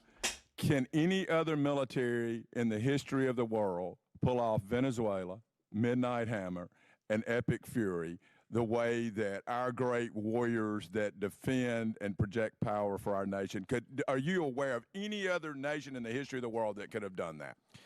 I'm not sure, and I remain very proud of the Joint Force. I'll also say that we're a learning organization, and we're going to continue to look at the things that go right in any operations that we're tasked to do, and we're going to get better every day. So we do not want to sit on the successes and assume future success.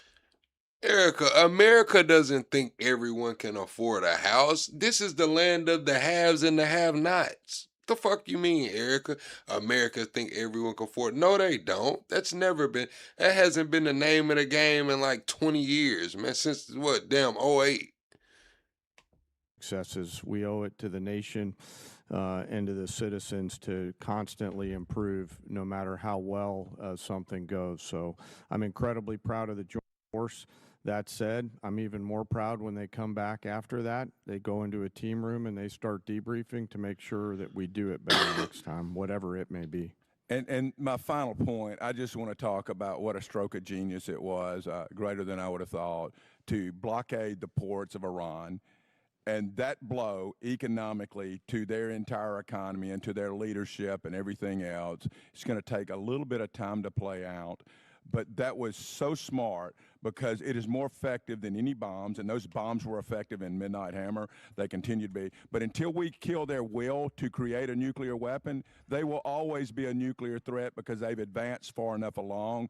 But that blockade was so important. And it amazes me now we're crying about high gas prices when they were $2 a gallon more just 4 years ago or 5 years ago under the previous administration. And with that, I yield back.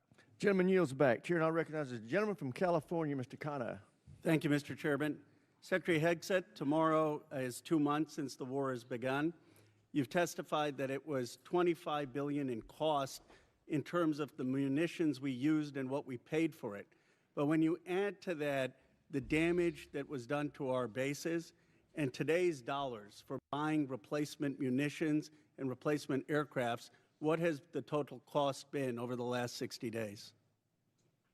That number right now reflects the total cost that we're seeing. Including buying in today's dollars the new weapons and replacements and including the damage there? That's your testimony? If there's adjustments to that, I would defer to the comptroller on that. And how much are you seeing in terms of, are you asking in terms of supplemental funding just for the Iran mission from this committee? If and when a supplemental is submitted, the majority of it would not just be for But for what would be the Fury, it would be ballpark for Iran? munitions related to the entirety Just of a what number, we want to sir. get done. A number. What would you submit? What It would be within on Iran. It would be less than 25 billion, but there's a lot more we would ask for beyond just Iran. You're saying it's considering- 25 billion. Okay, I would just, if you come back, you want to revise those numbers because all the experts are disagreeing with you when it comes to today's dollars and damage, but you can revise it. How much did it cost American taxpayers in terms of the strike to the Iranian school where kids were killed? Do you have that number in terms of the missiles we used? As I've said, that unfortunate situation remains under investigation. You don't know how much it 15-6 costs the investigation, but I taxpayer? wouldn't tie a cost to that, to anything. It's a reasonable question, no, sir? I mean, our taxpayer money was going there. Do you know how much it will cost Americans in terms of their increased cost in gas and food over the next year because of the Iran war? I would simply ask you what the cost is of an Iranian nuclear bomb. I'm going to give you that I opportunity. would simply ask you what the. Yeah, you're but playing gotcha sir, questions sir, about no, it's domestic not. things. I'm not. You're saying it's a gotcha question to ask what it's going to be in terms of the increased Why cost won't of you gas answer what and it costs to prevent Iran from getting a nuclear food? bomb? I give you that, sir. But let me. What if you would could it just cost? ask my- What would you pay to ensure Iran doesn't but get a nuclear can you- bomb? Do you? What would sir, you pay? I reclaim my time. Do you not know? You had no one do the analysis of what the increased cost of gas and food on the American people are going to be? What is the cost Let of me- Iran let me give holding you the that number. straight at Let me issue give with you the nuclear number. weapons? It's $631 billion, which means it's an increase of $5,000 a year for American households. Now, let me give you this point. You're saying that your operation is preventing a nuclear Iran. Will you acknowledge that there is an economic cost to the American people for doing what you believe is necessary to make Iran denuclear? Will you acknowledge the economic cost? We have an incredible economic team that's managing this better than but what the previous but administration did to acknowledge our that- economy, to acknowledge what the there's a previous cost. administration You- did you with don't even inflation, know what the- you know what what's the previous upsetting? I reclaim administration my did with time. You know, COVID, Secretary- and you're going to Secretary, lecture this I reclaim administration my about time, the sir. economy? You know what is upsetting? Incredible. You didn't even do the analysis on how much it's costing the American people. It's one thing if you said, okay, it costs the American people $5,000, but we think it's worth it. That's what we've done in World War II and other wars. Here's what it costs. You got to pay for it. You don't even know what the average American is paying. You don't know what we paid in terms of the missiles that hit the Iranian school. You don't know what we're paying in terms of gas. You don't know what we're paying in terms of food. Your 25 billion number is totally off. It's the incompetence. It's the incompetence. Let me ask you this. Certainly, maybe here we'll find agreement. There was still 440 pounds of low-enriched uranium, correct, when President Obama, after the JCPOA? Is that accurate? The amounts and types are classified. Okay. Will you acknowledge that there were 970 pounds of uranium enriched after Trump tore up the JCPOA? The JCPOA was a terrible deal that allowed Iran a path to a nuclear bomb. You deal with vague platitudes. I'm asking you about numbers. Like you don't know what gas costs, you don't know what food costs, you don't know what the operation costs. You know, I get sound bites, but how about numbers? Do you know how much the enriched uranium was after you ripped up the JCPOA? Damn, Chad, I might be a little racist, bro. I might be a little racist, Chad. Hold on, bro.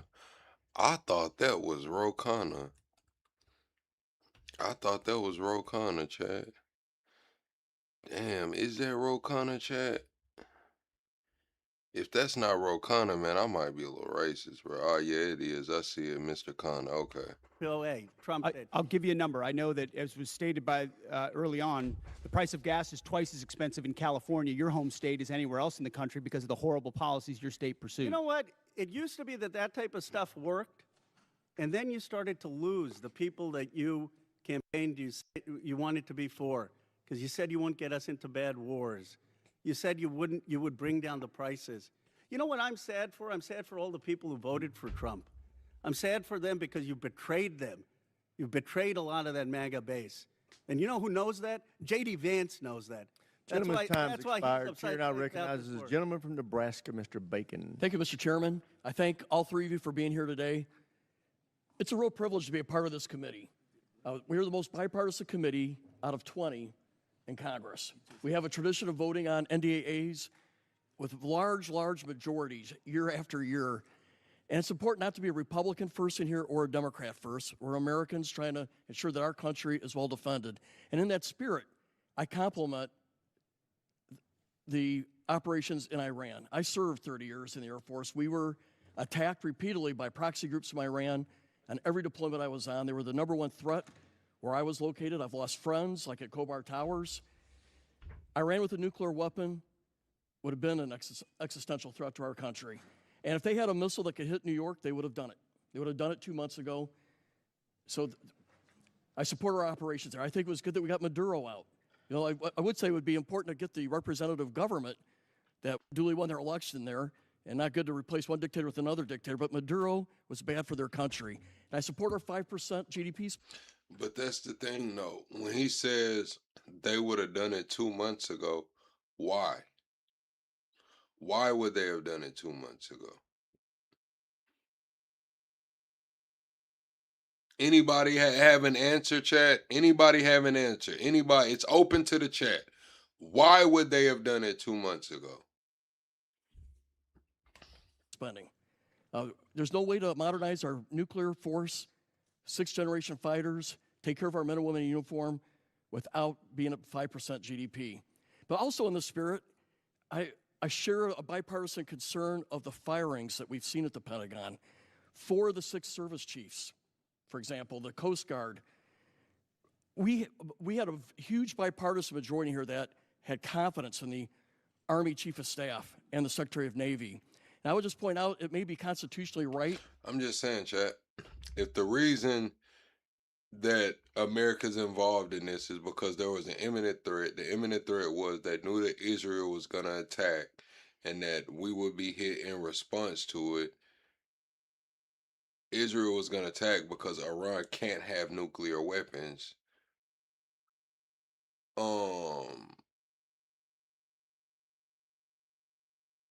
I think that scenario wouldn't have happened. If they already had nuclear weapons, why would Israel attack, or why would we be going over there to shit they already got it? I don't know. You have the constitutional right to do these things, but it doesn't make it right or wise. Now, my first question is dealing with the housing allowance. Something I've been working for the last 2 or 3 years. Our housing allowance is underpaying people in certain areas. And the department, and it hasn't started under this administration, it's been going on for a while, they take out 5% of the housing allowance. They send it to other needs. But that means we're underpaying our servicemen and women living off base by 5%. So we tried to fix it with a $2.9 billion line item to fix housing allowance. But that money was moved. So Mr. Secretary, could you tell us how we're going to fix this? Because we have a shortfall in housing allowance, and we tried to fix it out of here, and I'd like to get it fixed. Congressman, I agree with you. I think that is precisely the kind of quality of life issue that's been ignored time and time again. Oftentimes with good intentions of trying to do some trade-off with something else.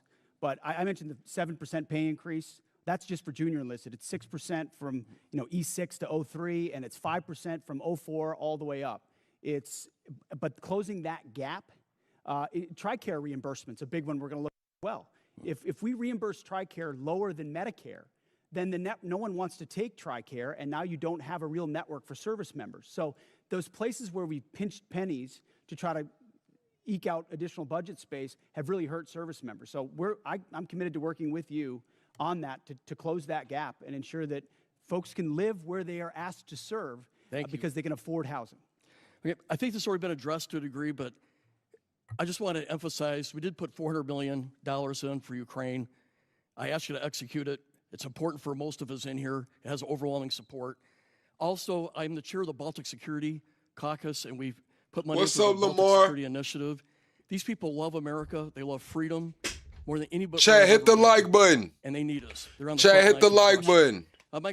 Let's get to 350 likes right quick, chat. Everyone double tap the screen on your way in. Let's get to 350 likes, chat. Have we hit the next sub goal? Chat, we're 5 subscribers away from 47,500. Can we get a quick 5 subscribers to hit 47,500? What we doing tonight, chat? Can we hit a sub goal in here tonight, man? I have a question for the chairman. So we did 29 years of the nuclear alert, airborne alert, the Looking Glass mission. In 1991, we turned that off because the Cold War turned to our favor. But I think we're back to where we were at. Russia's a threat. China's building a nuclear force to match ours. I think we need a Looking Glass too, and restore.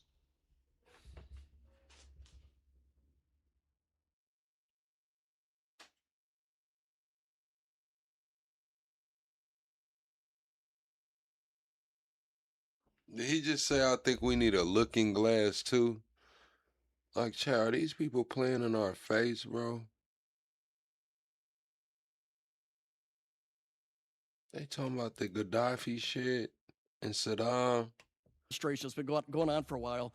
They take out 5% of the housing allowance. They send it to other needs. But that means we're underpaying our servicemen and women living off base by 5%. So we tried to fix it with a $2.9 billion line item to fix housing allowance. But that money was moved. So I just, Mr. Secretary, could you tell us how we're going to fix this? Because we have a shortfall in housing allowance, and we tried to fix it out of here, and I'd like to get it fixed. Congressman, I agree with you. I think that is precisely the kind of quality of life issue that's been ignored time and time again. Oftentimes with good intentions of trying to do some trade-off with something else. But I mentioned the 7% pay increase. That's just for junior enlisted. It's 6% from E6 to 03, and it's 5% from 04 all the way up. But closing that gap, TRICARE reimbursement's a big one we're going to look at as well. If we reimburse TRICARE lower than Medicare, then no one wants to take TRICARE, and now you don't have a real network for service members. So those places where we pinched pennies to try to eke out additional budget space have really hurt service members. So I'm committed to working with you on that to close that gap and ensure that folks can live where they are asked to serve because they can afford housing. I think this has already been addressed to a degree, but I just want to emphasize we did put $400 million in for Ukraine. I asked you to execute it. It's important for most of us in here. It has overwhelming support. Also, I'm the chair of the Baltic Security Caucus, and we've put money in for the Baltic Security Initiative. These people love America. They love freedom more than anywhere I've ever been, and they need us. They're on the front lines with Russia. I have a question for the chairman. So we did 29 years of the nuclear alert, airborne alert, the Looking Glass mission. In 1991, we turned that off because the Cold War turned to our favor. But I think we're back to where we were at. Russia's a threat. China's building a nuclear force to match ours. I think we need a Looking Glass too, and restore that nuclear command and control survivability that gives us deterrence. Russia, China needs to know no matter what they do, we can launch those 400 ICBMs. What's your vision for the Looking Glass 2 or the follow-on? Well, sir, as you know, right now we're looking at all three legs of the nuclear triad to make sure that that most critical backstop on our nation's most important day is reliable, redundant, and workable. And so we'll take a look at that. I know the team already deep in analysis on all from NC3. All right, so what he's talking about is EC-135 Looking Glass aircraft were airborne 24 hours a day for over 29 years.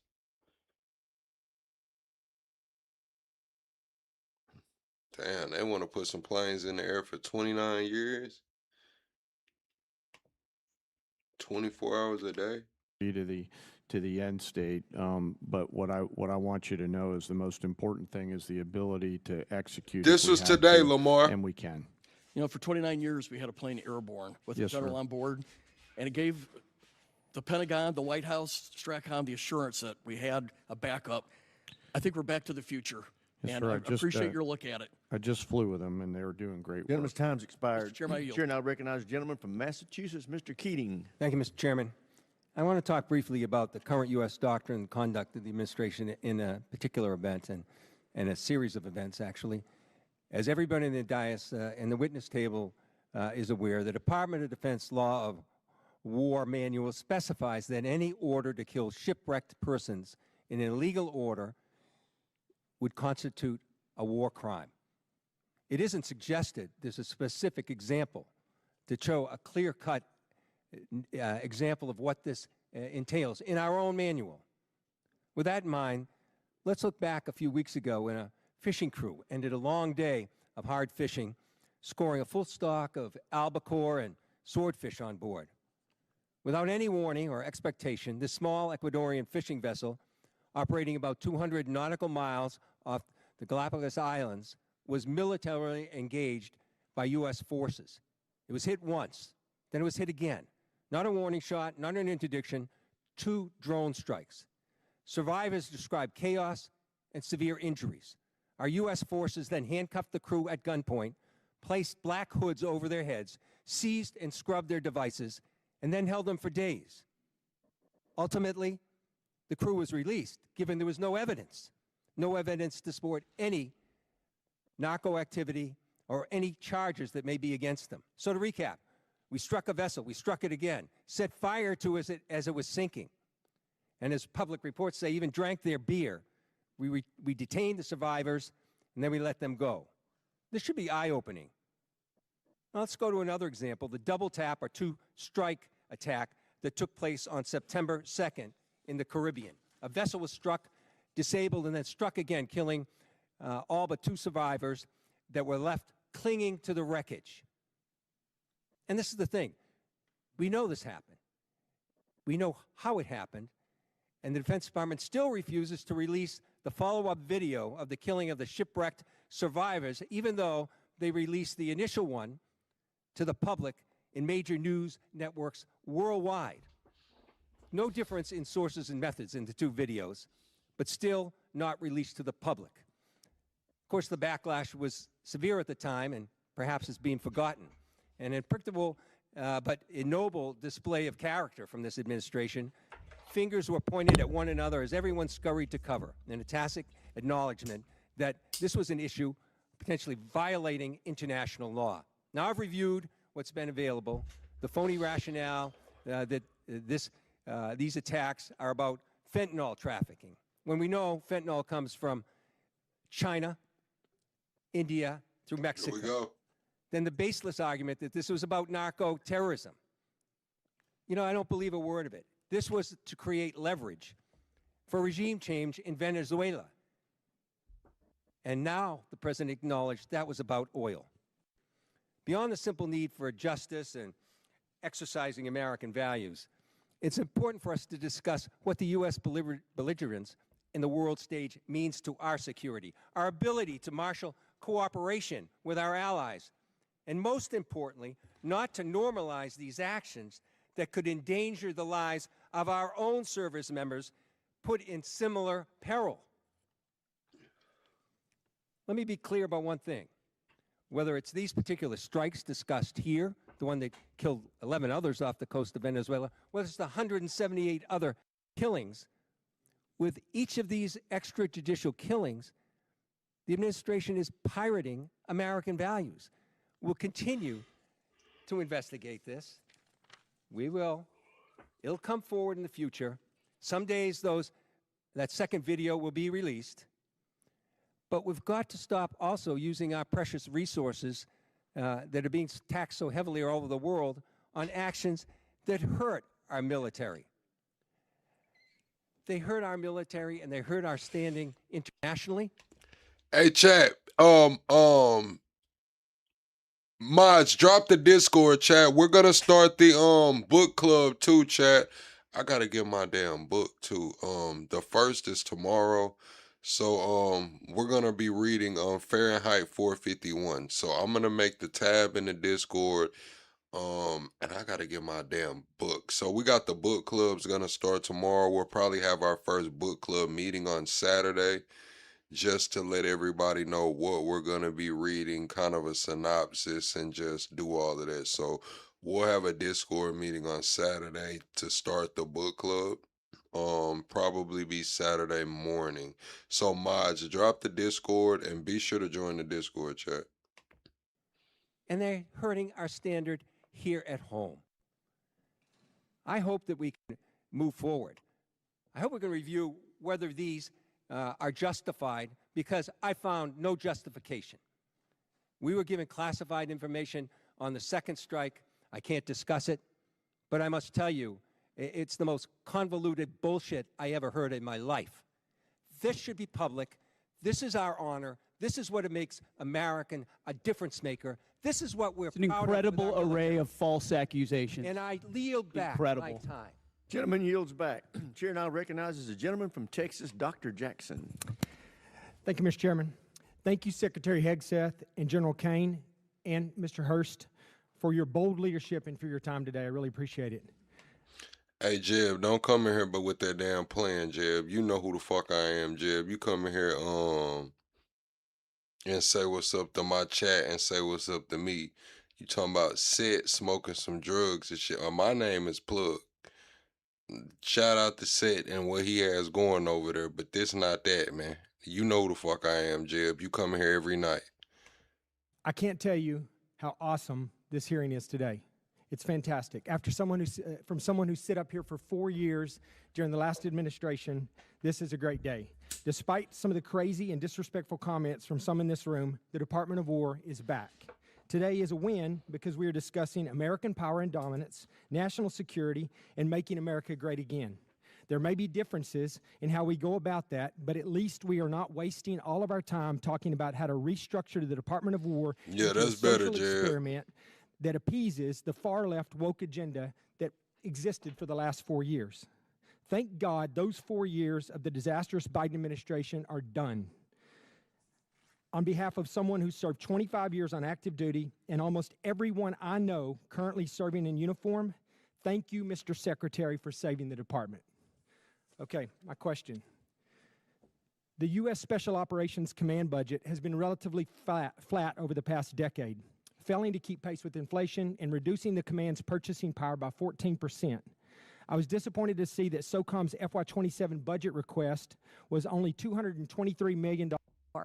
A war of your suggestion to this president, a war of your choice, a war you executed without congressional consultation. And so it shouldn't be shocking, sir, Mr. Secretary, that we have questions. Indeed, it's constitutionally our right to do so.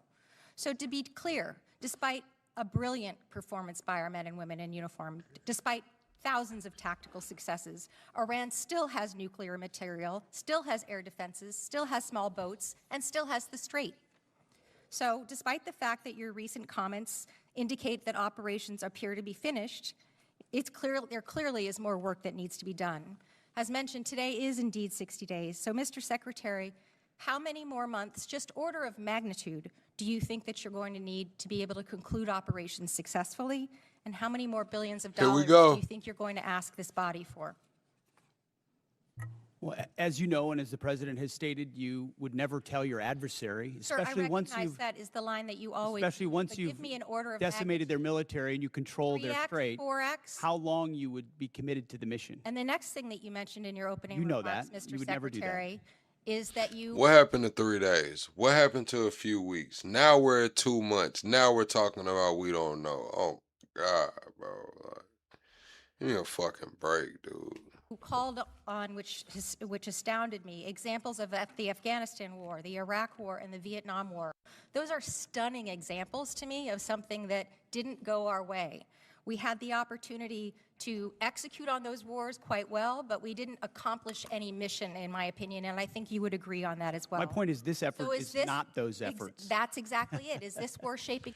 Trump said 3 days, man. When this shit first happened, Trump said, I thought it would be done in 3 days. I thought it would be over within 3 days, man. Come on, bro. Get the fuck out of here, bro. Up to be that war? Because it has every We're shaping up to get the same kind of Democrats we got in those wars who were And once naysayers again, you from go the back to beginning, parties. undermining the progress of Just have a troops. conversation We're about the 2 country months and the in. nation and not about parties. The Democrat Party wanted to socially Again, engineer we're the having Department of War. conversations about We've had to undo that and get it to a point where it's country capable and of not projecting parties. power, and Clearly, that's exactly you're not what able we've to have done. that conversation. And So I will President Trump move has on, sir, rebuilt and it. I'm going to reclaim my time. General George, let's talk about a guy who's a patriot, somebody who every single person here in this dais and down there in that audience and out there in this world has huge admiration for. Why did he get fired? Well, as with any moves we make with general officers, first of all, I thank them for their service, and ultimately. My impression is you thanked him by a text or a phone call. You didn't even do it to his face. Out of respect for these officers, we never talk about the nature of their removal, but every one of them, including myself, knows that they serve at the pleasure of the president. ultimately, out of respect to these officers, we don't reveal it. However, I will note, it's very difficult to change the culture of a department that was been destroyed by the wrong perspectives. So you think General George there. destroyed a culture? There are many, we've gotten rid of many general looks to me officers as in if this you're administration you because have we no need new answer, leadership. Sir. You have no way of explaining why you fired one of the most decorated and remarkable men who's We ever needed served new this leadership. nation. That's And my so answer. your answer is a very immature. Man, Hegseth might as well said, man, it's a real nigga party. He could not get in, man. That's what Hegseth is basically saying, chat. Like, you're not part of this club, man. We don't give a damn about how decorated he was, man. We got him out of there because we felt like it and we could. This shit is clicky. You know what I'm saying? He didn't fit the description. That's what Hegseth is saying, chat. I'm just gonna be the one to really, elaborate the shit, man. Way of responding to my request. My next question has to do with my remaining time about the fact that there apparently are orders that you've recently given to the Navy to detail officers to command billets in special operations where the people who you're detailing, have already received bad performance reviews. They've received negative fitness reports. Is there a truth to that statement, sir? I'm not aware of what you're referring to. Have you ever ordered the Navy to add officers who never screened for Special Operations Major Command to the promotion list for flag officer? I'm not aware of what you're referring to. All right, I'll take that for no. Thank you, I yield. I didn't hear anything about the ballroom today. I did hear about private donations to something, but I didn't hear about the ballroom really today. Generally yields back. For everybody's situational awareness, it's my plan at 1 o'clock or approximately 1 o'clock to recess for about 10 minutes to give the witnesses. Bombed on December 7th, 1941.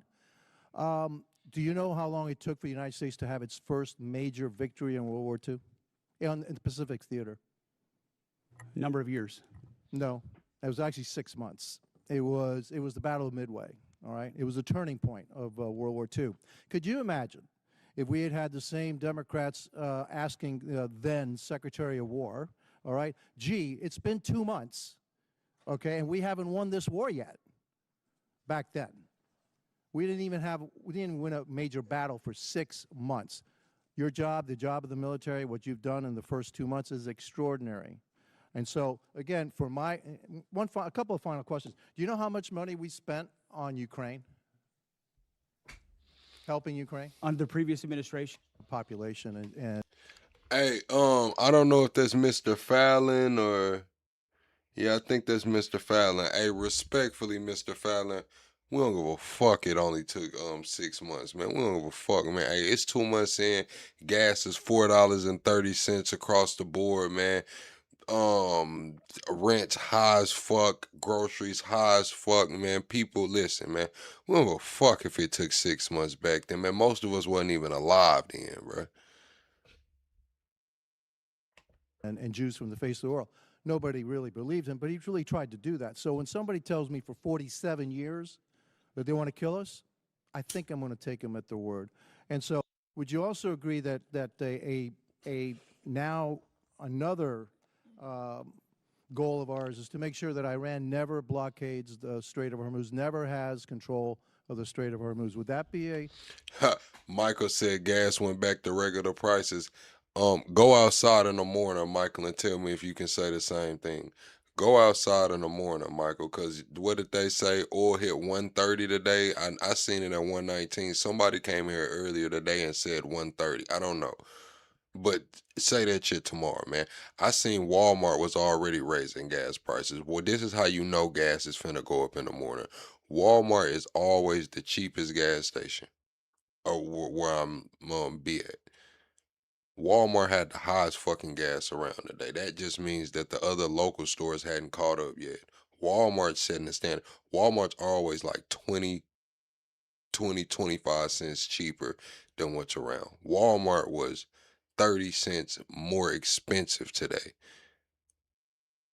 I'm just going to be honest. An objective of ours? What they're doing right now is effectively piracy. It's terrorism. It's threatening international shipping. And our blockade is signaling to the world that we actually control that strait. And I would ask this committee, what would this effort look like if Iran had nuclear weapons? You got a Imagine few if trucks. Iran had nuclear capabilities, what they would do to wield over any. Yeah, that's what I'm saying. Alex says diesel $7 in Washington. I have a few trucks, but rates are dropping. Like, how can you do that? Let's say you got two 100-gallon tanks. At $7 a gallon, you have $1,400 before you leave a lot. Fuck around, have to buy a used tire. That's another $300-$400, man. That's 17. How much can this load pay for it to be worth it? How much can this load pay? Any advantage they have, from proxies to funding international terrorism. Mr. Secretary, also, not only would they do that, but imagine if we had not become energy independent. Under the previous administration, they were hampering our ability to be energy independent under the guise of the Green New Deal, which is insanity, by the way. I'm going to go back a little bit in history. We were bombed, Pearl Harbor was bombed on December 7th, 1941. Do you know how long it took for the United States to have its first major victory in World War II? In the Pacific Theater? Number of years. No, it was actually 6 months. It was the Battle of Midway. All right, it was a turning point of World War II. Could you imagine if we had had the same Democrats asking then Secretary of War, all right, gee, it's been 2 months, okay, and we haven't won this war yet. Back then, we didn't win a major battle for 6 months. Your job, the job of the military, what you've done in the first 2 months is extraordinary. And so, again, for a couple of final questions. Do you know how much money we spent on Ukraine? Helping Ukraine? Under the previous administration? No. That's what I'm saying. The owner-operators are screwed at this point, Chad. I got a friend locally. He parked his truck. He's done. He parked it, man. It's over with, man. He said that he can see the sunset, man. His trucking career has come to an end. Said he didn't plan on being in the truck forever, and now it's looking like the best time to call it quits, man. Owner operators are squeezed right now. Like, I'm talking about like a Capri Sun, chat. Like when you real thirsty and you just grab that Capri Sun and you just squeeze it, man. That's how owner operators are right now, man. Shit is crazy, bro. This shit is crazy. Only corporations can survive this shit. Oh, right now, up to now. Upwards of $300 billion, $350 billion? They're probably right about $300 billion. And yet I don't hear anything about, gee, how much money have we spent on Ukraine from the other side? The difference between them and me is this. I support the United States and their efforts to help Ukraine against a dictatorial, aggressive power like Russia, which is our second greatest adversary. But I also support our efforts to make sure that Iran never has a nuclear weapon. And so you'll always have my support, and I'm pretty consistent in that. I also support our efforts in what we did in Venezuela. We still have to go a little bit further because that remnants of that regime are still there. And we need to provide freedom for the people of Venezuela. And also, one thing, for me, I guess what I'm looking for in this war with Iran is to make sure that Iran never has a nuclear weapon, that we have established an inspection protocol to make sure they never get a nuclear weapon, and that we control the strait, and they never can control the strait. Gentleman's time's expired. Chair, now recognize the gentleman from Colorado, Mr. Crow. Thank you, Chairman. Mr. Secretary, I want to go in a little bit different direction.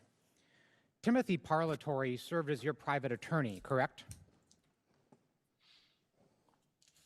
Correct. And Mr. Parlatore also served as private attorney for President Trump's campaign, correct? I'm not privy to every professional position that he's held. Well, I'll help you out. He did. And you appointed Mr. Parlatore as your senior advisor, correct? He does reserve duty on behalf of the Navy. His title is senior as an advisor. You gave him that title, correct? And I would count him as very much an advisor of mine. Yep, he travels with you, correct? Tim Parlatore has been a long-term friend. He's a great patriot. He travels with you. That's not what I asked. I reclaim my time. He travels with you, doesn't he? He travels with you, doesn't he? correct? There's public Instagram that shows this. Just say yes. Yes, of course. Okay. He sits in Not meetings call with on you the and advises you, gram. doesn't he? Not He call on sits the in some ground. meetings on Yeah, occasion. well, he maintains a desk in an office in the Pentagon, does he not? I'd have to check. You don't know? It's a big Pentagon. You directly commissioned Mr. They don't know who's in the Pentagon. They don't know how much money's coming through and out of the Pentagon.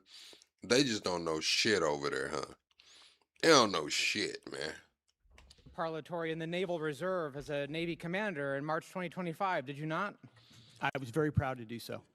And when you did, because he's a Navy Reserve officer, he didn't have to go through the PPO process, the White House Presidential Personnel Office, right? He wasn't vetted by White House PPO. Uniformed service members don't get vetted by. The answer is yes. He didn't have to be vetted by White House PPO. He didn't go through the Senate confirmation process either, did he? The answer is no. I don't know what you're getting to, but Tim is a fantastic. Yeah, I don't have a channel Instagram. I got a personal Instagram. I need to make a channel Instagram chat where I can post some of my clips. But yeah, I don't have a I have a personal Instagram. I don't have a channel Instagram. I'll tell you what I'm getting to. The answer is no, right? He does great work. Okay. He didn't maintain a security clearance when you appointed him as special advisor. Is that right? I'd have to check. You don't know? I mean, anybody that has access to sensitive material is going to have the appropriate clearance. Okay, so when you appointed him as special advisor, he had a security clearance? Yeah, chat. I don't do social media too much, chat. Like, I don't doom scroll, so like I'm on YouTube, chat. Like when it comes to the other social media platforms, like if I'm not on a panel debating or having a convo, like I'm not on there. I'm on there to post what I gotta post, and I get the hell on off, man. I get the hell on off. You're trying to piece together a timeline. No, I'm asking a simple question. When are your special, most sensitive? And this is how I knew I had to get off, chat. The algorithm will tell on you, man. The algorithm's gonna tell on you on Instagram and shit. The algorithm's gonna tell on you, man. Like my home feed was like talking about women, bro. I'm talking about my home feed was straight women, bro. I was like, bro, this shit is bad, bro. Like, I'm not even liking these pictures or nothing. Like, this is where my screen time goes. Like, nah, I had to get off Instagram, bro. It was women and damn sports clips like Straight Shooter. I mean, not Straight Shooter, but like Stephen A. and damn Shannon Sharp and shit. That was it, chat. It was sports clip and hoes, man. I had to get off Instagram, bro. Advisors, did he have a security No, clearance? you're playing a gotcha game like you do on TV I'm and asking everywhere else. questions. You're trying to thread together details that Clearly, are you're connected about concerned. something else. Clearly, you're concerned about my line of questioning, aren't you, Mr. Secretary? Because you know where it's going, don't you? I think you do. So, does Mr. Parliatory represent foreign governments? He has a private law practice, does he not? See, miscellaneous, it is normal. I can say it's normal because as men, I guess, once the algorithm changed to not show you like who you actually follow, but to show you like what you spend screen time on, like I had to get off Instagram, bro. Like it like I wasn't even finding new content. Like I wasn't finding funny videos or nothing, bro. Like my feed was toast, bro. I mean toast, man. Ball that shit up and throw it away, man. The whole feed is toast. Not. From what I understand of his law practice, he does a lot of great work for service members in the military and other. He maintains a private law practice. Does he represent foreign governments or foreign persons in that private law practice? I don't know. You don't know. Somebody who's sitting in your meetings, a special advisor, you don't know. Does he represent any senior officers who are currently under consideration for promotion by you or your office? The only person that makes determinations about senior officers is me. Answer the question. Does he represent senior officers who are under consideration for promotion by you? No, I'm the one that makes decisions about choosing. Does he represent them, finding Mr. senior Secretary? Does he He represent doesn't them? represent anyone. He's a legal advisor and always has been. But he has See, yeah, I only really use YouTube. I use X a little bit, like as far as being active, but I really only post or show up like on YouTube. Bigo a little bit, not really too much. Facebook is some hometown shit, messy. That's where you get like the real version of people. You got Instagram is just a highlight reel, chat. It's like Instagram is nothing but a hot. And if you've noticed, chat, like this Instagram content has gotten better and better. It's like motherfuckers are spending thousands of dollars on damn Instagram reels right now. I mean, like they're high quality. They're fucking getting $150 nails done just to go eating with their hands rice and shit, man. Like, oh, they're paying editors, man. Like this shit is hard. Like, bro, I had to get up out of there, bro. That shit wasn't healthy, man. That shit wasn't healthy. I had to leave Instagram alone, bro. That shit was just a running highlight tape, bro. Just a highlight tape, bro. Clients, does he not? He's a legal advisor to me on reserve duty, and he always has been, and he does a fantastic job. Is it true that Mr. Parlatore was removed? Whatever you're I reclaim. And I had to leave Facebook alone because it was just too much fucking drama. Like, I mean, like, God, chat. Like, it's just one girl that I was following on Facebook. Like, I promise to God, chat, she has a fucking problem. Like, ever since we've been Facebook friends, chat, I've probably been Facebook friends with this person for like at least 7-8 years, man. Like, this, I'm not even gonna call her out her name. This B. This B post every fucking day a problem, bro. Like, there's no way you have this many problems in your life. Like, every day is something. Like, damn. For 7 years straight. Yeah, I had to get off of that shit, bro. In my time, is it true that Mr. Parlatore was removed from an investigation by the White House last year? I don't know what you're referring to, but not that I'm aware of. You're not aware of it. Was it true that you were also removed from that same investigation? The answer is yes. No, not that I'm aware of. You're not aware of it. That's interesting. Well, is it true that Mr. Parlatore disparaged President Trump? Yes, bro. Like, damn, you haven't got it together yet. Like, it's been fucking 7 years. You've been needing a ride for 7 years. You've been needing somebody to cash up you for some food for 7 years. You've been putting out the damn bat signal for a mechanic for 7 years. It's like, golly, bro, like, damn, dude, like, there's never a regular post. It's like, it's always some shit going on, bro. Like, damn, you ain't got it together yet, man. You might, I don't know, bro. I don't know what you're referring to, but no. Is it true that Mr. Parlatore was accused by President Trump and his lawyers of lying? What you're accused of is a cute line of questioning that's going nowhere. Well, it's going somewhere, which is why you're not answering the question. Was it true that he was accused of lying by the president's legal team? It's damn near to the point, chat, to where it's like, I don't even blame her for getting on Facebook no more, because I know if she was my family member, I would have been cut her ass off. Like, hey, you call over here a little too fucking needy, man. Like, I'm your family and we good. Like, I help you out, but like, God, every fucking day it's something, man. I see, man. Listen, if her family cut her the fuck off, man, I don't blame them, bro. She's needy as fuck, bro. Like, she's needy. She might not have anybody. I'm not familiar to. You'd have to give me the context. Well, it's right here. You want to look at the statement from President Anybody Trump's could blow legal up team? a quote. Josh says, how is the shit you talking about relevant to the video? I'm out. Get the fuck out, Joshua Robertson. Nobody called for you, nigga. Nobody asked for you to come over here and shit, man. You came empty-handed anyway. Don't let the door hit you on your way out. Joshua Robertson, man. Shit. Go home, Roger. And claim it says something, and that's what you're doing in a little stunt. Secretary Hegseth, what I'm really concerned about is you purport to have unfaltering loyalty to President Trump, and yet you are continuously going. Oh, you care a lot I about reclaim President my Trump, time. don't you? You are This going is a behind cute his waste back of your 5 and minutes. appointing A people. huge, I reclaim cute my time. waste of your 5 minutes that I led reclaim nowhere. my time. You are Do not repeatedly pass go, going do not behind the collect president's Gentleman back. from Colorado's time. Go ahead, Mr. Carl. You are repeatedly going behind President Trump's back, appointing people who he is accused of lying, who the White House is Gentleman's accused of time's lying. expired. The And you are chair now not being honest recognizes with the gentlelady President from Trump. South Carolina, Ms. Mace. Thank you, Mr. Chairman. Thank you, Mr. Chairman. I request unanimous consent to enter a number of documents into the record. The first of which is a statement from Corey Mills, First Sergeant, stating his forms and accounts of his military service are falsified. The second document is a picture of Corey Mills wearing a Bronze Star from 2019 before he ever got a Bronze Star. The third document is a document that conveys a Bronze Star medal and his life-saving care to the wounded, and according to the soldiers who were there, they said it never happened, according to the men who were there.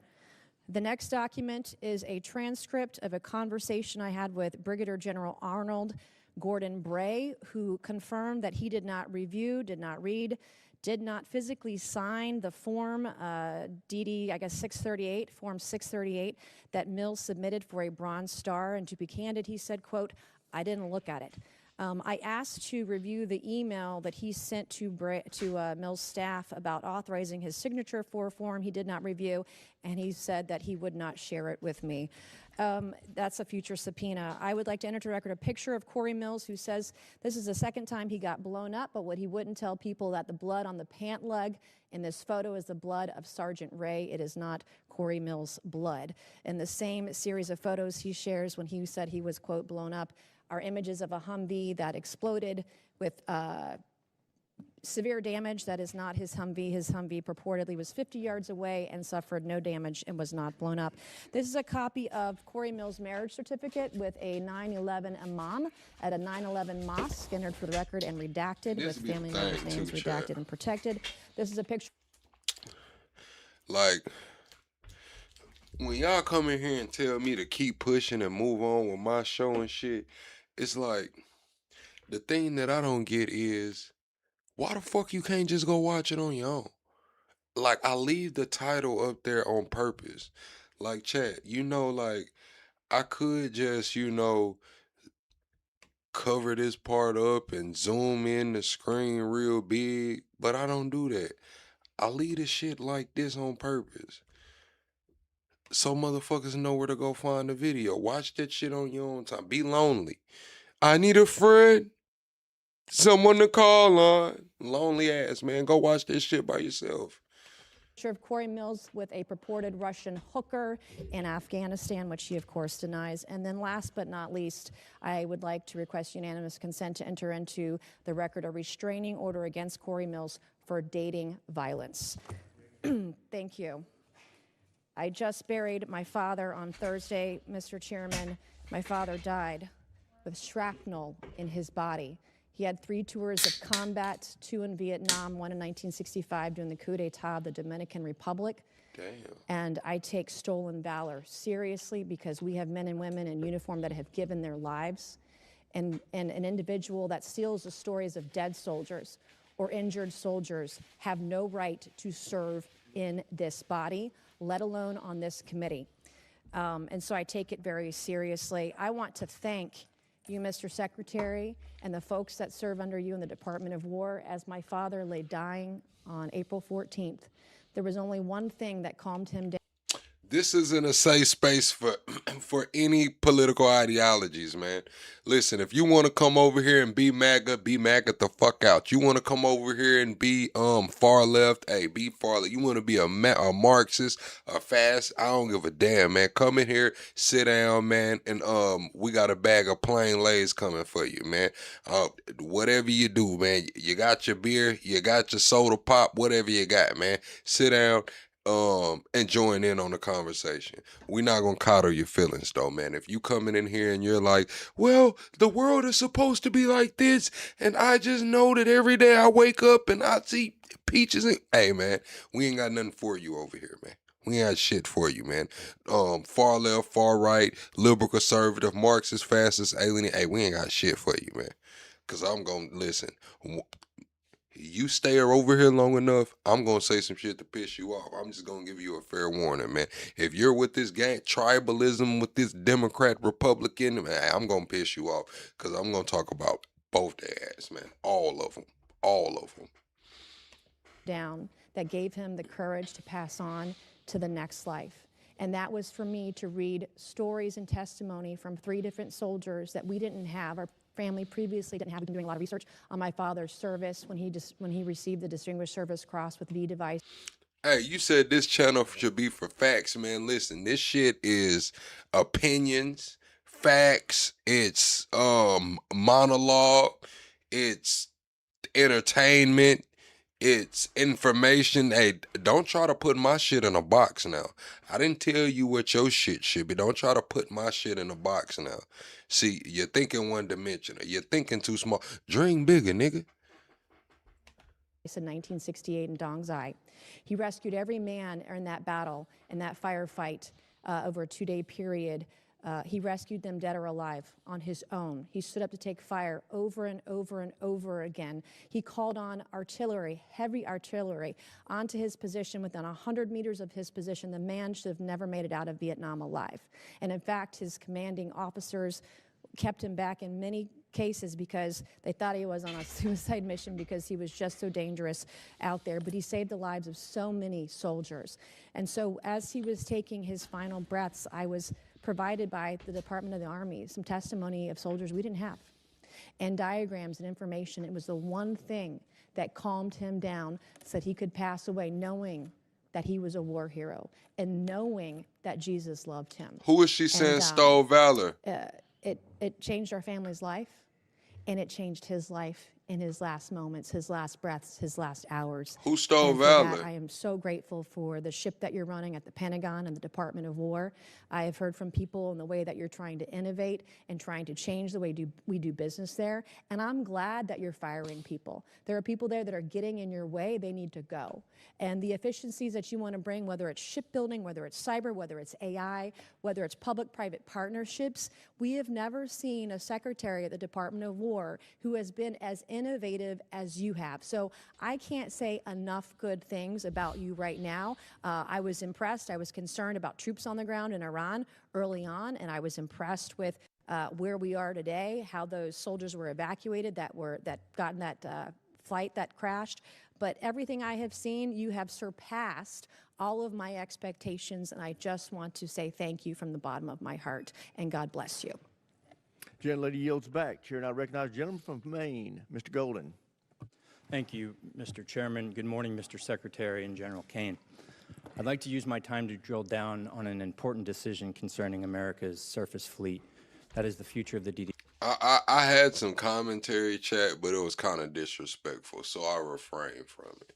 Just know, chat, that I have a dry sense of humor, bruh, and some of y'all might not like it, so I just refrained from saying what I really wanted to say it to. DG-51 Flight 3 destroyer. Everyone on this committee knows about the Navy's struggles to successfully design, manage, and field new classes of ships. To name a few examples, I'll highlight the Littoral Combat Ship, the Zumwalt-class destroyer, and the recently canceled Constellation-class frigate. By any measure, the Arleigh Burke-class destroyer has been a highly successful program that continues to deliver the Navy a large surface combatant it can depend on. So the Zumwalt-class destroyers were going to replace the Arleigh Burke. It's a ship with some interesting capabilities, but the Navy rushed to construction before the design was complete, and it lacked a workable weapon system that the Navy wanted to outfit it with. So the Navy scrapped the program at 3 ships and went back to the DDG. I'm in my 8th year on this committee, and the entire time I've been in conversation with the Navy publicly and privately about the latest Flight 3 destroyer and how critical a role it would play, and now is playing for the surface fleet. And yet, even before we delivered one to the fleet, the Navy was already planning the DDG-X. I'm skeptical about the transition to yet another new class of surface ship, given the troubles I've laid out already. This is a dangerous game that they're playing, like fostering a culture of yes men, like fostering a culture of blind obedience is crazy. Like they get in the way, fire them. Get down and lay down. This is dangerous, bro. From my perspective, we have a proven hull for an Arleigh Burke destroyer that is described by CNO after CNO again and again and again as the backbone of the Navy's surface fleet. But now I'm even more skeptical. The proposal cuts production of the destroyer down to just 1 ship, scraps the future destroyer and proposes $17 billion to build just a single new battleship, a class of ship the Navy decommissioned in 1992. Mr. Secretary, when you visited Bath Iron Works, you discussed this budget proposal with shipbuilders. You said, quote, we're maxing. Hey, Jeb said fostering a culture of pieheads. Jeb, you fostering a culture of dick riders. Now, how about that, Jeb? You're fostering a culture of dick riders. Out on DDGs. It's a workhorse, and it's a damn good workhorse. You were right about the DDGs. They are a workhorse. They're cost-efficient, deadly effective, and feared by our enemies. And I'm wondering why would we move on so quickly from a relatively new Flight 3 destroyer that's the gold standard for ballistic missile and drone defense capabilities. It's a ship that's proven itself time and again, recently in the Mediterranean, Persian Gulf, and the Taiwan Strait.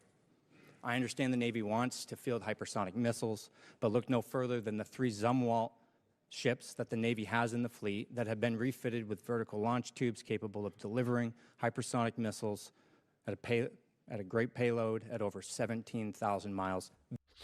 Jeb, I'm not mad at you, Jeb. I'm just gonna be honest, Jeb. You just somebody in the comments, man, Jeb. I've never had a convo with you, Jeb. You always came in here, been very critical of me. You know, just dry hating, Jeb. It's kind of like, Jeb, you like one of those people. Like, why do people watch him? He smokes weed. He has a do-rag on. He's black. I mean, I guess he talks okay, but I could do that. Why didn't they want to watch me when I did my channel? So you come over here every night and you just let it ooze out. You just can't hide it, Jeb. You just can't fucking hide it. This year. Perhaps what's most troubling to me is that the battleship plan proposes moving at a pace that is, I think, extremely dangerous, or just high risk, low reward. To begin construction so quickly, breezing right through design. It's well documented that expediting design and preemptively moving to construction is the greatest recipe for failure. This represents an unacceptable cost to taxpayers if it fails and leaves America less secure and our Navy less prepared. I understand the proposed battleship was a bit of a dream child of the recently departed Secretary of the Navy. I want to remind everyone here that recent history is littered with failed efforts to replace existing successful programs that remain the best in class worldwide. This isn't the failure of shipbuilders or sailors. It's a failure by leaders to learn a simple lesson. If it ain't broke, don't fix it. My sincere hope is that you, the Navy, and the Congress will pump the brakes. Then what's funny is it's like Jeb would come on here and talk about me smoking Well, he don't say shit about Trump, bro. He don't say shit. Didn't Trump just reschedule marijuana? He ain't say shit. He don't give a fuck. Fuck it. Trump did it. Let him do it, man. He don't say shit. He don't say a motherfucking thing about Trump rescheduling weed, man. He don't say nothing. He don't say nothing about all the veterans that stood up and fought to keep their rights to smoke right there in Texas. They fought Abbott hard for that shit. It's crazy, bro. Jeb doesn't care about none of that. He cares about Plug. What Plug does. You know what I call that, Jeb? A nut hugger. A nut hugger, bro. You might well pose for the camera. Brakes on this battleship. Take the time to get it right, whatever it is. And for now, focus on the workhorse you can depend on. America cannot afford a surface fleet without a backbone. Well, I very much appreciate that perspective. And the idea of divesting of an asset that's indispensable right now is not just a Navy problem. I mean, we've seen the same on MQ-9s and Apaches and A-10s and systems that our warfighters continue to rely on, which is why divesting to invest, which was sold under the previous administration because of continuing resolutions and insufficient budgets, created a gap where now you're getting rid of the very things that you need right now, and you don't have available things of the future that you said you would have because of the way this department did business. Always over cost, always delayed. So there's one destroyer, one Arleigh Burke-class destroyer in this budget because, and I hate to even say it, I'm not going to say it in open hearing, how many years behind we are in the backlog of building the Arleigh Burke-class destroyers. So the bulk of the money goes into shipbuilding to fix that, ensure we can get new places to build more faster. Then you can fund additional, either whether it's this class or the next class. That's what it is. Jeb want to know how I do what the fuck I do in the way that I do it. Jeb, it's just on me. It's not in me, Jeb. Can't do what I do, Jeb. It's all right. You know what I'm saying? Everything's not for everybody, Jeb. I don't know who hurt you that resembled me in your lifetime, Jeb, but it's gonna be all right, man. It's gonna be all right. Just give it to God, Jeb. Just give it to God. You'll get over it, man. Just give it to God, Jeb. The hatred out your heart, man. But the We're Arleigh almost over time. I'm going to reclaim and just say in my last seconds here, careful with the pace moving through design to construction so quickly as proposed by this budget. Thank you. Gentleman's time's expired. As announced earlier, we're going to now recess until 10 minutes past the hour of 1.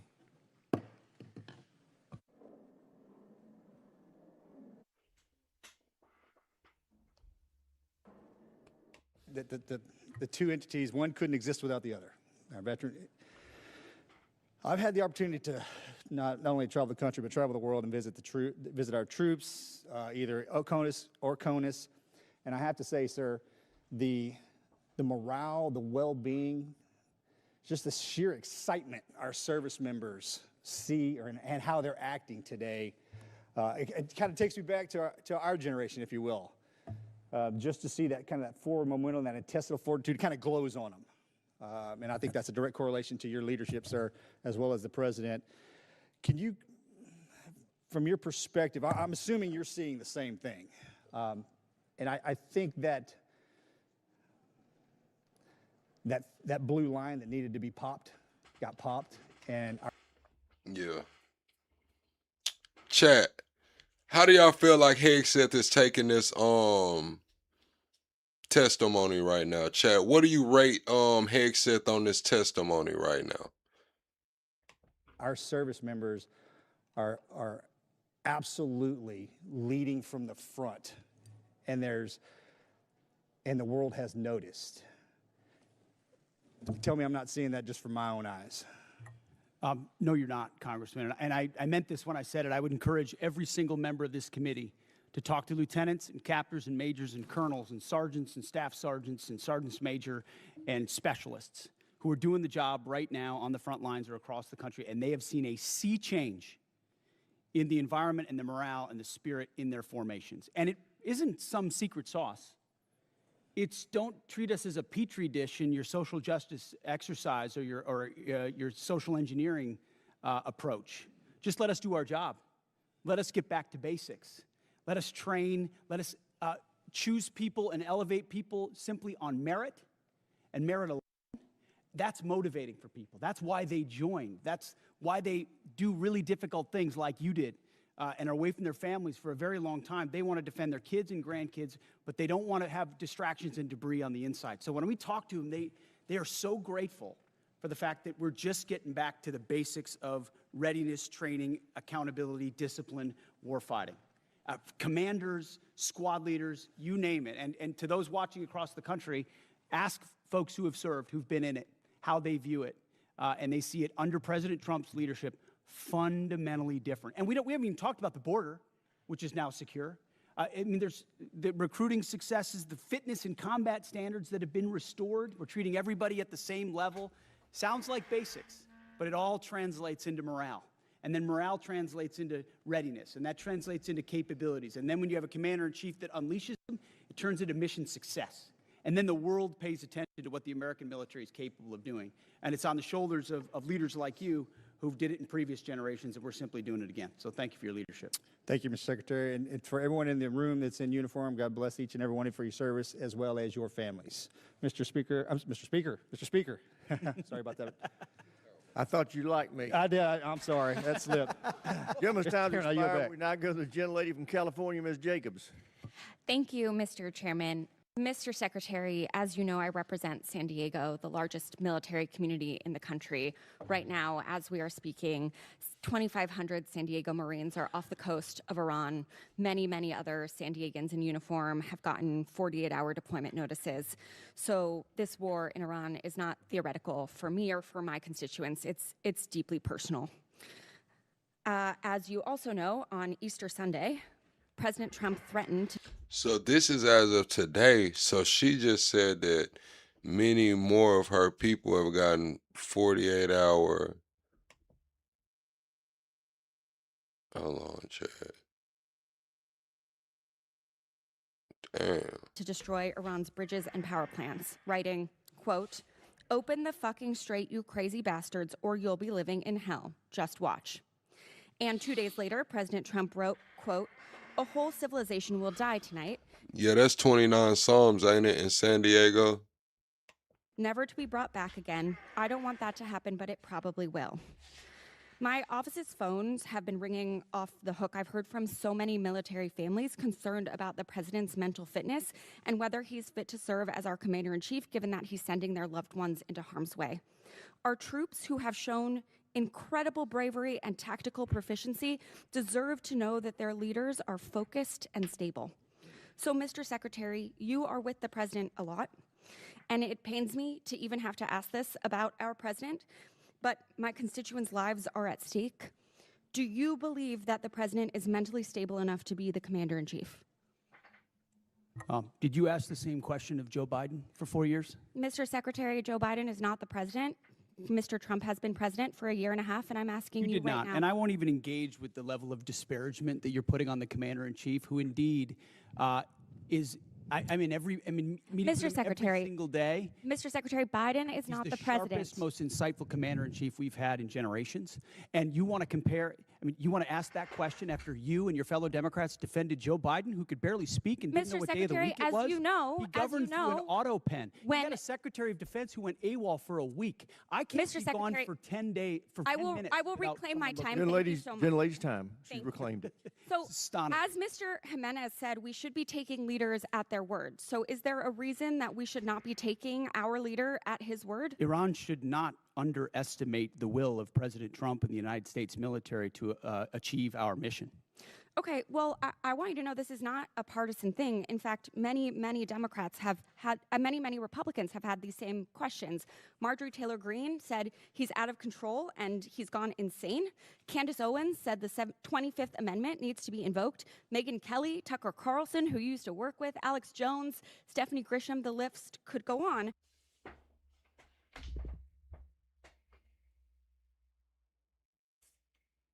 Who the fuck did she start with, Chad? She had that shit together at first. Once she said Candace Owens, I knew she lost it, bro. Like, once she said Candace, like, I knew she lost it. Like, what the fuck are you talking about, lady? Should be taking leaders at their word. So is there a reason that we should not be taking our leader at his word? Iran should not underestimate the will of President Trump and the United States military to achieve our mission. Okay, well, I want you to know this is not a partisan thing. In fact, many Democrats have had, many Republicans have had these same questions. Marjorie Taylor Greene said he's... Okay, she was all right with MTG. But everything else she named after that was damn a podcaster, bro. Like, what are you talking about, lady? Like, Miss Golden. Miss Golden. I don't know, man. You have to get that shit together, Miss Golden. out of control and he's gone insane. Candace Owens said the 25th Amendment needs to be invoked. Megyn Kelly, Tucker Carlson, who you used to work with, Alex Jones, Stephanie Grisham, the list could go on. So how do I explain to my constituents that while they are in harm's way, their commander-in-chief is posting these unhinged posts? How did you explain to your constituents what happened on October 7th, or what happened in Afghanistan, or what happened with the debacle and the withdrawal in Afghanistan, where the troops were left? How did you explain that with Joe Biden's leadership? Mr. Secretary, how did you I'm not explain that to the asking you Marines about that the didn't get previous medals, administration. that we restored their medals because of that Mr. disastrous Secretary, withdrawal in I'm asking Afghanistan? about Did you what's explain happening that to your right now. constituents when Joe Biden was asleep at the wheel and he had an AWOL Okay, Mr. Secretary of Secretary, Defense? how I don't about think this you did. next post? How can I explain this next post to my constituents? Nothing's wrong with Candace Owens, but for her to use Candace to push her point is dumb as hell. Like, we're testifying before Hegseth testifying before Congress about the damn defense budget and what's going on in the world and the war with Iran. She said your constituents have turned against you. And then she got the name and damn Candace, Alex Jones, Tucker. Like, lady, this not YouTube. Like, you in fucking Congress, man. Like, this not YouTube, man.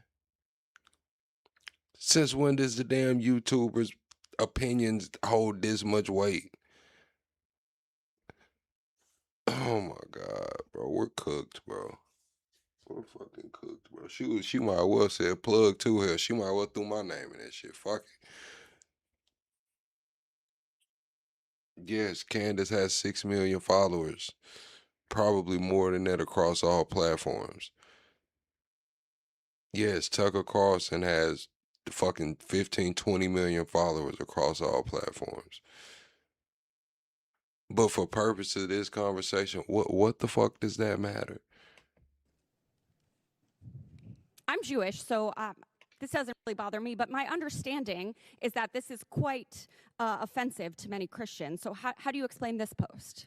I'm not here to explain posts. We have an incredible commander-in-chief who Mr. puts our troops Secretary. first. I'm here for a budget hearing about our troops. It's a historic budget that's giving us a chance to defeat Mr. Secretary, our adversaries, and Mr. President Secretary, Trump is please, doing that this in is my time. world-class fashion. This is Young about lady our has reclaimed her troops. time, Mr. Secretary. This is about our troops. This is about who is commanding our troops and if our troops can trust that they are being sent into harm's way under good strategy.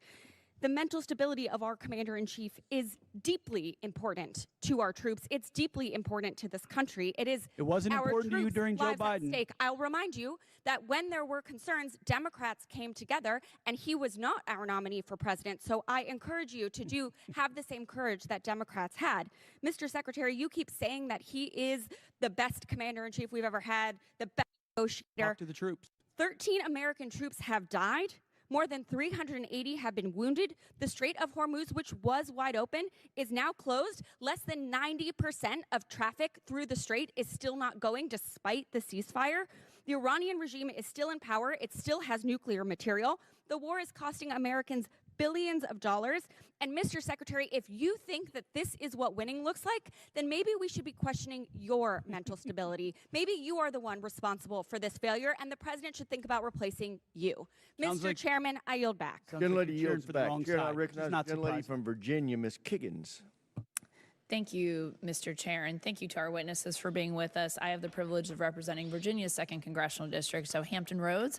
That's what I'm saying, Chad. That's damn near like her saying Sean Hannity from Fox News and Don Lemon and man, don't nobody give a fuck. What are you talking about, lady? I'm honest, Chad. Like, excuse me if y'all think I did something wrong, but I just didn't get it. Like, what are you talking about, woman?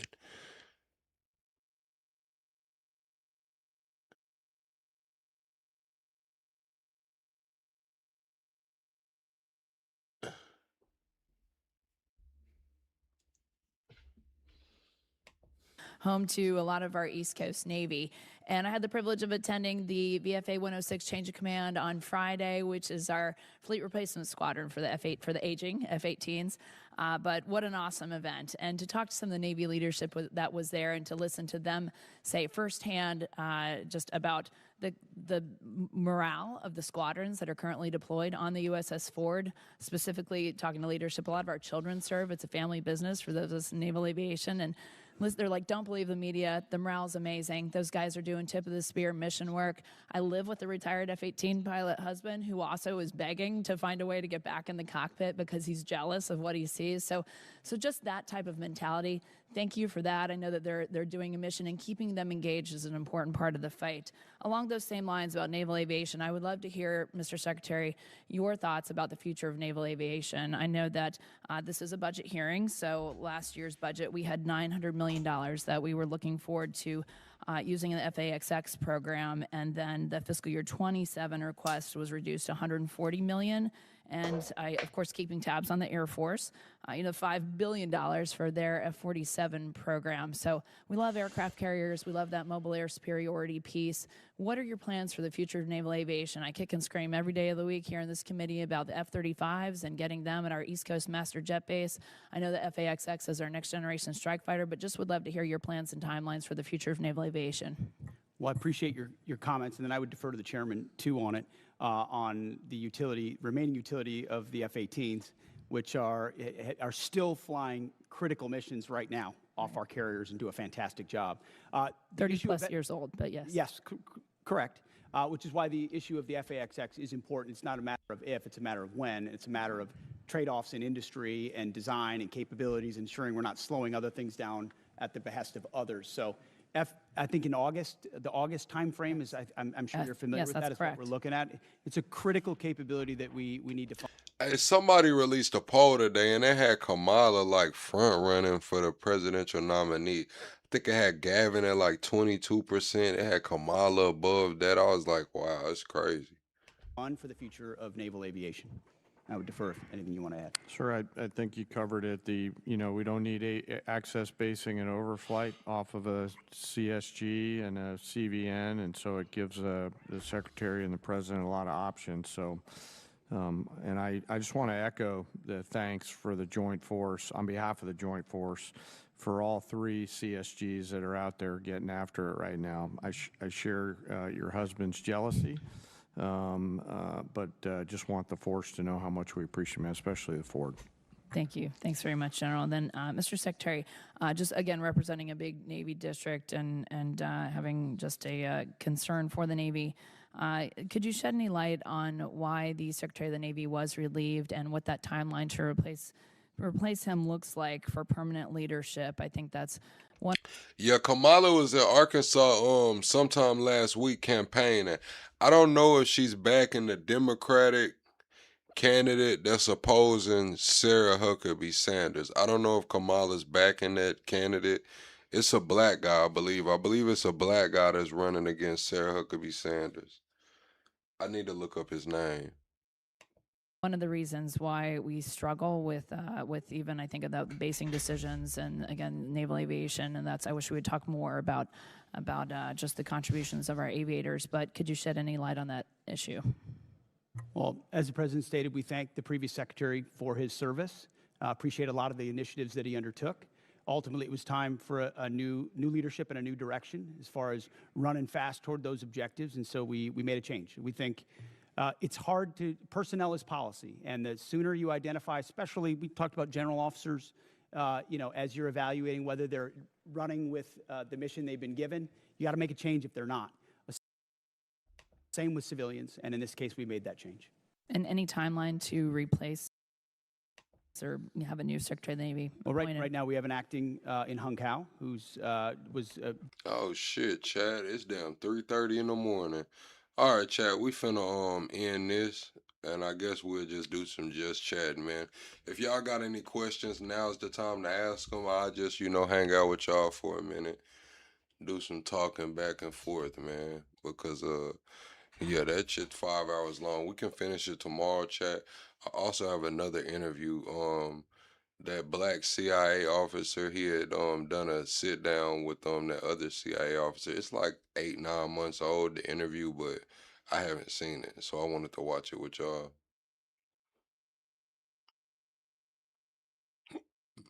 Good night, Jude.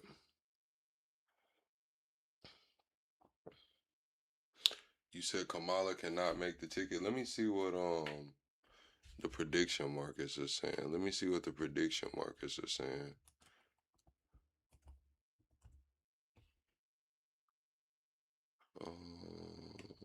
Politics.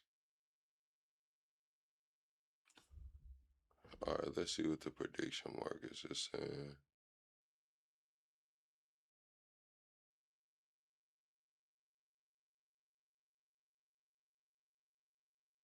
All right, midterms.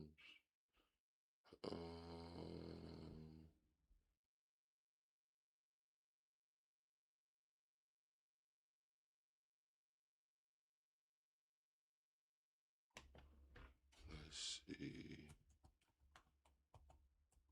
Democratic primary. Boom.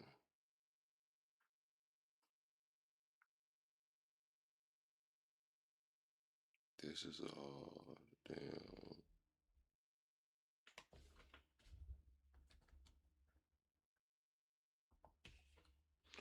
2028 Democratic nominee. Boom, right here. Here we go. All right, so Poly Market has Gavin Newsom at 27%. This is Poly Market. The other poll I seen, it was just a poll. This is it has Gavin Newsom at 27%, AOC at 8%. Gavin Newsom's up 6%, AOC's down 9%. Kamala's at 8%, she's up 3%. John Ossoff is at 7%. Buttigieg, Shapiro are at 4%. So it's looking like Gavin Newsom, AOC, and Kamala and John Ossoff are the front runners. AOC and Kamala are tied. Good night, Trump Bunny.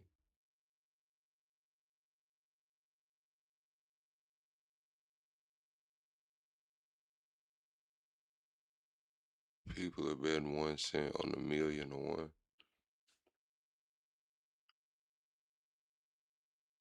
Yeah, we're fucked if JD wins 2028, Chad. We're done. We're toast, bro. Police state. Like, y'all thought the police state was gonna be here pretty quick, man. Vance wins 2028, bro. It's over with. Agenda 2030, bro. It's here, bro. It's over with, man. Dystopian future, mass surveillance. The technocrats have won.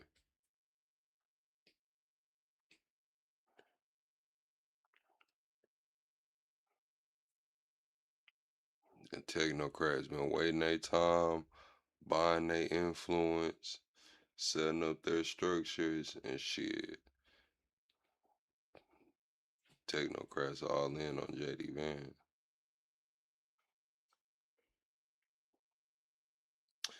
M. Allison comes through supporting the channel via Super Chat and said America won't elect a woman.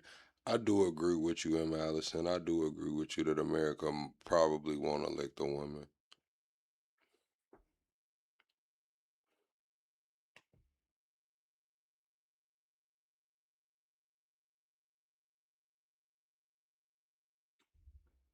Yeah, Trump did call Gavin Newsom the president.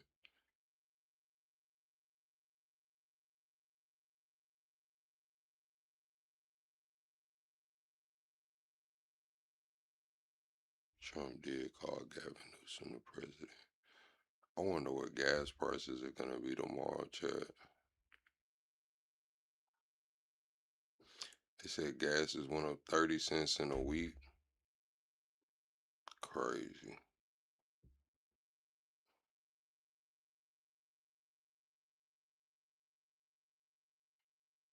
Crazy.